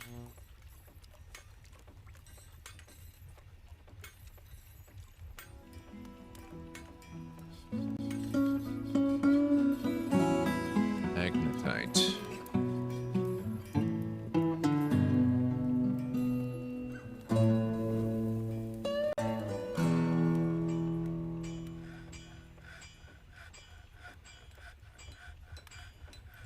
Amount of magnetite items is greater than 0.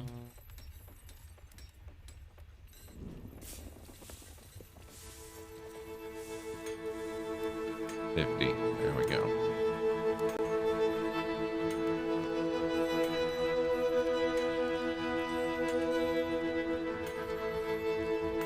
Such lucky dwarves to have such valuable walls. Oh, shoot, we have ads in progress. Damn it, guys. I apologize. I'm gonna go take my break real quick. I'll be back in a few minutes.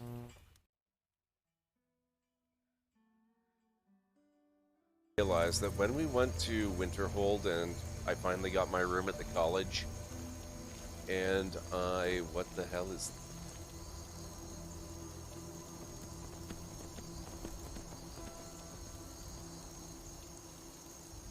What?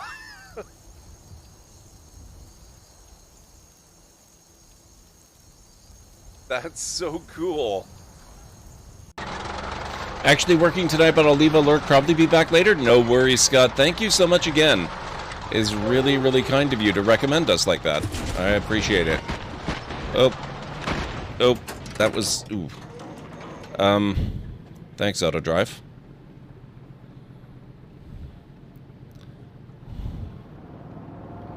Crap, it's actually literally not going anywhere. Oh, okay, we're good.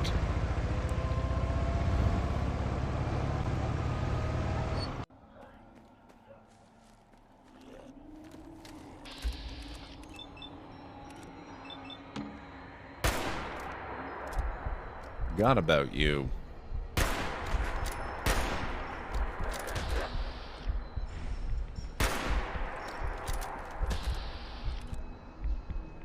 Get out of my face. My god, it's still only 48.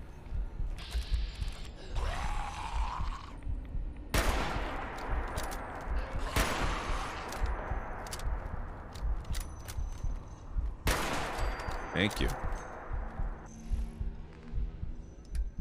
We have relatively limited storage. And, we have 394 branches. That kinda sounds like a lot of branches. It had not occurred to me that branches are going to be the bulk of our firewood over the winter.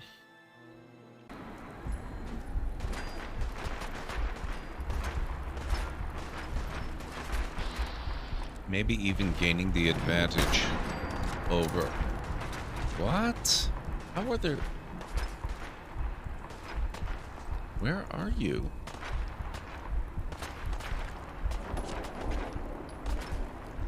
What? Rude.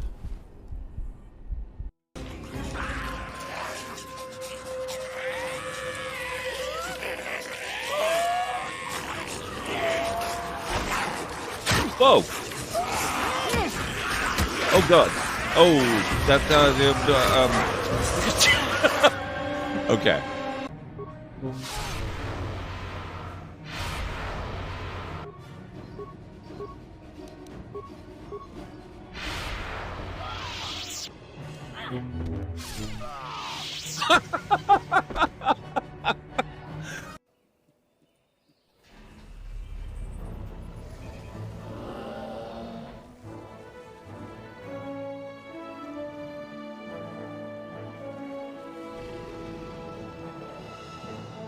Look at that. They're all different.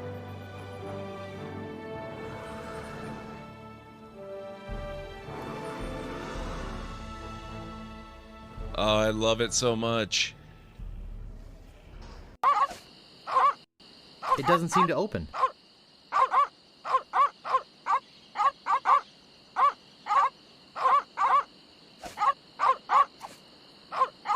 That doesn't seem to work. I tried to give the deadly piranha poodles to the meat. Oddly enough, that does not seem to be working.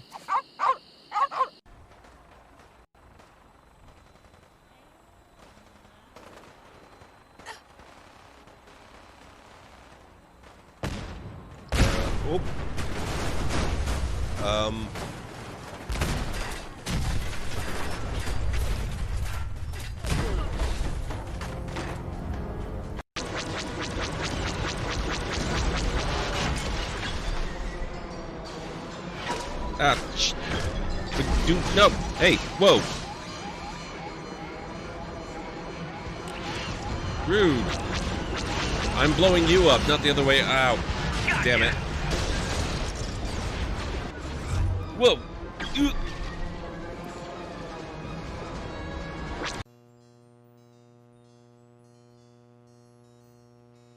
You seem to have been mugged by some type of large rat. As you pick loose fur from your teeth, you notice a less bulky feeling.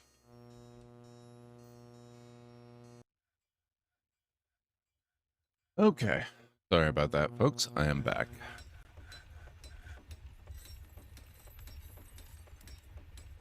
Another situation where I noticed just in time, but the ads were already in progress. So I wanted to go and take my break and make sure we were on clips. Thank you, Matt. Oh my god, look at all the... I thought I fixed this frickin' stockpile so they weren't gonna put the stupid remains in here. I hate this.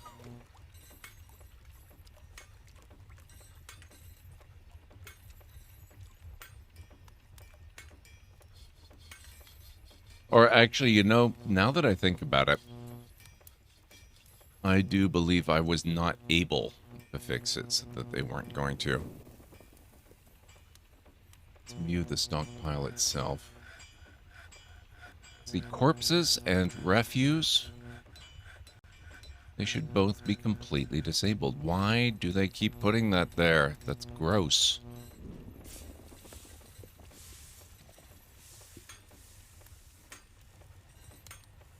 They're all turned off.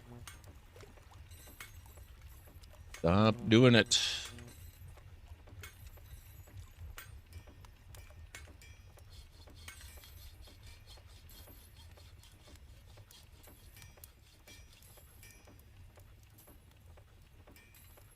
And I guess I could turn that off. Maybe that'll help.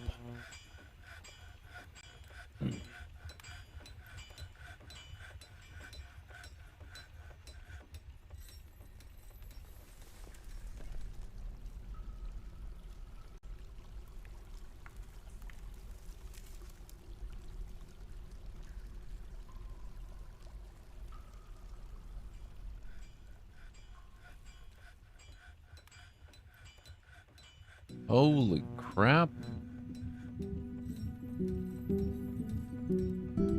We need a fuel bin. Actually, I think what I need is another task setup so that they manufacture bins. Nope, beds and barrels, no bins.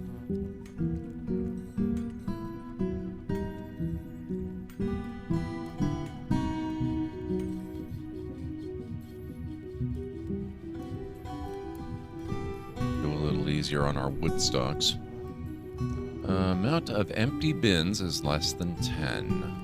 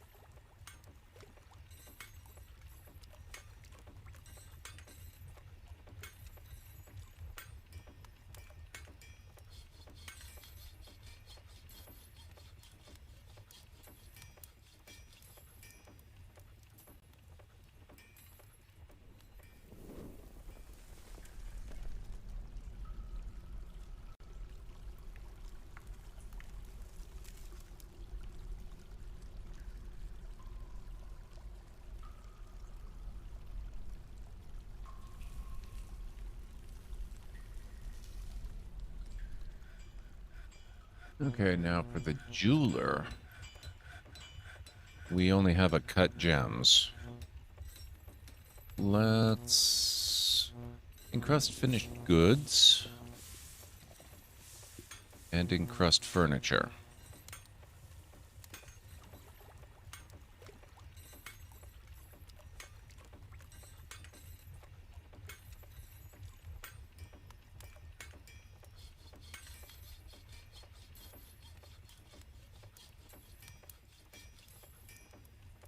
I'm not sure how this is going to work. Finished goods.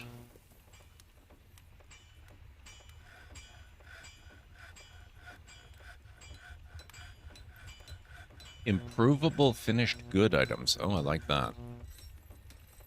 Type.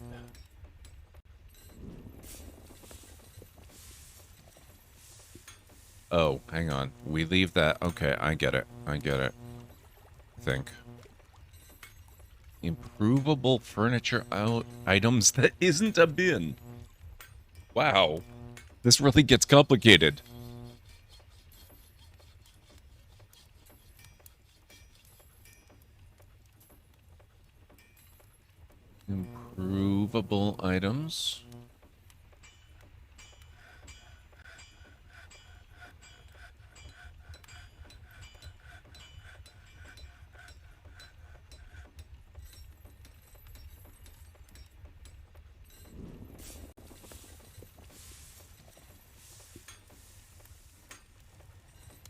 Improvable furniture items.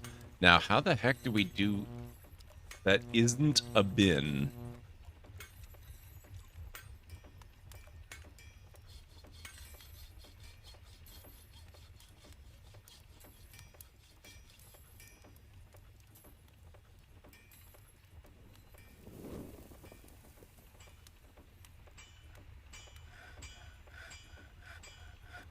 You know what? I'm just going to do improvable furniture items. I don't care if my bins are gem encrusted. That's great. They're really valuable.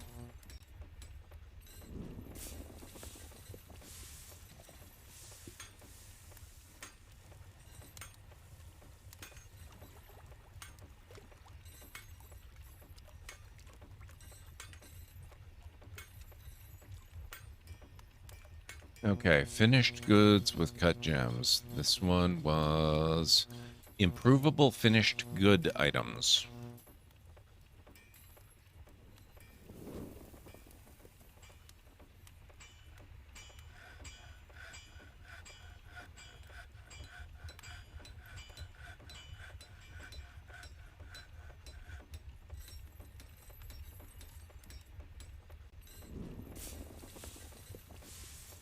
Finished good items. Okay. Improvable. So very similar to the furniture. Greater than 0. Okay.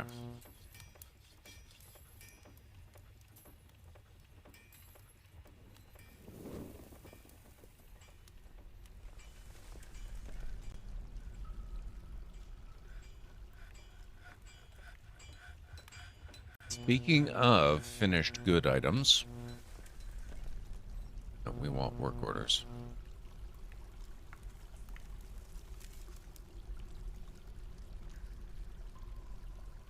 Decorate with shell. Make. Oh, it has to get so specific, doesn't it?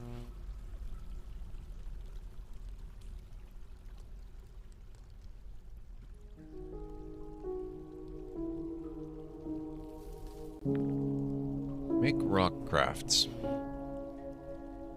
General work orders allowed 5.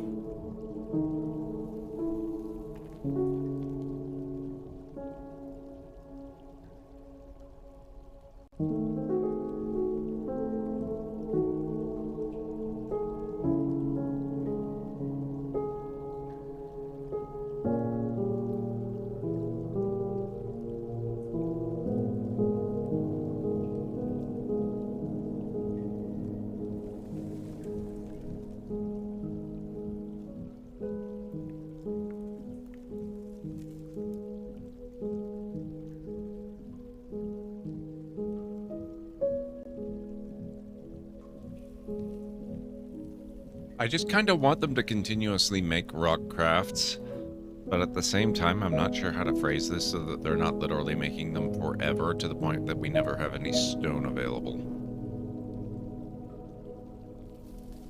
Huh. Well, I guess it's only...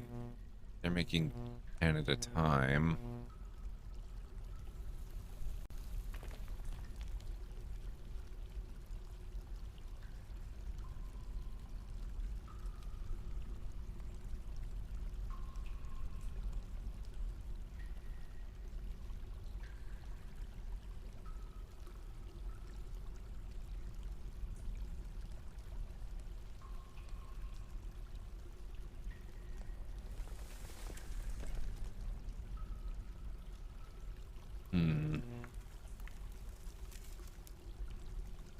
Gonna leave it like that for the time being, and we'll see what happens. I might regret this.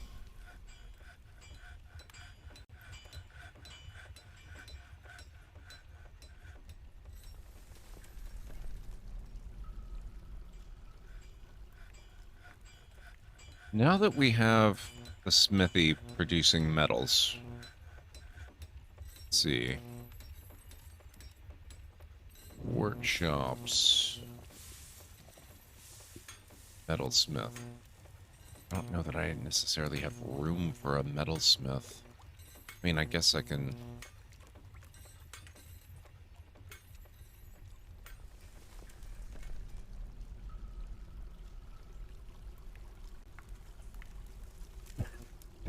This storeroom really didn't do very much. Oh my god, there's so much coke.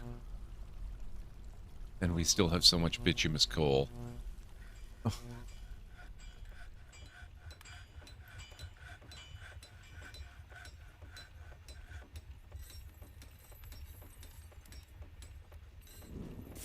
That's not even 1 day's worth. Oh my god.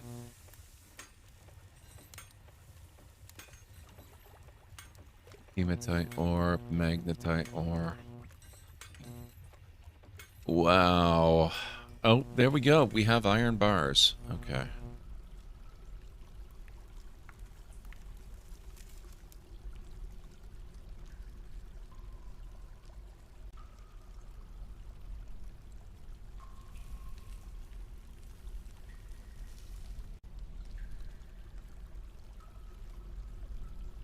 Oh boy.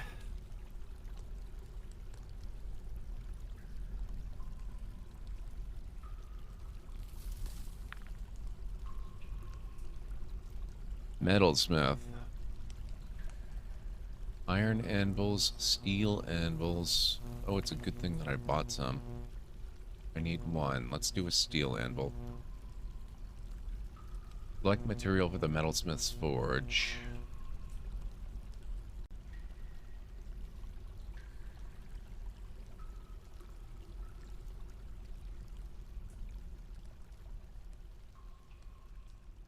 Granite block.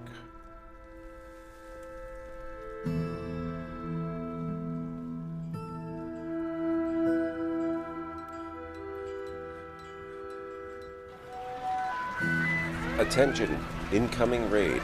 Please report to hospitality stations in a calm and orderly fashion. El Talera Jaduri and other librarians will aid as need be. Please be ready to disperse library cards. What the heck? Effervencia, welcome on in. Thank you so much for sharing your community with us. How are you doing this evening? What brings you by? What were you up to? How was your stream? Tell me all the details. I would love to hear all about it.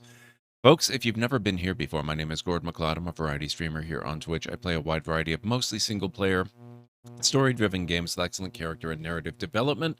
Also, I play a variety of strategy games, sandboxy games, retro RPGs, and classic adventure games. So if any of that sounds good, please feel free to hit the follow button. I do have a little bit of a video to welcome you in properly as well. Hopefully it won't scare too many of you away. Welcome on in, folks. Let's get the stream started, shall we?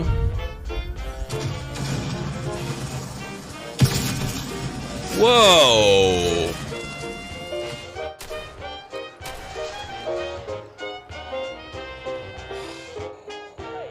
Oh, crap. Oh, no. Runaway helicopter. Oh, damn it. Oh, no. No, no, no, no, no. Oh, shoot. 16:9 form factor. Aspect ratio. Oh, no, no, no, no, no, no, no. Oh, crap. Whoa. Yes, whoa. Okay, that... Let's go for it. Oh.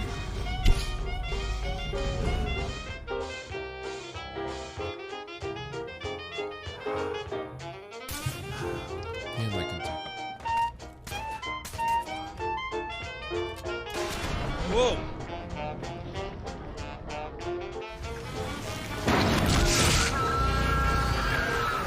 Hey!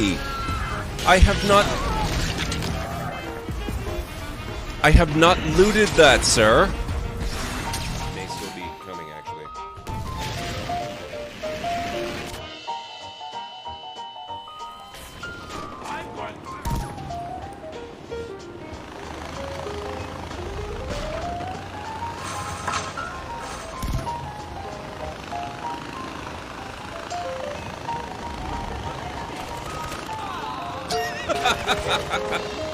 I didn't.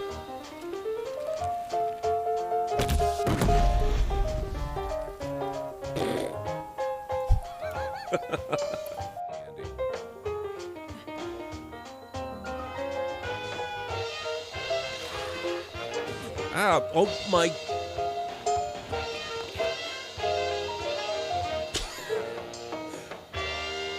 Wow. There you go. That's a little bit of a preview of what you can expect around these parts. Thank you so much for dropping by. I really appreciate it. Welcome in, Elect. Or Eclect, sorry. Read your name wrong there. So, how was your stream? Let me get you a bit of a shout out here. I love your username, Effervencia. It's a really good one. Oh, Fallout New Vegas. Fallout New Vegas. How is that going? I am a big Fallout fan.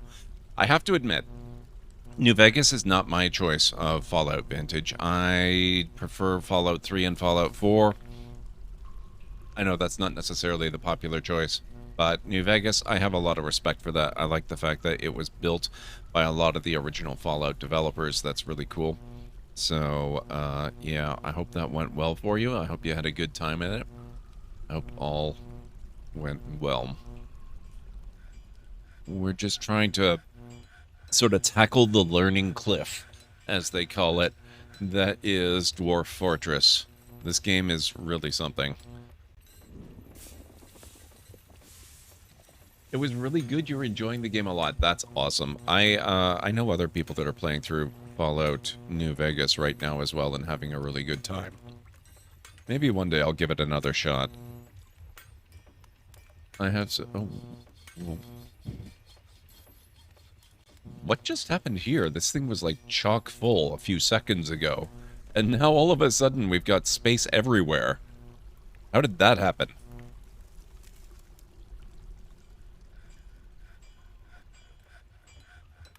I wonder if they maybe set up a new bin and started moving a lot of the coke in or something. Dwarf Fortress has been your favorite game for years. I can see why, Ampersand. I've tried to play the original classic version of Dwarf Fortress before, and it just never... I never even got the game to function before. I don't know how that happened, but... Now, with the Steam version, ooh. Even though it's a little, like, maybe 1% simplified over the original version, I can definitely see how people fell in love with it. It's really, really good. This is not my first attempt at playing the game. This is probably my second or third playthrough, if you can really call them playthroughs. I have abandoned a few fortresses after, you know, my initial learning escapades paid off, and I wanted to start over again with the knowledge that I'd gained. This is by far the one that's gone the furthest, though. Not so much in terms of time. I've played other playthroughs longer than this one, even on the Steam version, but I have not made nearly this much progress. We just actually got metal working for the very first time, literally this minute. Adamantine alt, oh my god. Oh my god, metal has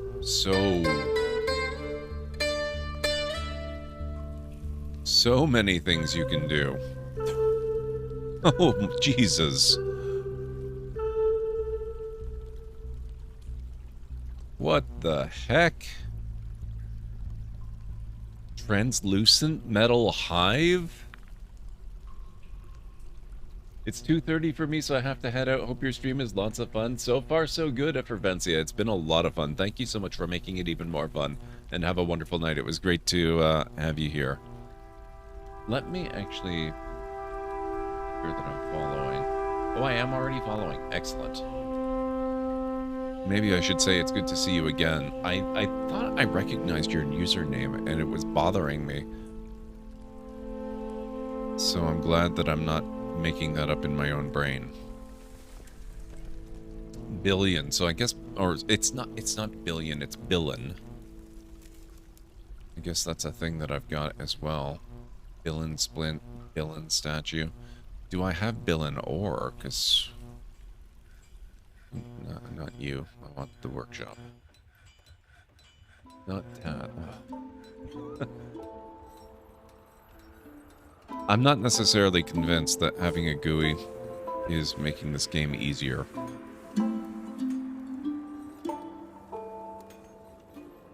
billion bars, use bars. Make billion bars, use ore.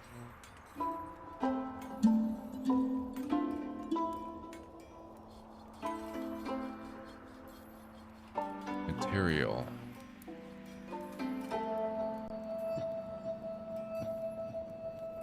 Amount of billion.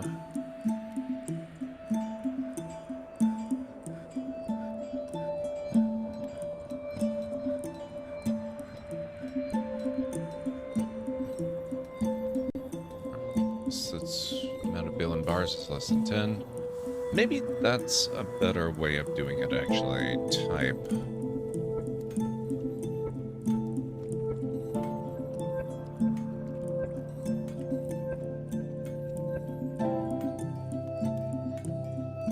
If I have less than 10 billion bars, there we go. Make more. If not, then we're fine. Maybe I oughta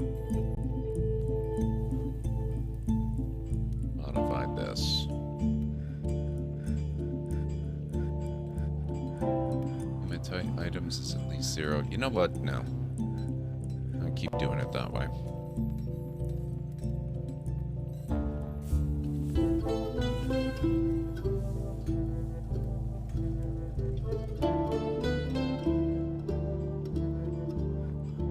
Oh wow, we've got a lot of iron bars already. That's quite a few iron bars. We've got a lot of coke.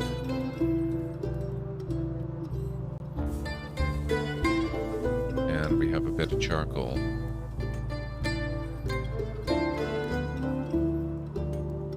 Now that we have that, I actually... Oh, okay, I never set up a work order. Good. I don't want to turn all of the wood into charcoal. That would suck.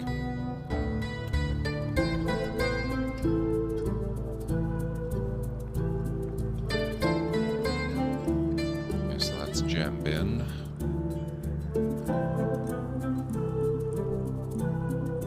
Mostly blocks. Weapons. Oh, I guess we can do weapons and stuff like that now, can't we? Maybe armor and stuff?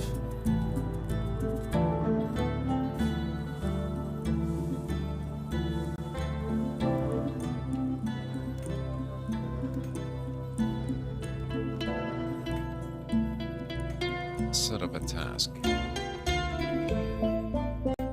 Oh, no, I guess it wouldn't be there. It would be here.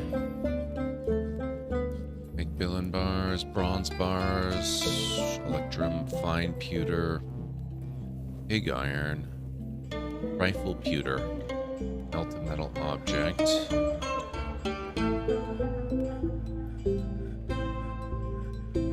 Tetrahedrite? I don't even know what that is. I was just wondering if I can make steel, but it does not look like that is a possibility. Rose gold requires copper bars.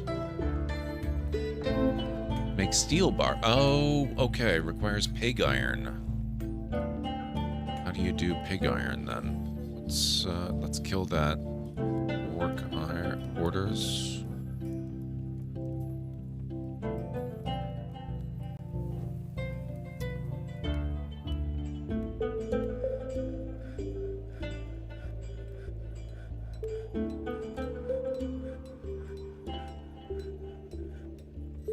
Yeah, I think we'll go with that one. So we're gonna go pig.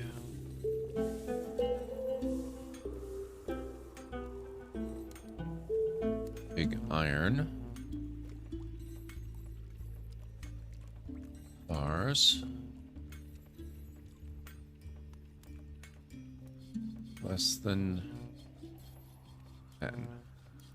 Boom.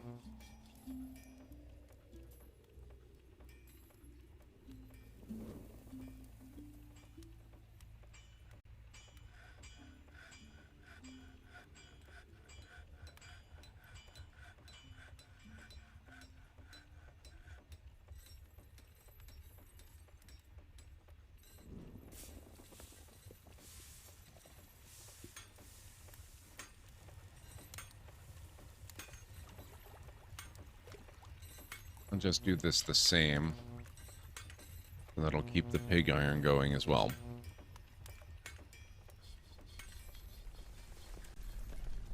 So they're going to be busy. They're going to be pretty busy.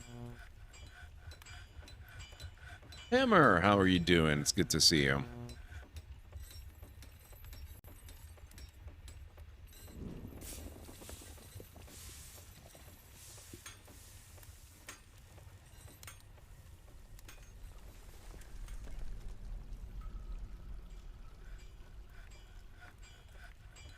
Oh god, they're still trying to clean up all this mining mess they made ages ago. That's hilarious.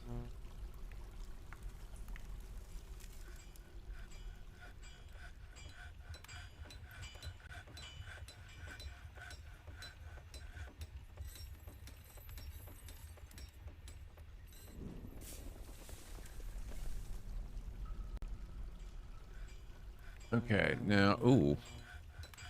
People are getting unhappy. What the heck?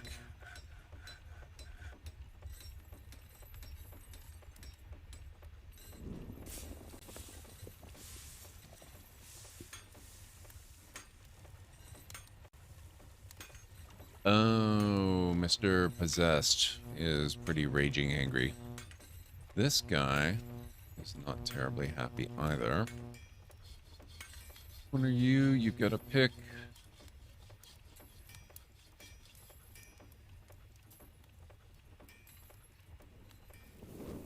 It doesn't really narrow it down, does it?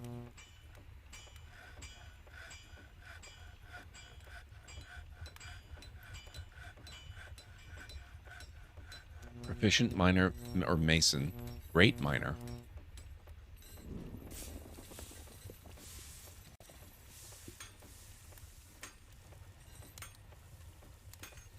Lore stucco. So yeah, that's lore stucco. Anger prone. That might explain it. Satisfied at work, she was angry dwelling upon getting into an argument. Unmet need for excitement, fights, being extravagant, making merry, being with family, and taking it easy. Ooh, okay.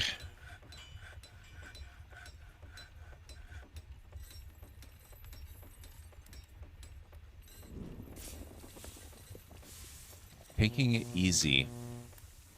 I was kind of assuming that alcohol was the key to them taking it easy, but we haven't really expanded our area here very much in a long time. We have a lot more people nowadays, too.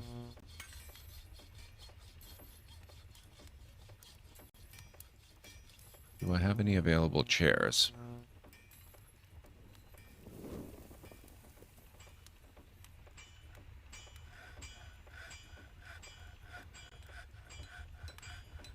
One of these days I'm going to have to make them a proper tavern type thing. Oh, building present. Okay. Okay, so they need more chairs.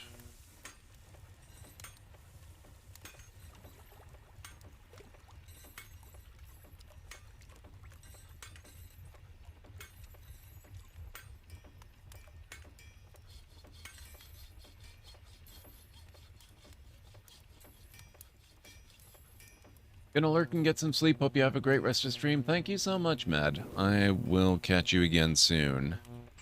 I'm just gonna set up a wooden chair order here. I think we're gonna adjust that, though. We're just gonna make it 4.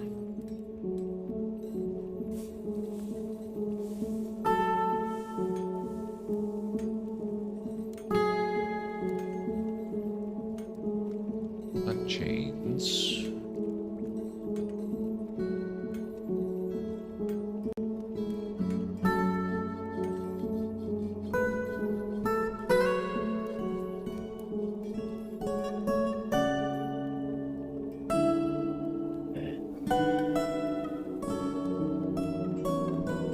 Amount of thrones is less than 10. Amount of logs is greater than 10. Do we need that many thrones, really? Why can't I just work with chairs? You know what? Never mind. I'm not going to automate it. I'll just tell them to make a few.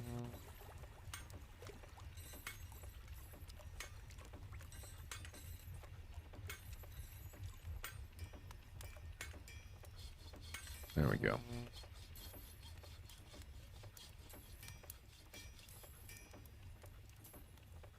Yeah, it's been a long time since we checked out our fellows down the shaft.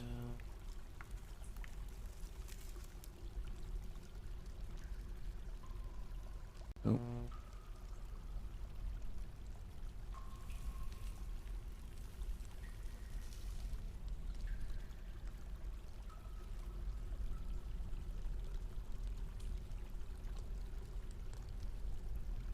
We are. Oh, they're getting more and more sand. Interesting. What else is going on? Zephan has been possessed. Stray reindeer calf has been found starved to death. We already got rid of that. Winter is upon you. Stuff has been completed. Ilral Robitar has become a craftsdwarf. Okay, excellent. Sounds good.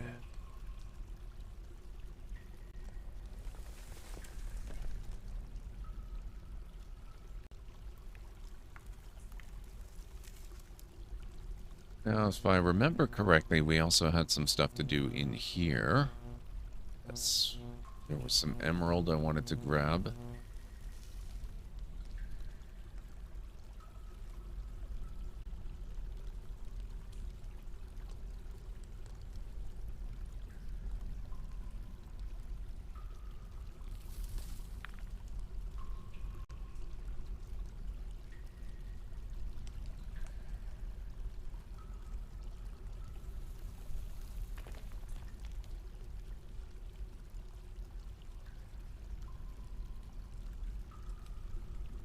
I have this feeling we're going to need some more trees cut down soon, too.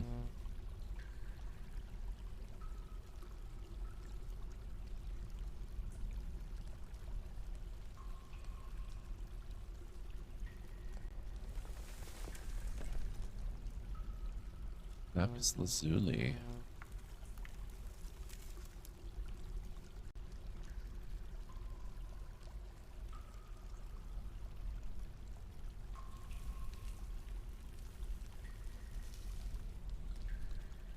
Not sure they're going to be able to reach that stuff, but I'm going to try and get them to cut it down if I can.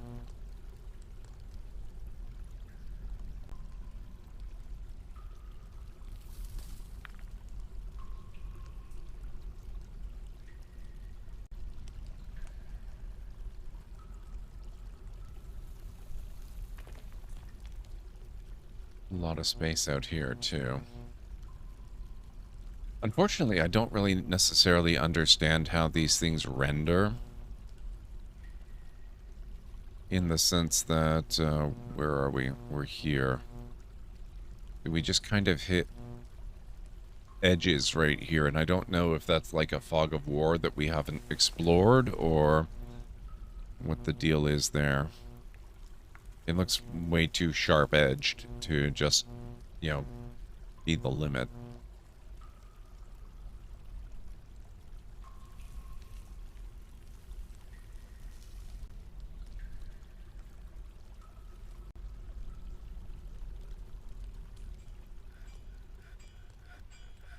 We're gonna need...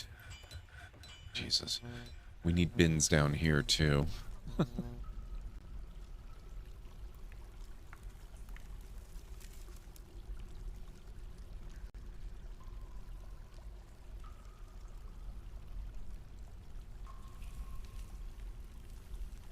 You have struck Praise. What the heck is Praise? Oh. Rough-hewn Praise cluster. I guess that's a type of gem.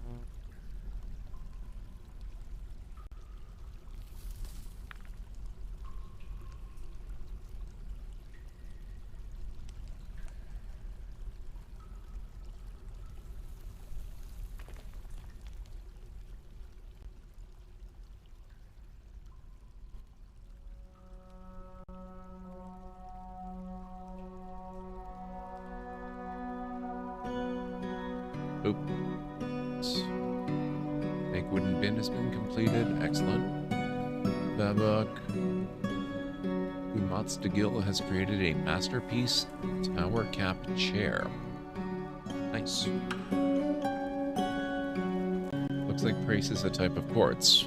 That makes sense, given it's in quartzite wall.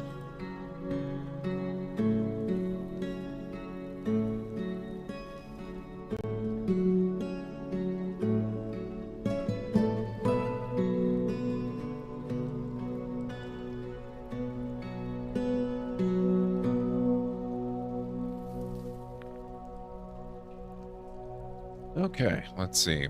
Where are we? We are... Well, that was farther up than I thought it was.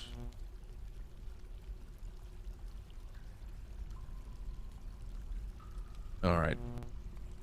We want chairs.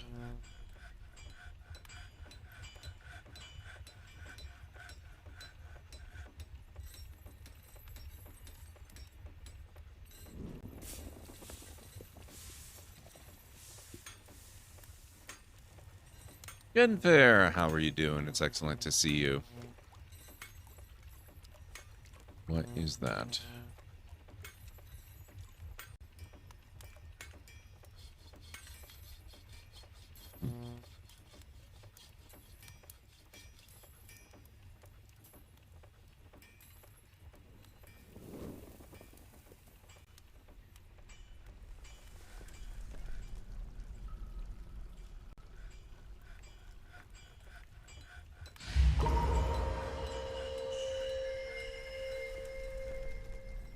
Gray sapphire, clear zircon, faint yellow diamond.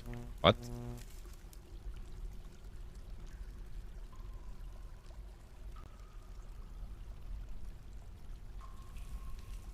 Wait, what? How did we...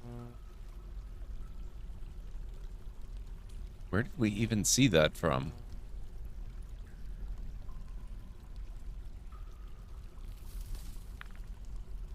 I'm confused.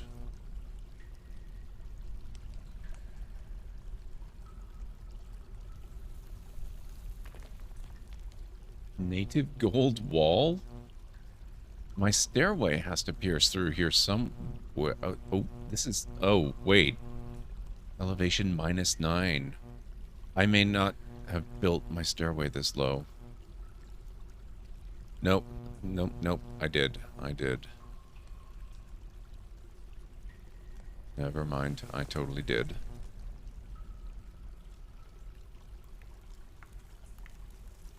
How I'm able to see all this stuff, that's another conundrum entirely. But, okay. Yeah, we actually ran our stairway all the way down to 25. Was going to go to 50, but then I realized we were going to hit a more dangerous cavern at some point. So I stopped that.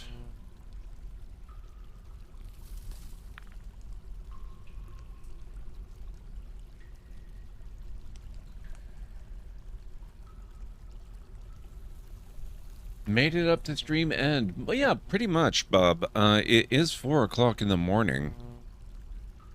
I'm not going to wrap up right this very second, but I am going to have to wrap up at some point fairly soon. It was nice to have you here, Bob. I will catch you again soon. Thank you so much for making the effort to be here. That means a lot. Brown. Oh, we do have gems here. Brown zircon cluster. Let's grab those.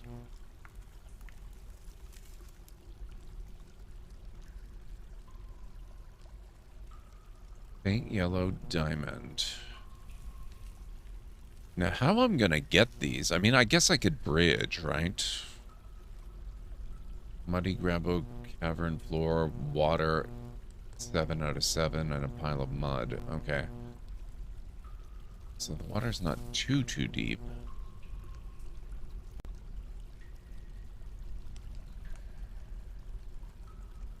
Can I do bridges? Bridge.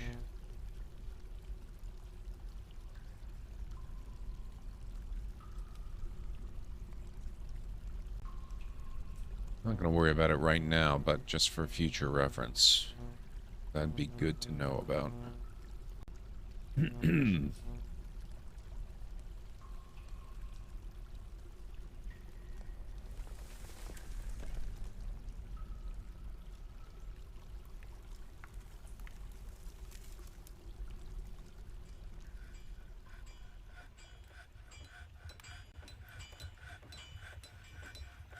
Oh, we're actually starting to get a little low on fish.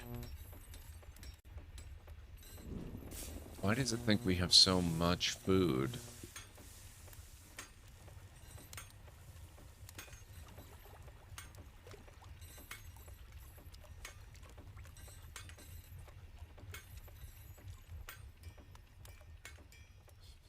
What is other exactly?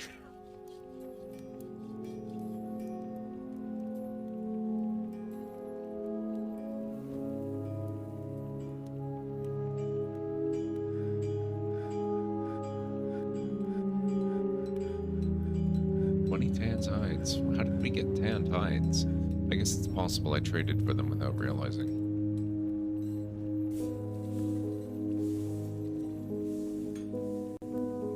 You know what I have not paid any attention to forever? Oh, we want to go the other way. Oh, look at this. We're getting all the cave biome stuff up here. And it's even growing over the stone. That's awesome. That's really good. Okay. Or I don't know if that is growing over it. That might be dirt underneath the stone.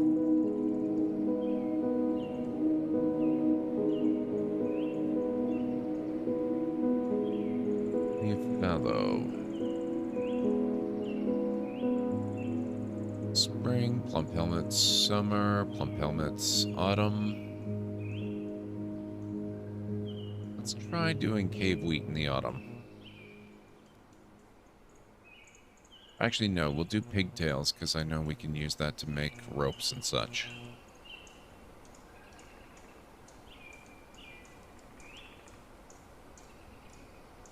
And I guess at some point I should set up some sort of farming industry, produce fertilizer so I get more and better crops. That would probably be good.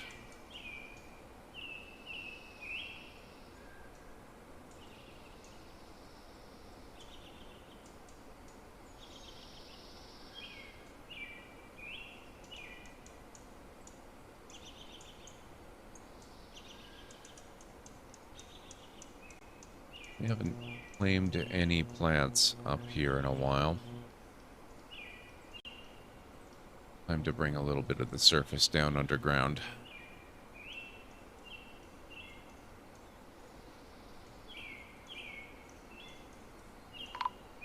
Oop. Zephan Zesidem, woodworker, has been found dead? What? No. And the mole is nearby. That is highly suspicious.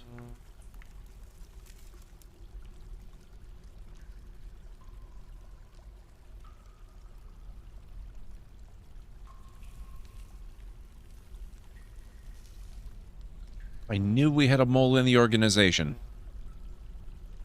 Damn it.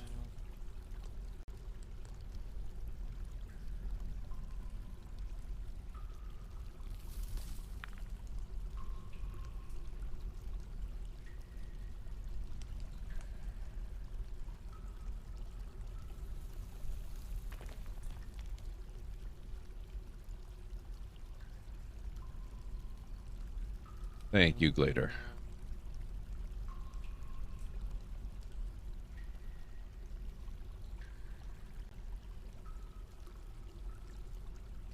Amount of coffins is exactly 0.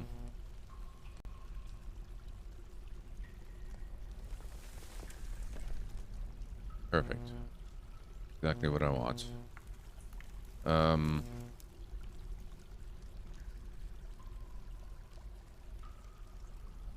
Make rock coffin. No, wait, that was not right.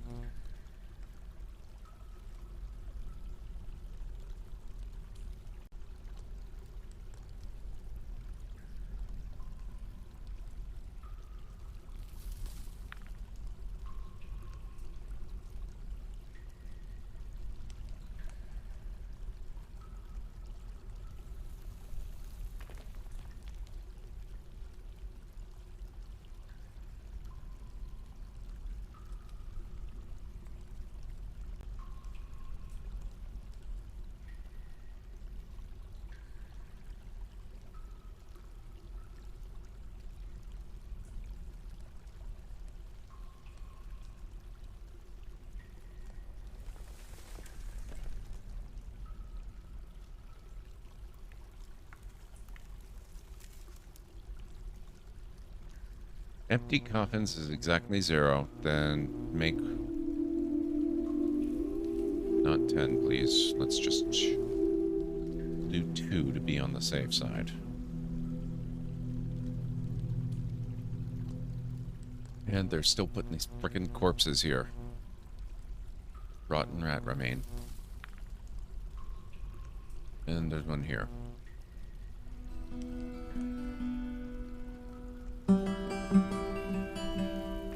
And here. We really need to find a way to hunt these rats for food. How the heck did he manage to die of dehydration? We have water everywhere and plenty of alcohol. I guess it's because he was freaking possessed.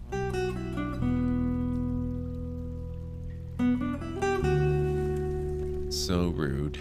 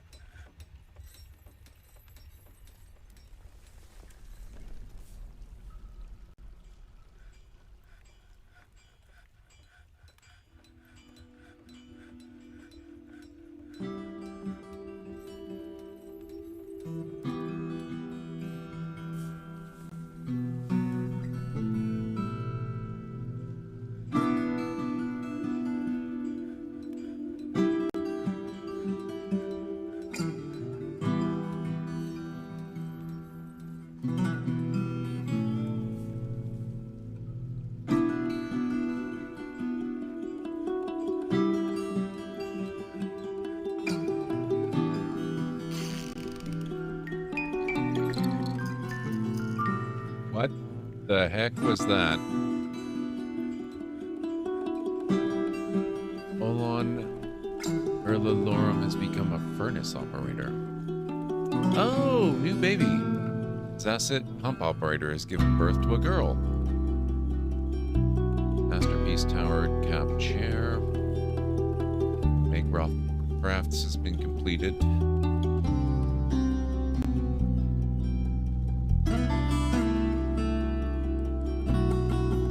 I'm so glad I took the time to figure out how to make repeating work orders, because that makes life so much easier.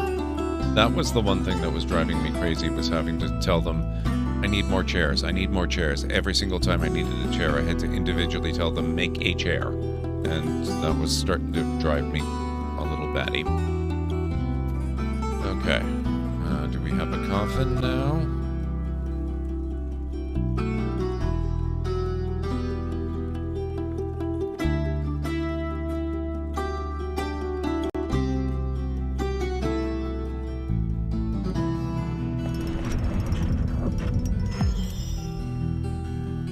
Mistum Sunrabevas, stoneworker, has created Ambirothos Usan Ked, a tetrahedrite amulet. She offers it to the obedient hammer. So that's gotta be an artifact. That's cool.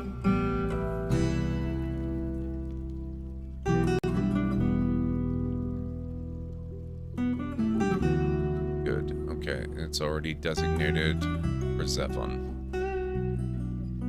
We need to name the tomb, though.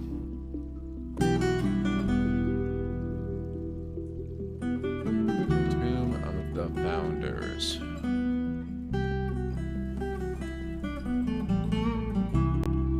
It does glitter. You guys are probably hearing it a little better than I am. This is such a new game. I think it's still got some little bugs and issues that needs to be fixed, and I get like just system-wide rough audio while the game is running. So it's like just little audio imperfections, little you know, trying to think of the words for it, but I'm getting tired. My brain is not working very well right now. Little pops and extra sounds and stuff. I mean, it's not terrible. It almost kind of sounds like it's an old vinyl record or something like that. But, yeah, it's less than ideal. I'm hoping they fix it soon.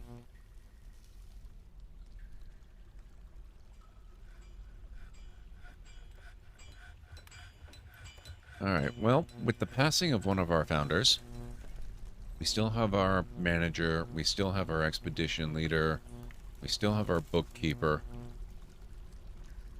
I need to, I guess, start thinking militarily, start training people how to fight, so we get people that have relevant skills to be like the militia commander and the sheriff. What about the hammerer?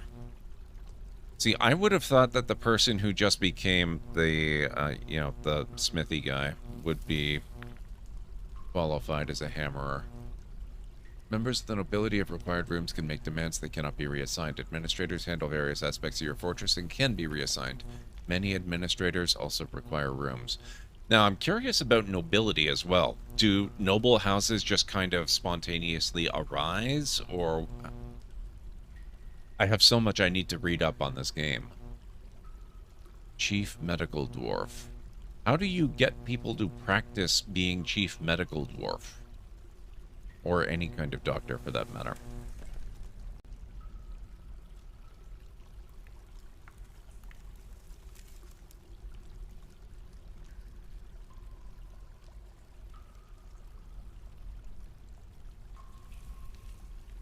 The broker uses a study too? Huh.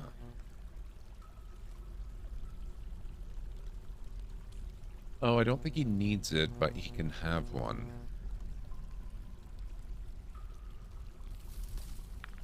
Oh! That would be this. I assign nobility. Members of the nobility of required rooms can make demands, cannot be reassigned. Okay, so I can designate people as being suddenly they're noble. Break other dwarves' knees and practice on them. That might be it. It's a shame somebody didn't practice that on what's his name. Might have been able to force some water down his gullet. Or, you know, maybe booze if they were feeling nice.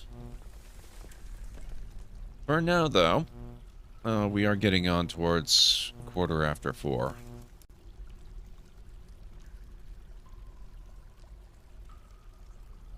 Save to this timeline.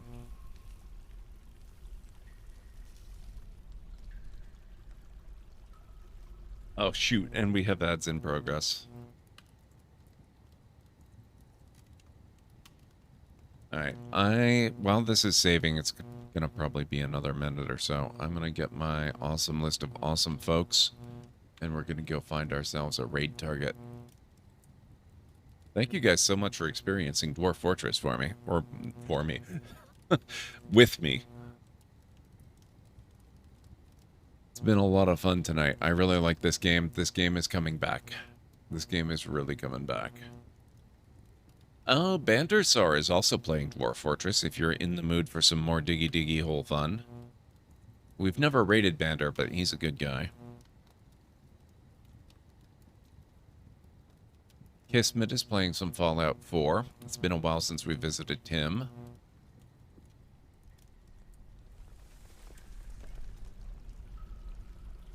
Simcopter 1 is playing American Truck Simulator. Tea with Mandy is back on her Subnautica playthrough. That's fun. Lunity is playing Pokemon Violet. And that's about it for this evening.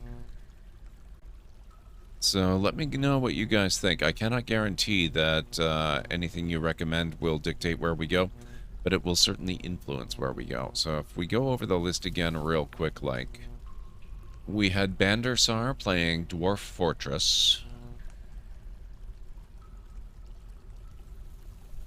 Kismet playing Fallout 4.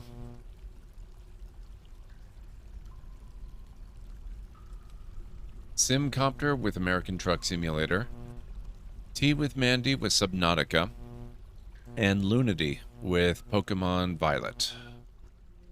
So let me know what you're inclined, if you have a preference with regards to the streamer or the game that we go visit. I will take it into consideration, and it will, like I said, influence where we end up going. So let me just quit out of here. There we are. So if you guys do not speak up, then I will just take that as a sign that I need to make up my own damn mind.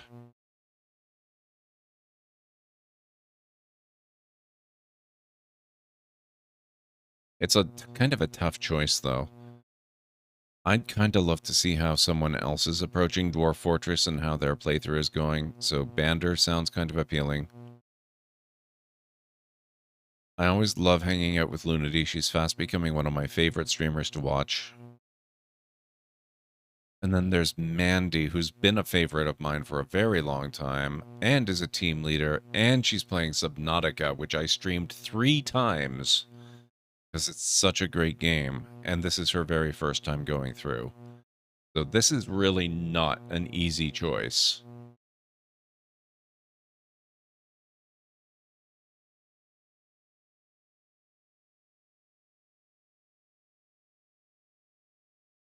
Oof.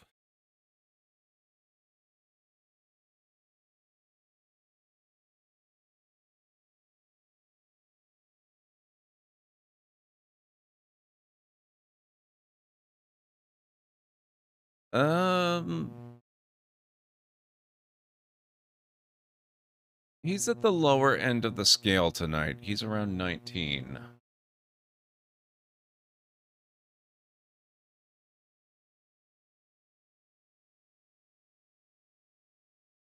Yeah, you know what? Let me load up his channel and see what's going on. Make sure he's not about to wrap up his stream. I really would kind of like to see how he's approaching the game. I do have a bit of an ad to go through. It's a slightly longer one. So we'll find out in just a minute. In the meantime, let me get you his link, just in case we go there. You're going to pass out yourself? Nah, that's okay. You got to do what you got to do.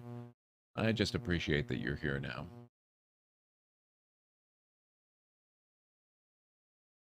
Okay, that's Bander's link. Oh my gosh. He's just creating his world. Okay, we have to go check this out.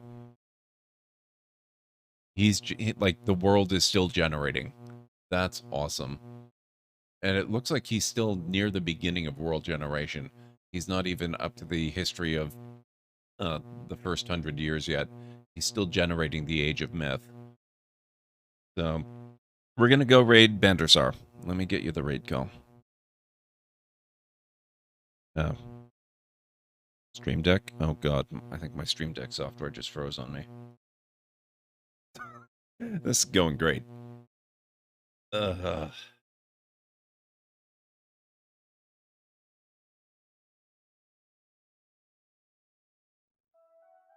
we are. Okay, here at the Library of Lore, we use Library Raid. You've been bookmarked with the heart emote and the wave emote of the channel if you are a sub. If you're not a sub, you can use the Twitch Raid and the Tomb Raid emotes. In either case, sub or non-sub, please feel free to use any emote you feel is fun and appropriate for a raid. If you have emotes of your own, there are emotes from other streamers you'd like to use, maybe if Twitch has something else you'd like, just please feel free to copy the raid message, arrange the emotes you want to use the way you want them to appear. It'll all be good in my book. So let's get over to Bander's channel, see how Dwarf Fortress is treating him. This might not be his first playthrough. He might be generating a new world for a new playthrough. We don't know. Let's find out. So we're going to get over there. I'm going to be back tomorrow night. I have not chosen what Saturday's game is going to be. Quite honestly, because this is something of a strategy game, it's not inconceivable we might come back and do some more Dwarf Fortress. I would not be averse to doing that at all. That would be pretty awesome. Oh, yeah. Oh my god. I just remembered he switched to another view. Bander has one of the most amazing stream overlay setups I have ever seen. It's epic. You're going to flip your shit when you see it. It's so good. So let's get over there. Let me just get my own raid message copied. I've never seen a detailed stream layout like he's got before. It is phenomenal. Ultrasaurus introduced me to Bander. We know him from her community, so when you see what he's got going on with his layout, oh, it's so good. So let's get over there. Oh, thank you very much, Denfair. I appreciate it. I hope you all have a wonderful night as well. Whatever we end up playing tomorrow, you know it's going to be a good time. So let's get over to Bander's channel, see what's going on with Dwarf Fortress. And I'll see you back here tomorrow night, and hopefully over in his channel in just a few. So have yourselves a wonderful rest of your night, day, evening, whatever it is where you are in the world. I'll catch you again real soon. Bye for now.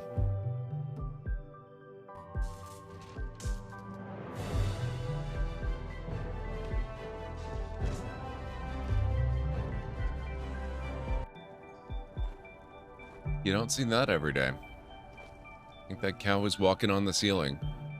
It must be part spider. 10-4.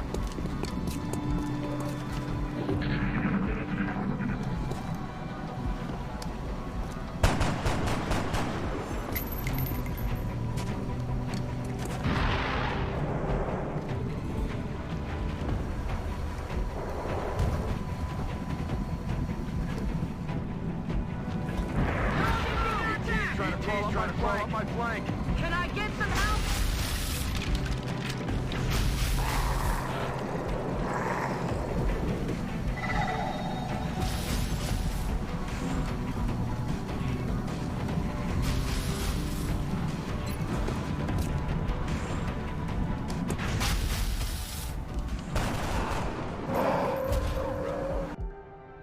So the captain really just is basically in charge of the lights then, is what I'm gathering.